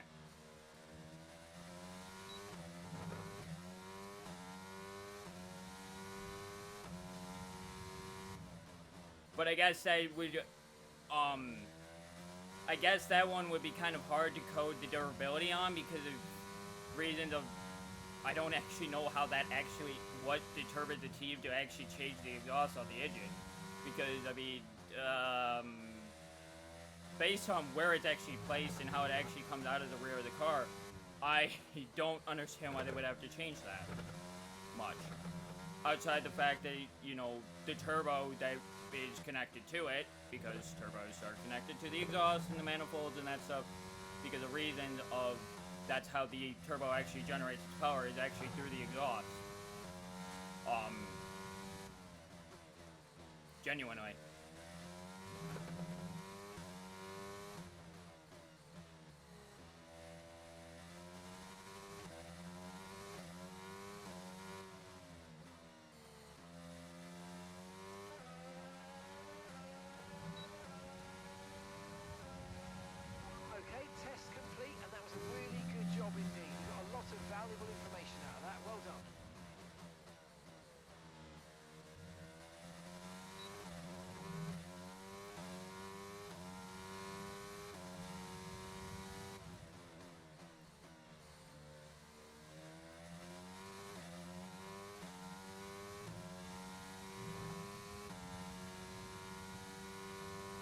This is, to be fair, this is actually probably the only track that I actually know the DRS activation points so much better than the actual game. Like, because, like, I literally am no hesitation on DRS when I want to use it.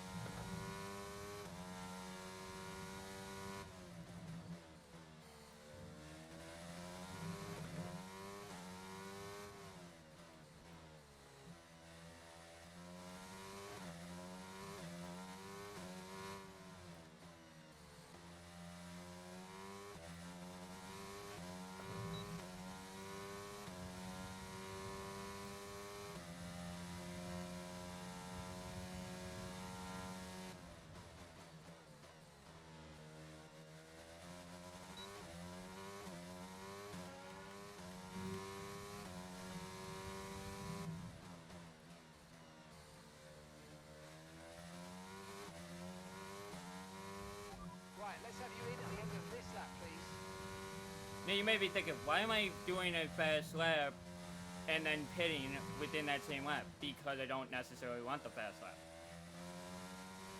Just yet.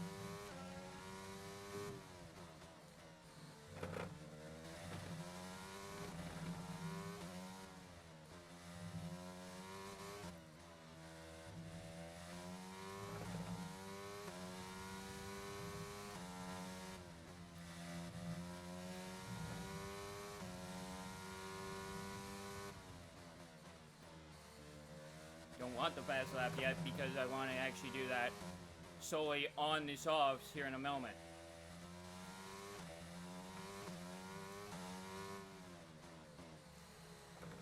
Even though I was actually pretty quick in that session. Expect to see some rain about 10 to 15 minutes from now.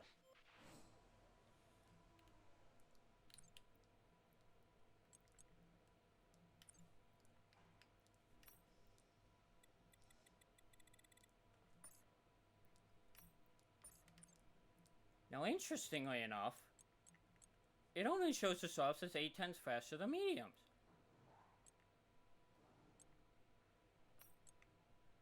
1.5. Wow. Interesting.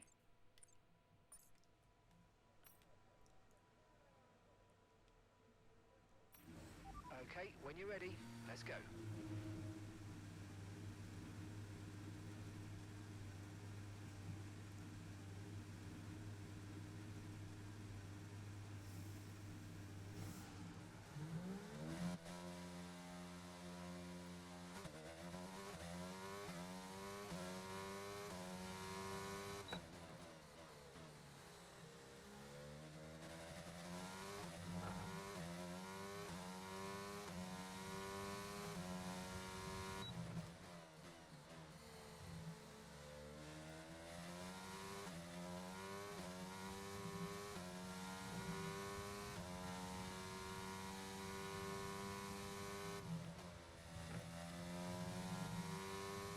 Now this is actually a really good sign. The fact that I'm able to keep up with the Aston without ERS, that's actually really good.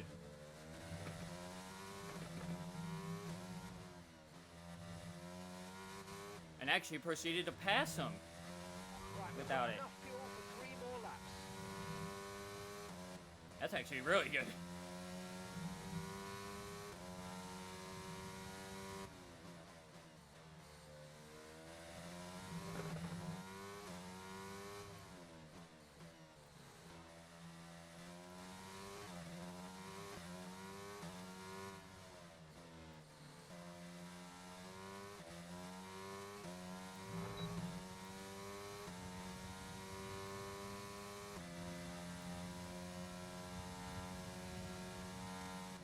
Wow, I am slow in that speed trap. What else is new, though? I mean, come on, what else is new? I've always been slow in that speed trap.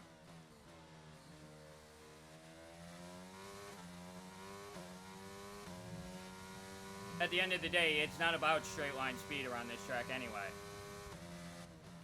That's why I said I think Mercedes is actually going to have a very good chance here because their corner speed is so good.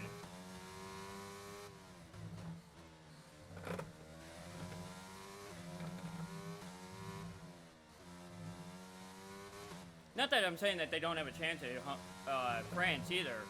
I mean, the first and third sector is going to actually benefit them, but the middle sector, at least the back straight, is going to favor Ferrari and Red Bull. So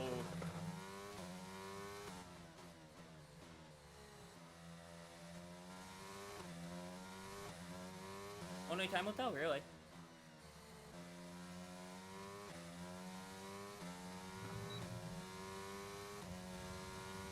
The time last lap was 1 minute 19.4. Not bad for...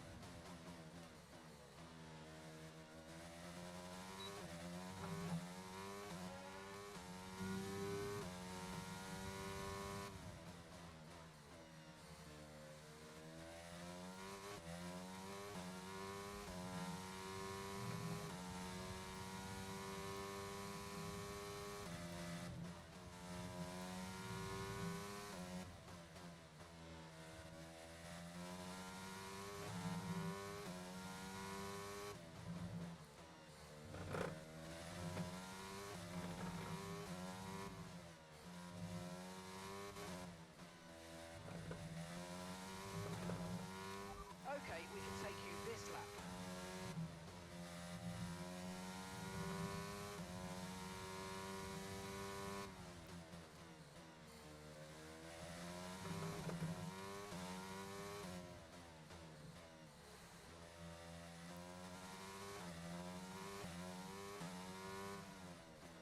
And now I'll hit return to garage, and then we'll come back out on those same softs one more time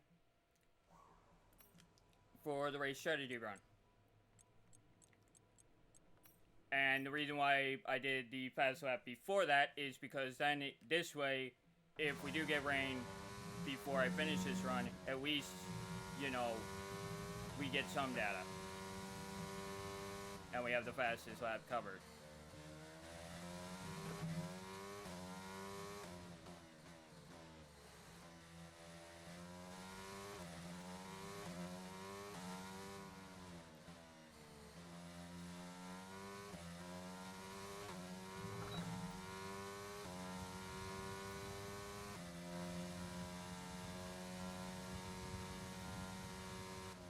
No, it was just because I didn't use overtake. That's funny.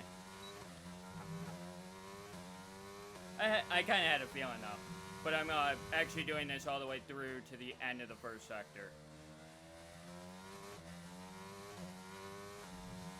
which is what I would do typically in the race, as you've seen before.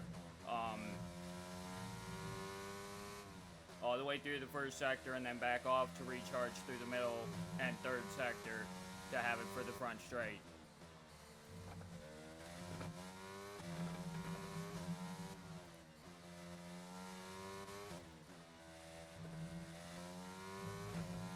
But again, that ERS use was only for the first lap, just because that's, you know, to be fair, for the race start, I'm expecting to be on the softs.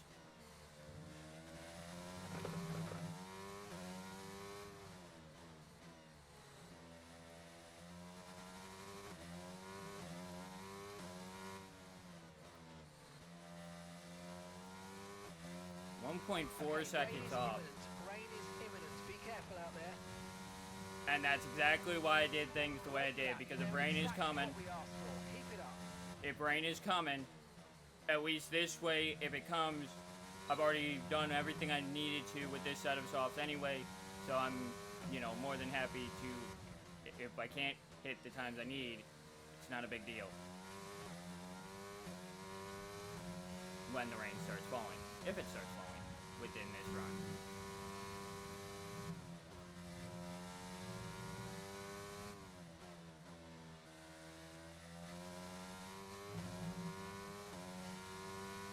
But definitely need some more practice in the rain, especially with my, you know, main man setup. I mean, now his setups are specifically set up for dry conditions, So that's where it's a little bit of a tricky thing.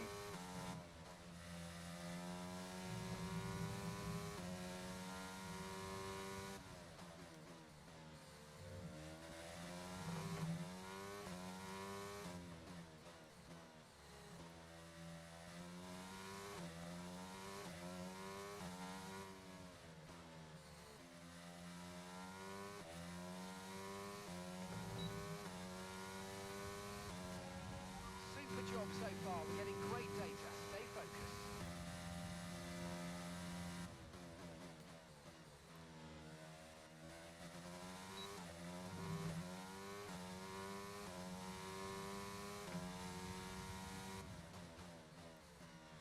Bring it around.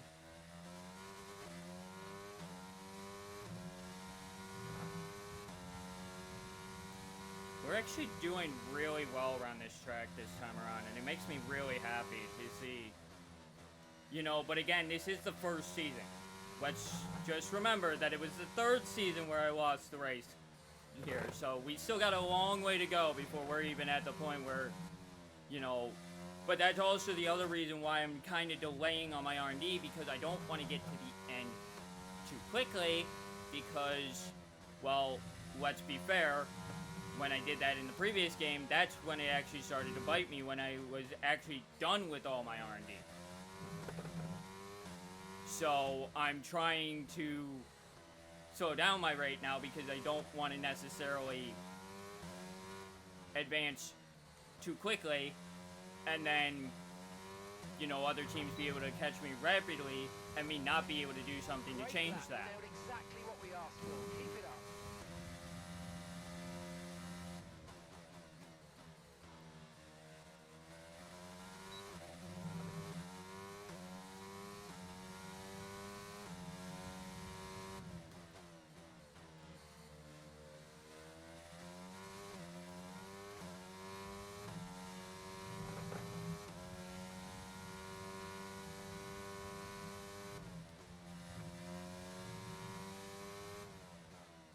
We got the 3-lap minimum, which is all I needed. So we're fine for these last 2 laps if I fail them.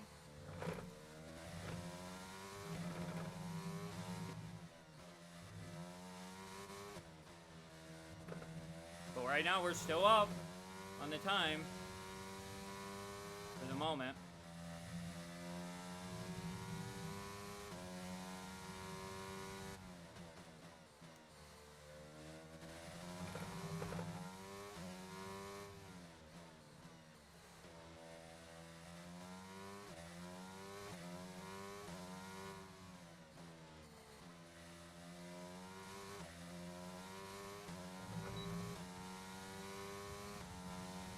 Super job so far. We're getting great data. Stay focused.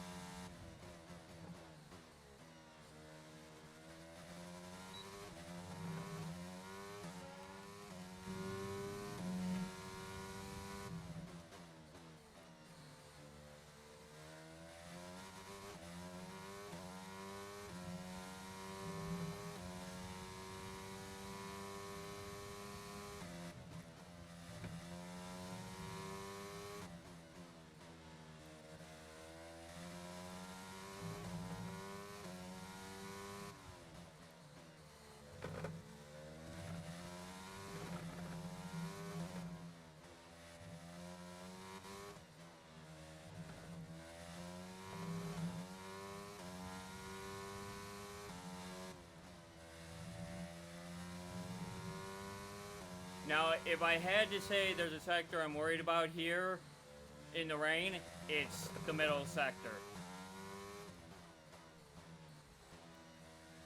That's the sector I'm most concerned with. Which is why I'm very glad the rain came when it did, because it means that I'll be able to put a nice bit of fuel in the car and run for a very long time if I want. Program complete and a job well done. We got some excellent data with that run, so come on back to the garage and I can take you through the numbers. Understood. Stopping this lap.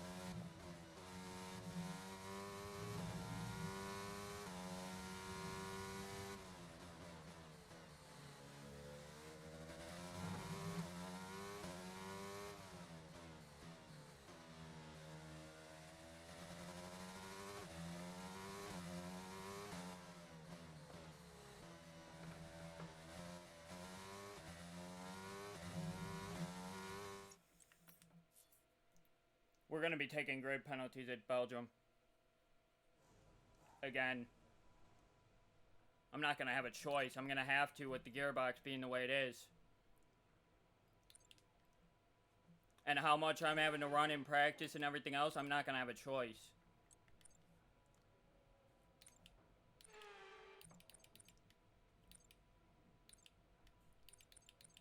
And you would think I'd be getting mad at the game for that. Yeah, I am mad at the game because of it, but at the same time, I'm letting it slide because it's a little bit more of a tricky situation.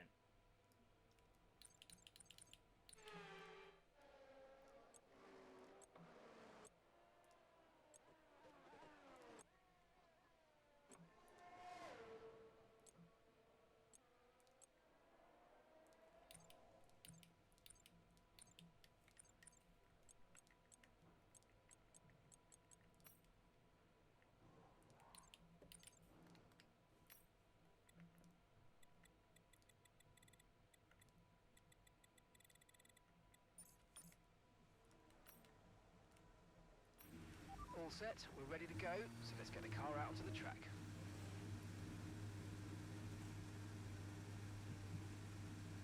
It may be a touch early on the inters, but I'd rather go out and find out. Although considering Perez is coming out too, and it looks like he's got the same tires on, I don't think we're too early at all.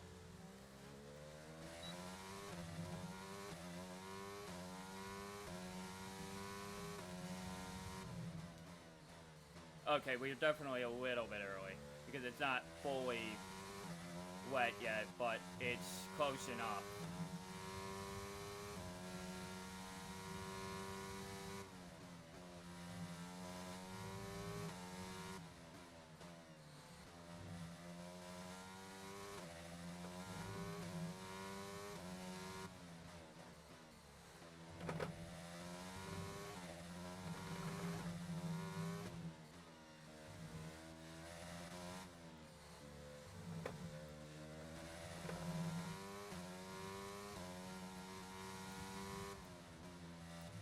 Actually, the tires are actually maintaining their temperature actually quite well through the middle.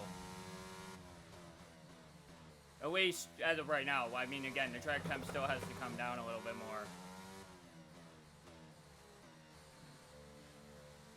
You know, it's still one of those things where we're in the intermediate conditions now, but the game, for some reason, I don't know why, the game always takes an extra couple of laps before it actually really detects the enter situation. At least another 10 minutes until this rain evens out. Stay alert out there.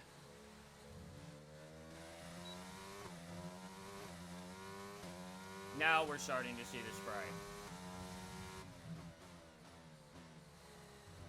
Which means here, any second now, we should be getting the notice that DRS has been disabled.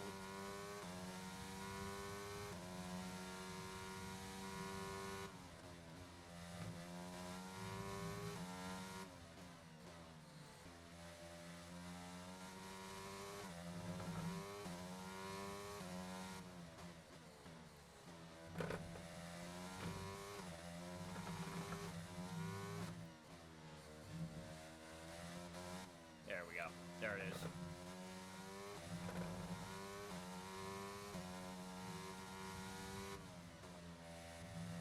Although, the tires are actually staying quite warm. Actually surprised. I mean, Hungary is a lot faster than Baku in the rain. But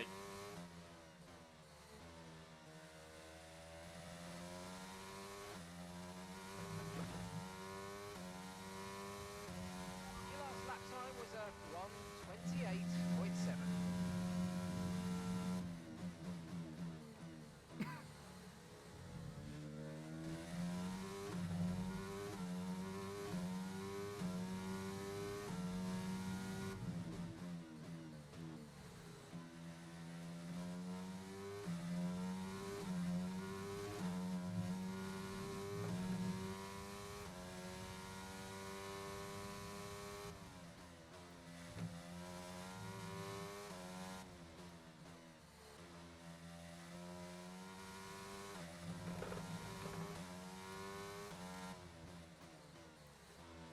one good thing, though, that we do have going for us right now is that we do have Perez behind us.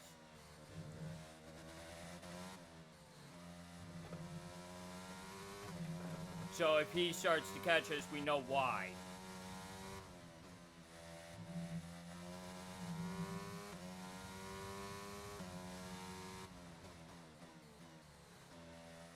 Although I think I'm actually continuing to pull further and further away from him. Although the fact that we're seeing tire markings like that off of Leclerc, or signs, one of the two, or my teammate, it might be my teammate. I don't know. Might be my teammate. If it is my teammate, that's quite a distance to be seeing those shreds like that.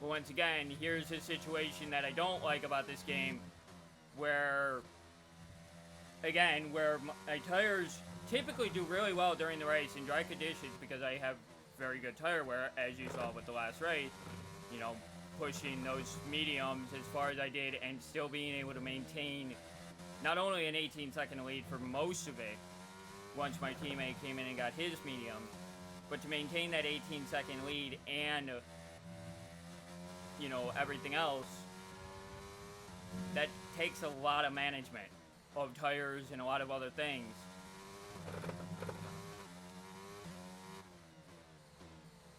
And while I'm able to do that very well in dry conditions, wet conditions, that tends to be the opposite effect. Where my tire management skills are so good in the wet conditions even, that my tires don't actually ever get to the points that they need to actually gain the pace that they're supposed to, because they wear a percent maybe every 3 laps, maybe. Like, it's ridiculous how good.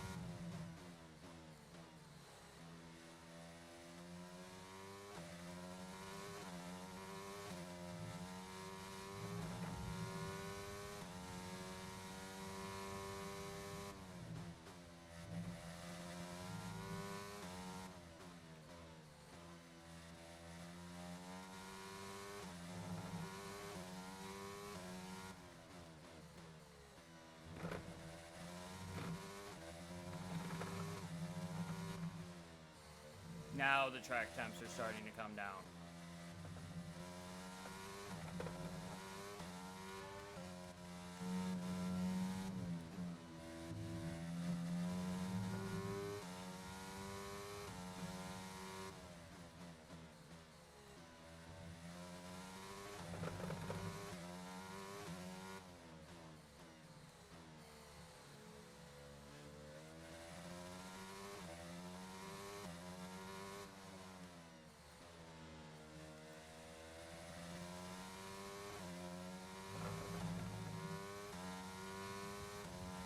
Okay, that last lap was a 1 minute 29.9. 1 minute 29.9. Wow. That time's gonna keep getting worse, by the way, too. If the rain is in fact actually getting worse, yes, the time will continue to get worse. But I don't know if we'll actually hit a point where I'll need the full wets at this point.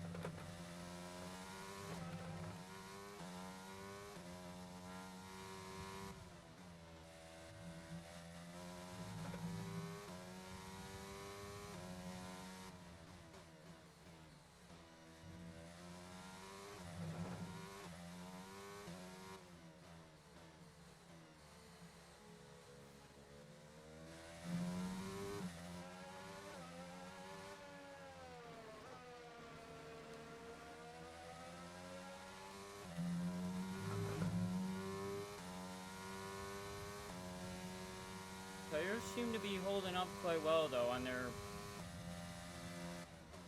temps at least. So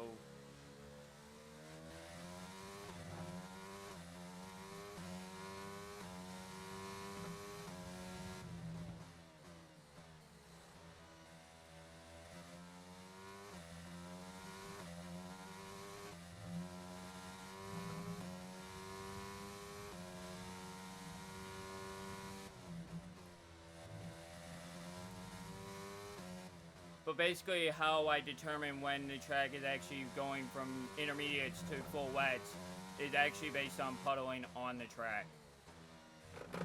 You know, so when you start to see puddles, that's when it starts to become a situation where you may want to consider full wets in the situation.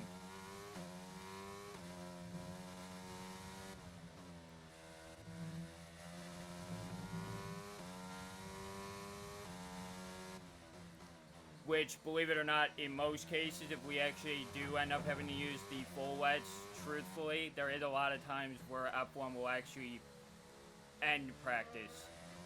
Because there's no point when it's, you know, heavy rain and that stuff. Like super heavy rain. Like we actually had it one year where we were going to Japan the entire Saturday was completely canceled because of a storm that was coming through that day. A typhoon or something was going right through where the track was and everything the day Saturday. So they actually canceled Saturday's stuff many hours before the typhoon even hit. The teams were able to lock down the garage area very, very tightly, seal everything off, and we qualified and raced on Sunday. Right after that, like nothing happened.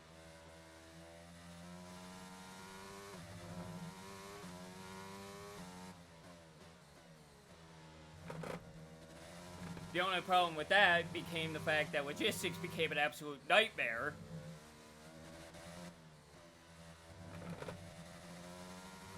Because believe it or not, there's actually a bunch of shit the teams actually pack away and send off on Saturday because they can no longer do certain things to the car after Saturday. So, you know, things like extra wings and extra stuff like that, they pack up and they load up and send off to the next race. It's a proven thing.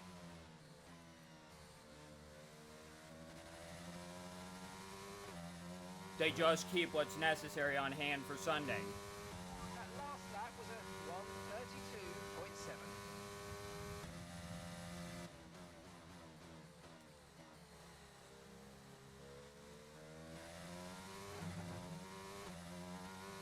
Which inevitably is probably what Mercedes actually did. Is they probably sent a bunch of stuff back to their HQ prior to qualifying, thinking that their cars were set up good to go and didn't need, you know, the extra parts and that stuff for qualifying or anything else because their drivers never wrecked. So they sent what extra parts they did have back or, you know, out, and that's why they said they had a parts shortage, was because they actually screwed themselves in a way. Which is something that is not unheard of between the teams. I don't doubt that there is a part shortage within every one of the teams to a degree, because there is certain things that are hard to get, one of them being carbon fiber right now, which this car is heavily carbon fiber, so yeah, that's not fun.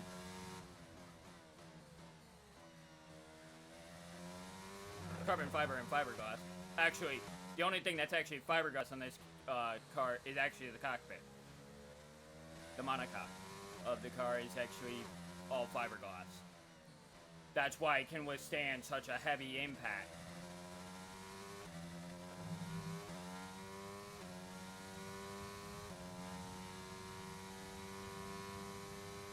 Plus, the way the actual front wing is actually designed is, you know, the outer bits are supposed to snap away, but the actual center nose, the reason why whenever you see me hit someone square on the rear with the nose of the car and you never see me take any damage for that it's because of how the nose is actually designed. It's actually designed to take that hit. The only thing that will break the center nose on that is actually something that's actually of enough G-forces. The reasons why the end of the wing breaks so easily is because they're designed to break easily. The center of the wing is not.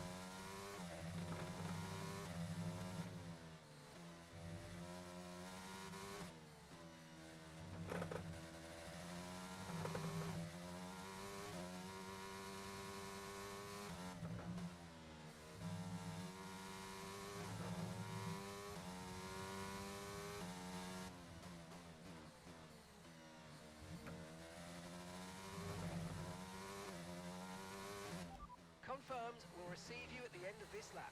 Hear all the revving the car's doing? That's a sign that the traction is starting to be lost, and that's because the rain has gotten severely worse to the point where it actually may be beneficial to actually lighten the car up, put on the full wets.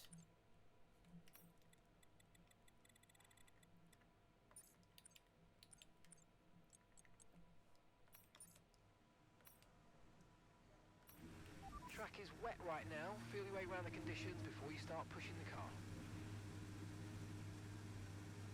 And if you notice, the team didn't stop me from doing that. That's because the team knows the track is changing into full wet.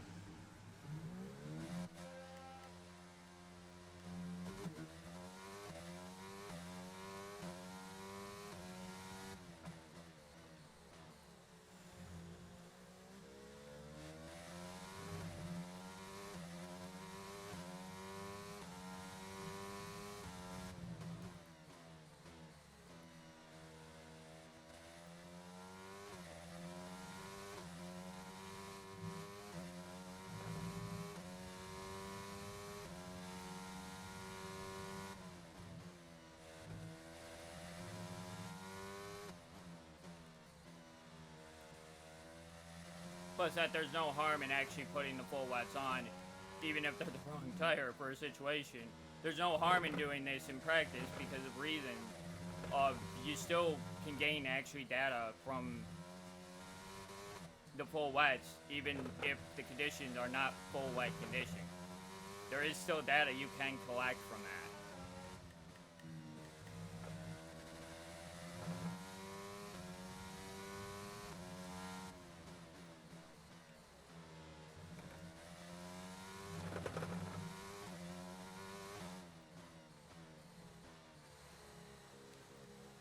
The Alpine just could not get the car stopped.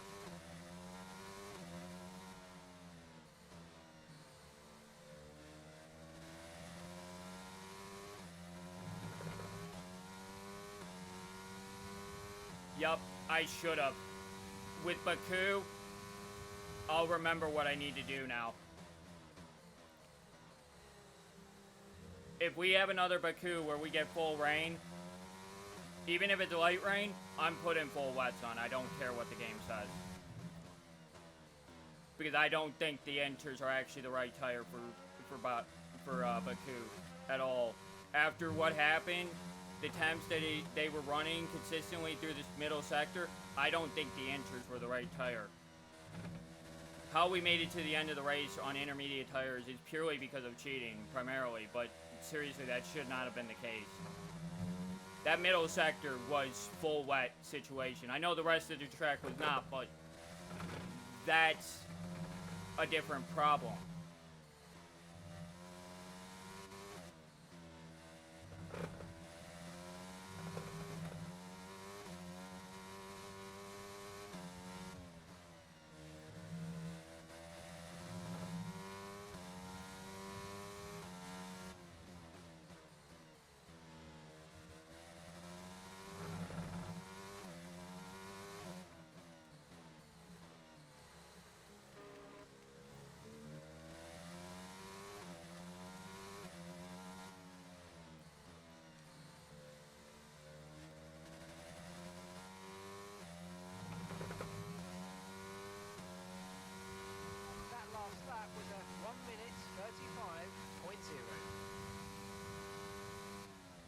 Now, the actual reason why I'm moving the engine to lean is actually to preserve what I can of it.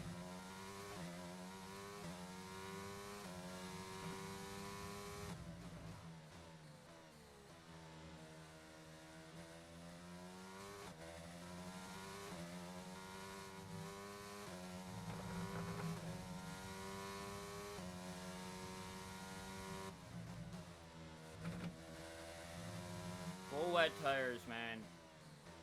Actually, they're not even called the full wets. They're actually called the extreme wets. And the reason why they're called extreme is because they're actually for extreme conditions. Like, they're actually tested, from what I understood, Probably said that they test them in actually a specially built thing that they did, which is basically an extreme weather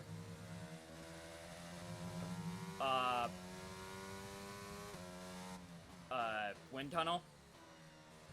Basically, it's actually designed to actually rain like super hard within the actual wind tunnel, and they have the car locked on a thing, and that's actually how they figure out, you know, what the tires can actually do.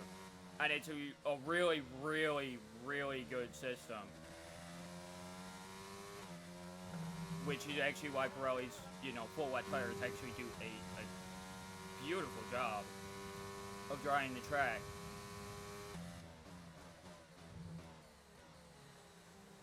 They may not have necessarily the most grip in the world. Off a bit, but the track is still going to be wet for a while. Be careful.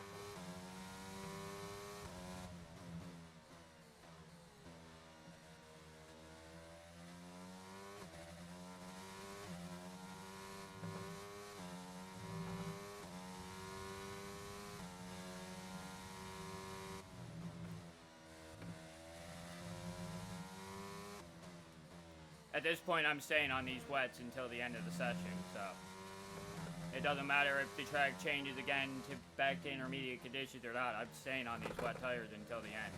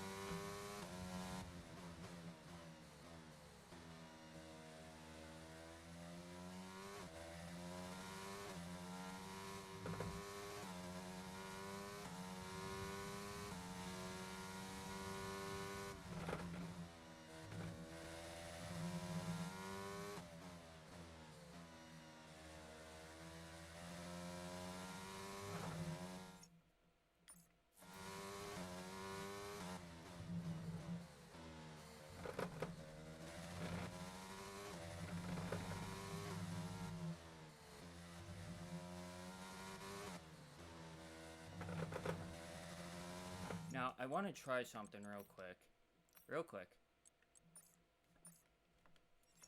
Since we're in full wet conditions, I can actually do this, because I've actually ran around this track in full wets before, back in time trial, so let's just see how this goes.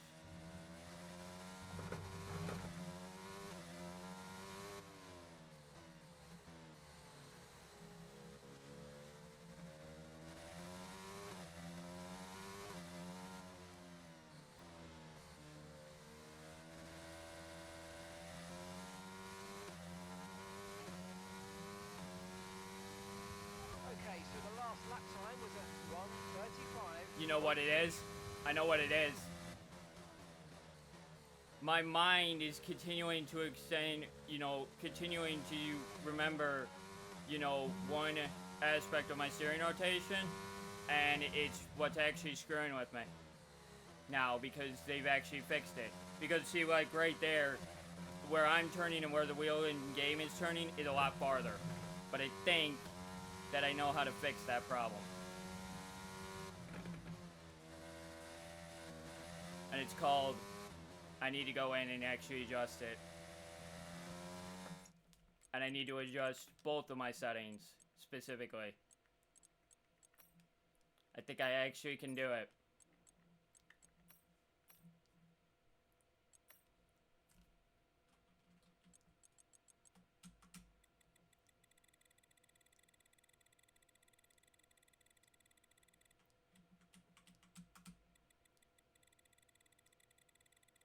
You may think that 200 seems really small, but believe it or not, that's where I used to run my rotation at back in the 2020 game. So, let me just open up Logitech here.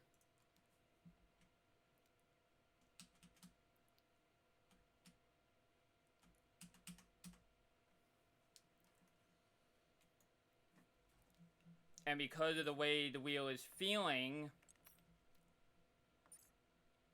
I think... no, it's... Actually, hold on.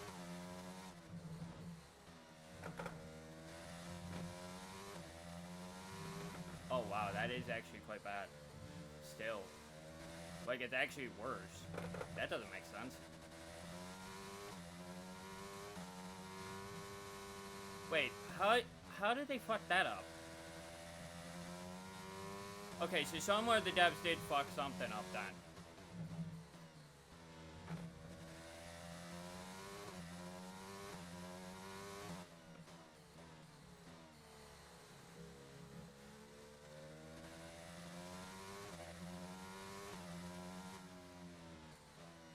Actually, wait, did they? I mean, I'm able to do it.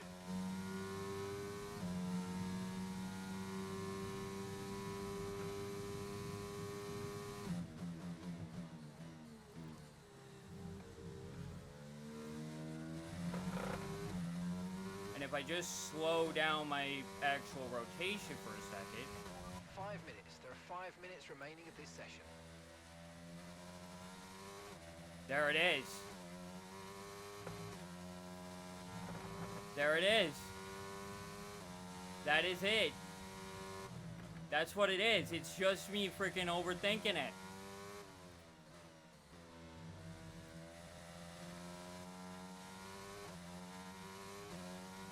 This is where I said, again, this is where I thought it might have been the case. I mean, yeah, that one corner is a proper pain, but I think that's because I didn't turn enough, to be fair, on the intro. Or I turned in too early, one of the two.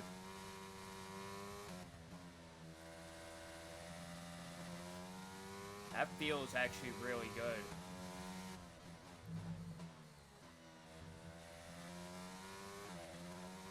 It's not perfect, and again, it still needs more testing. ETA on this rain clearing up is about 10 minutes, so just keep your concentration out there, you're doing well. But it definitely feels like all of a sudden, me doing that makes me feel like I have full control again.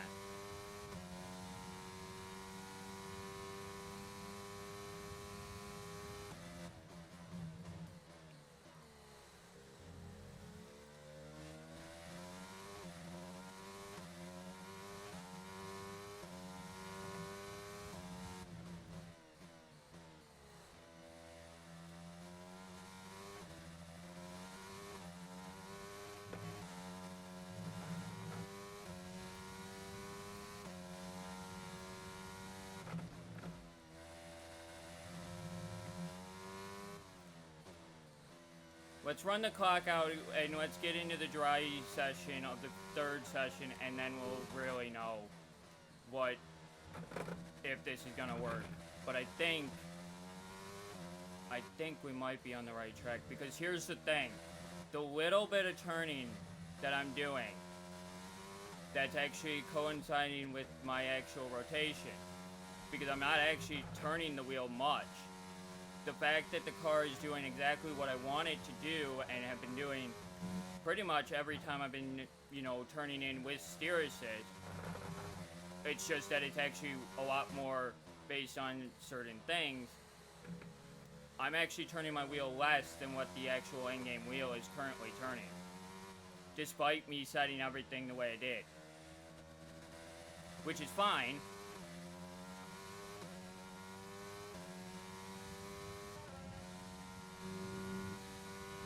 Because that's what it used to do anyway. When I would set it this low.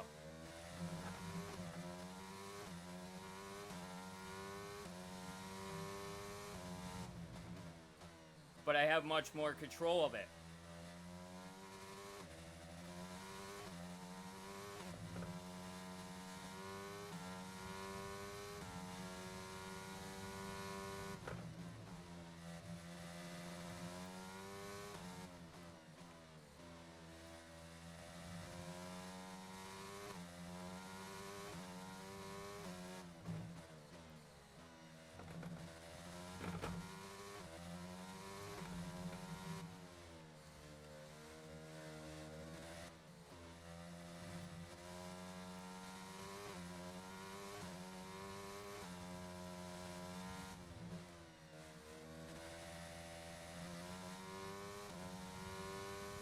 Minute to go.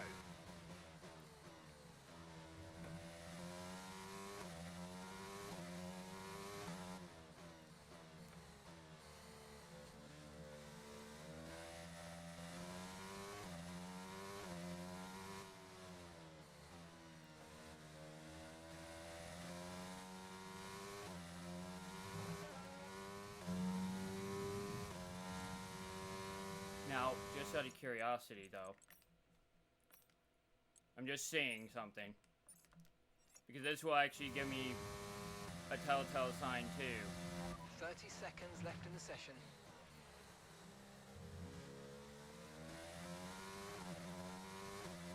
Oh yeah, did you see just how much it did actually turn there?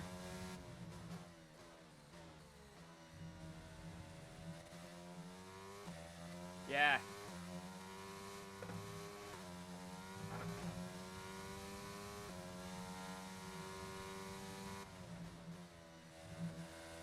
That may have been it. That may have been the solution. Might have been. But I don't know. Like I said, it still needs testing in dry conditions to know for sure.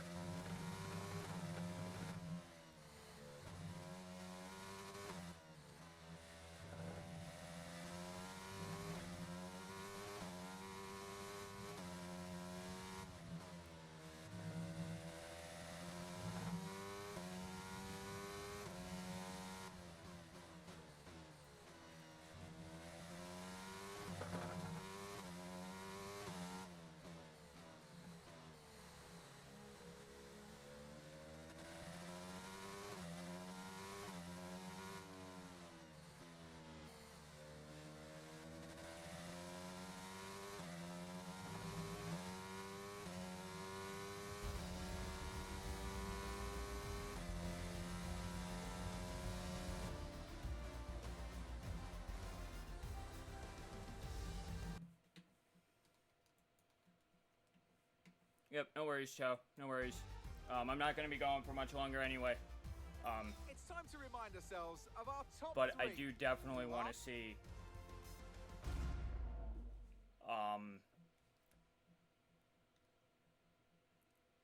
how it goes without the steer assist at this direction, because now it's directly. See how I turned like that? See how quick that turn is? That's how little rotation there is. It's directly vertical. That's why I'm thinking this may actually be the solution.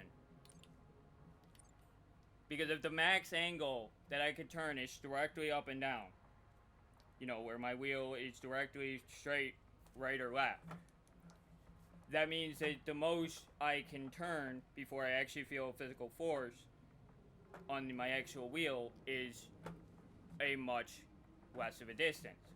Because right now what's happening is because of where I do have it set at 280, that force comes in a lot later, but yet it still seems like the turning circle of the car is very small.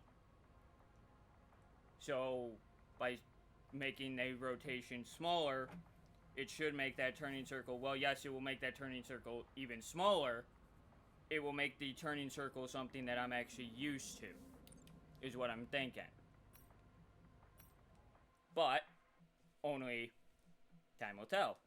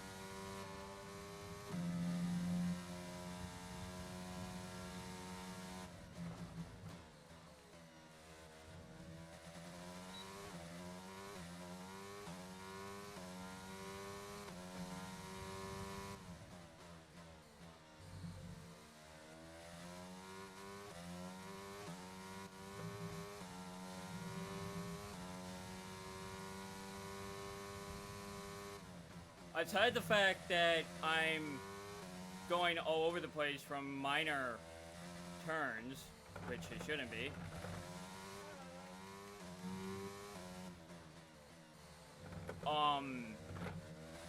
It's actually not feeling too terrible. I think as I adjust, you know, and this is where, like I said, only time will tell.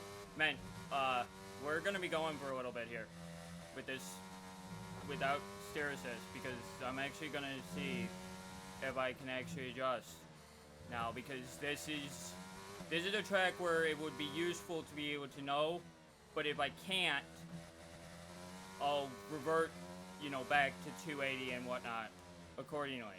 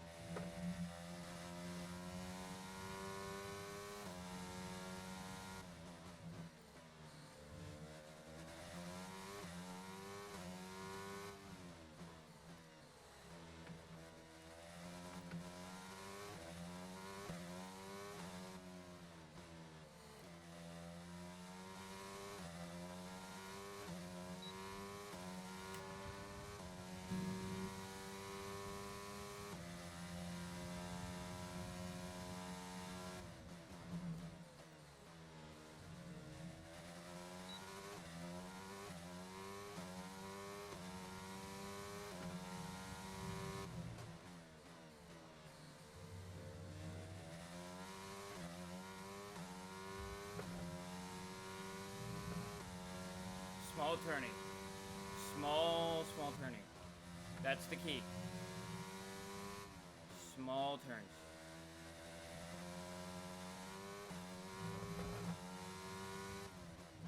Not big movements, small movements.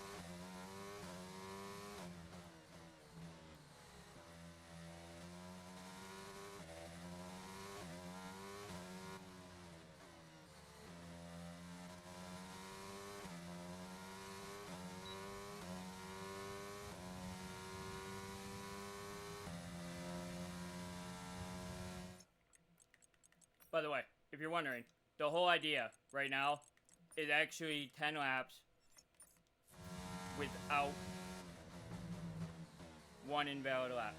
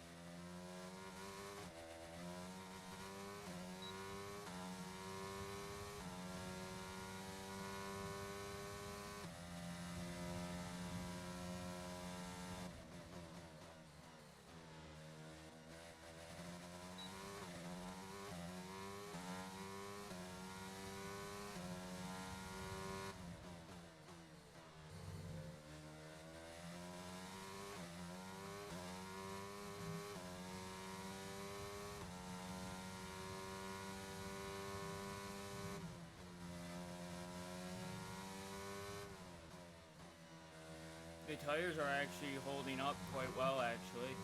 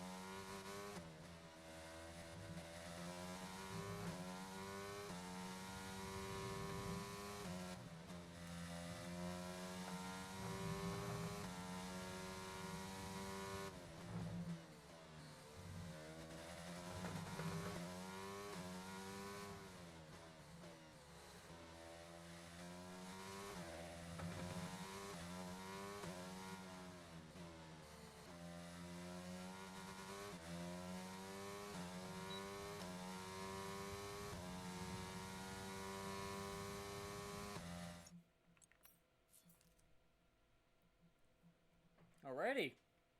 Now...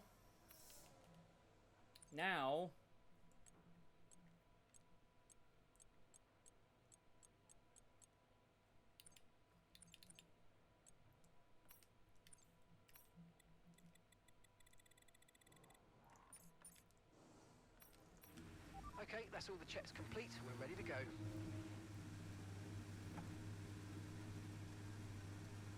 Now we need to see... What about on cold tires? Because that was flying lap start.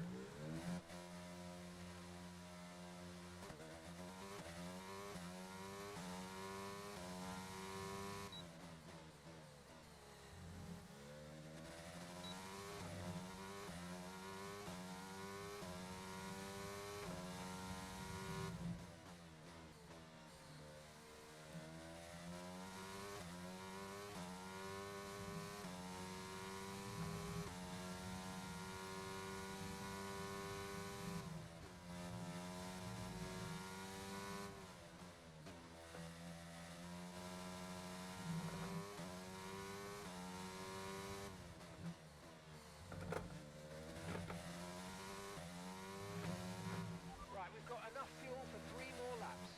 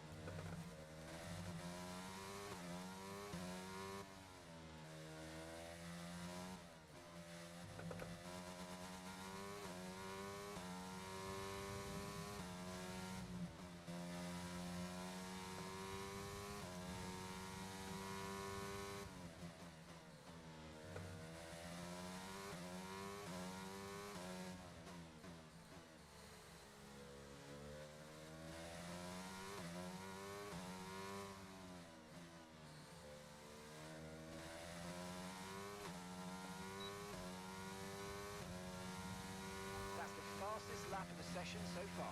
Great And my fastest lap overall. Entirely.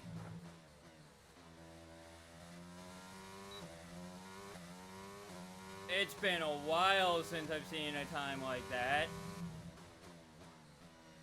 And the fact that I did that on the first lap out on these tires.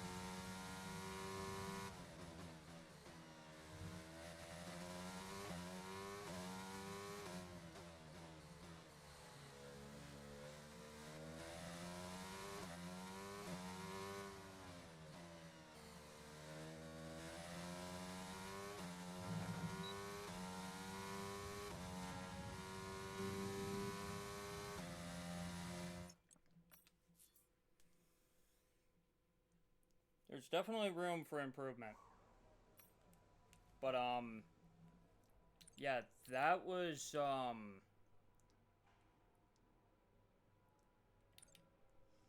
this has been a really good run so far. But I want to do more. Because here's the thing, if I'm gonna really do this and actually go back to driving the car myself, I need to do more laps. A lot more laps right now.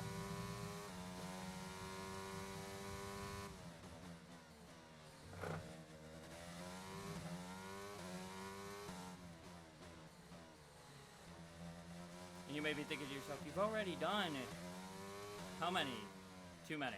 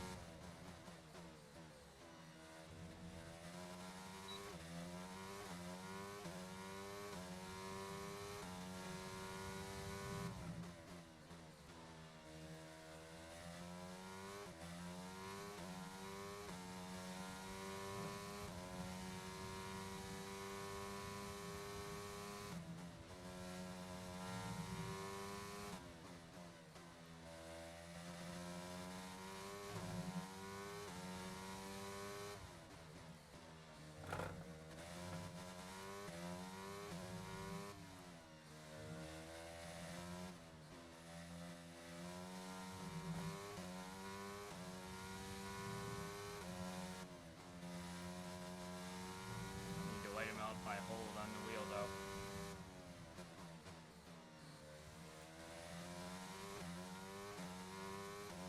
Just relax a little bit.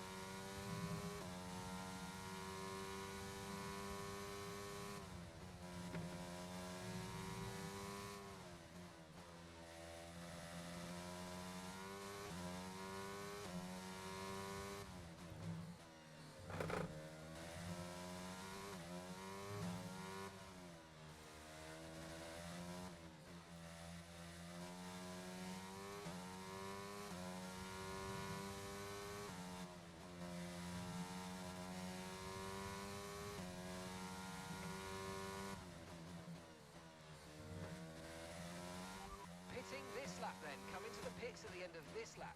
Actually, good way to do this. Actually, let's bring it back in. Let's rerun the tire management.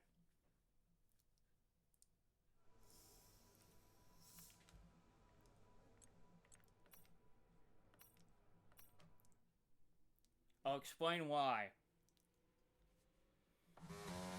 in a second. But what I'm thinking is that if I can do what I did with the steer assist a moment ago, or a little bit ago, if I can repeat that with my own steering, then we're in good shape.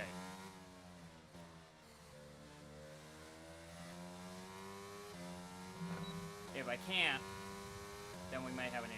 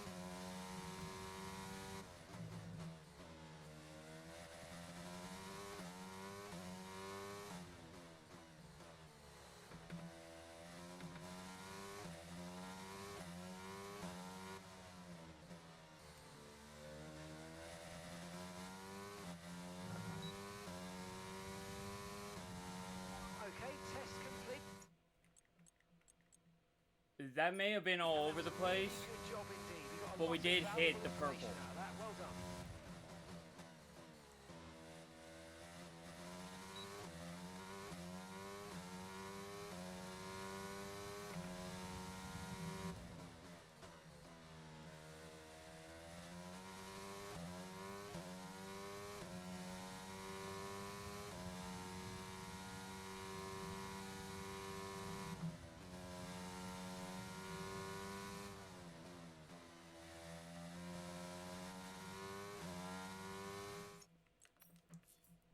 Let's go give it one more try.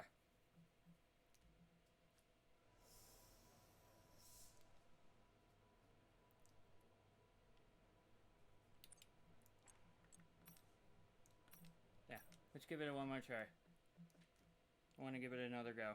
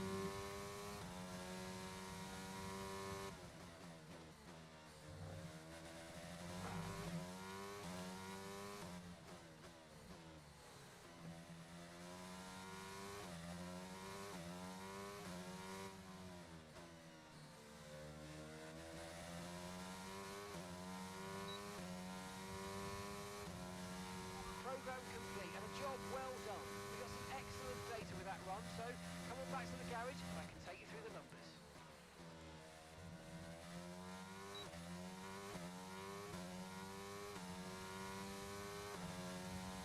It's just not all the way there. It's just not all the way there.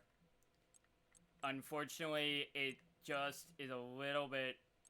Well, actually, I'm actually taking a further step and actually saying that it's actually me.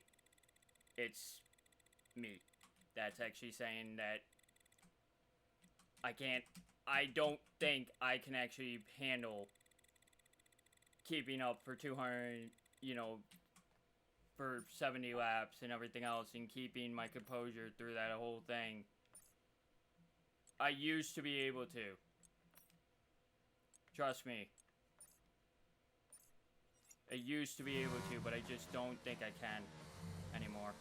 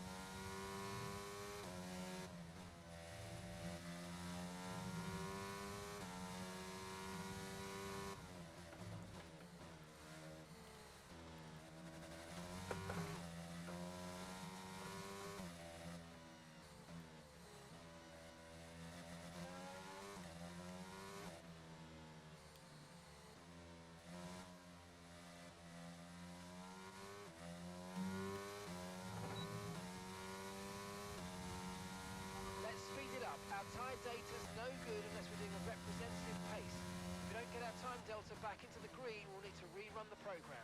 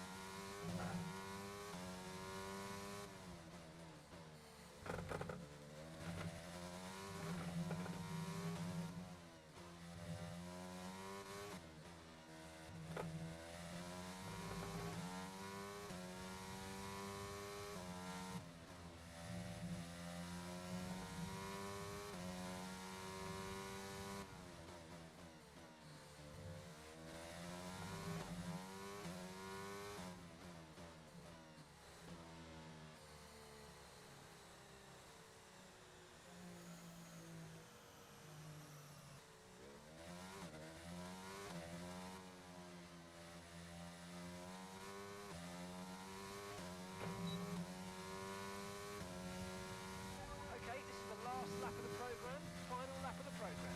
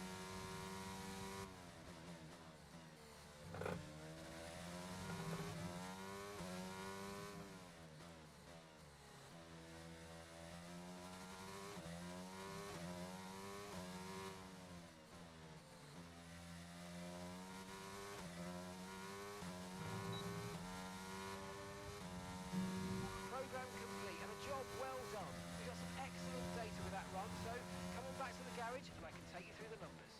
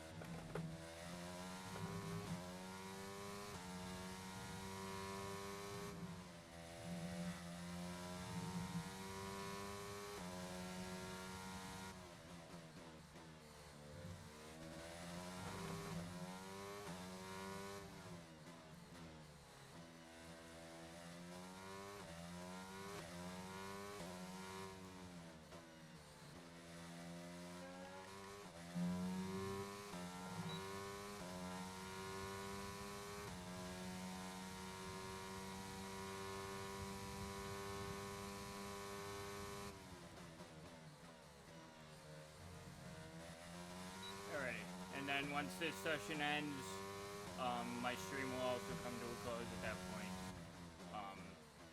because we've been going now for quite a while.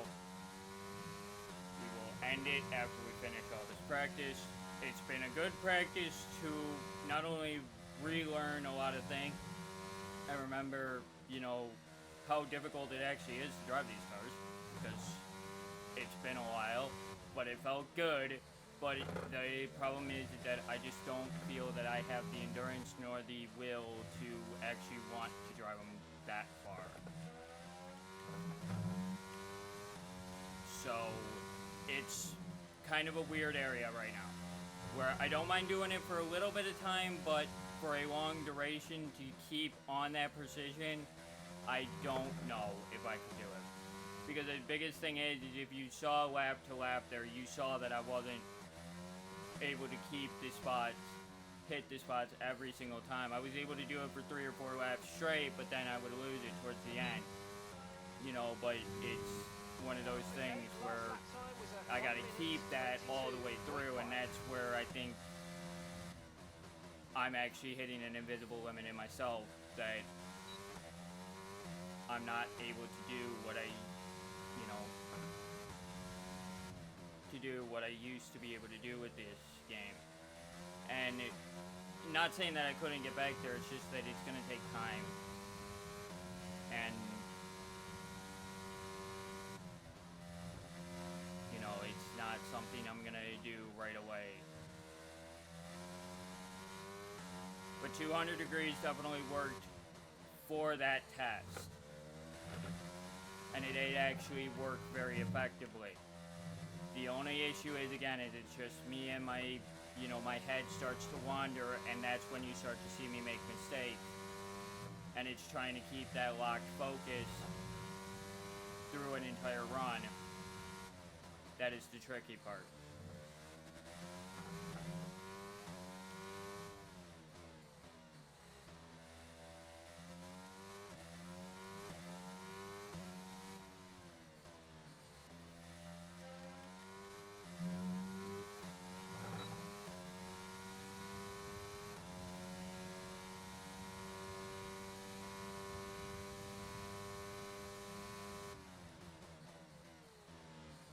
But as you saw, we did run the fastest lap I could run in that at an 18.5. Now imagine if I could get, you know, my focus locked. Imagine how much faster that time could be. If I could just push it just that little bit further. You know, that's where we're at now. It's that I know I can be up at a very good pace. It's just that doing that throughout an entire run is something that's not in the cards as of yet. Now I will readjust my steering rotation in my profiler after, or in the G-Hub after.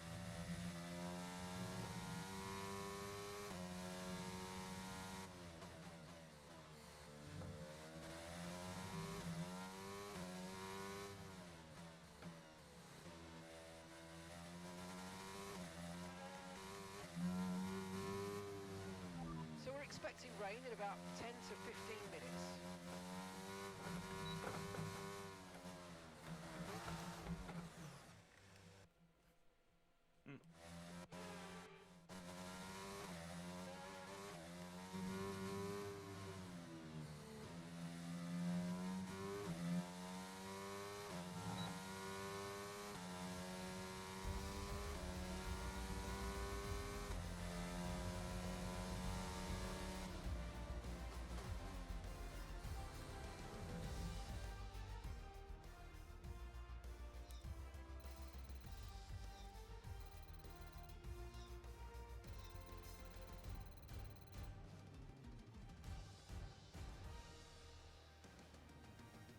The session has drawn to a close, so let's review our top 3.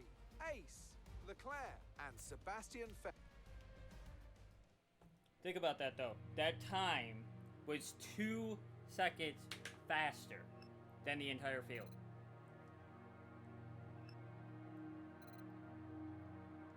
But that was a special sort of lap where I did that a very specific way.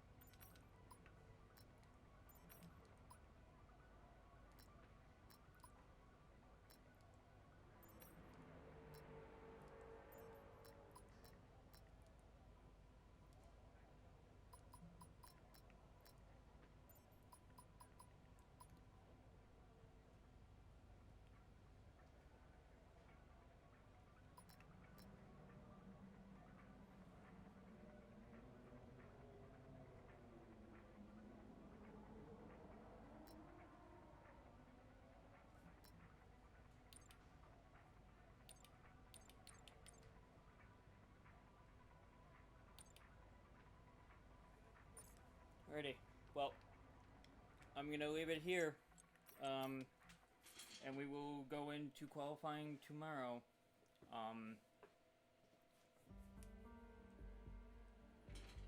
And then it'll be into the race.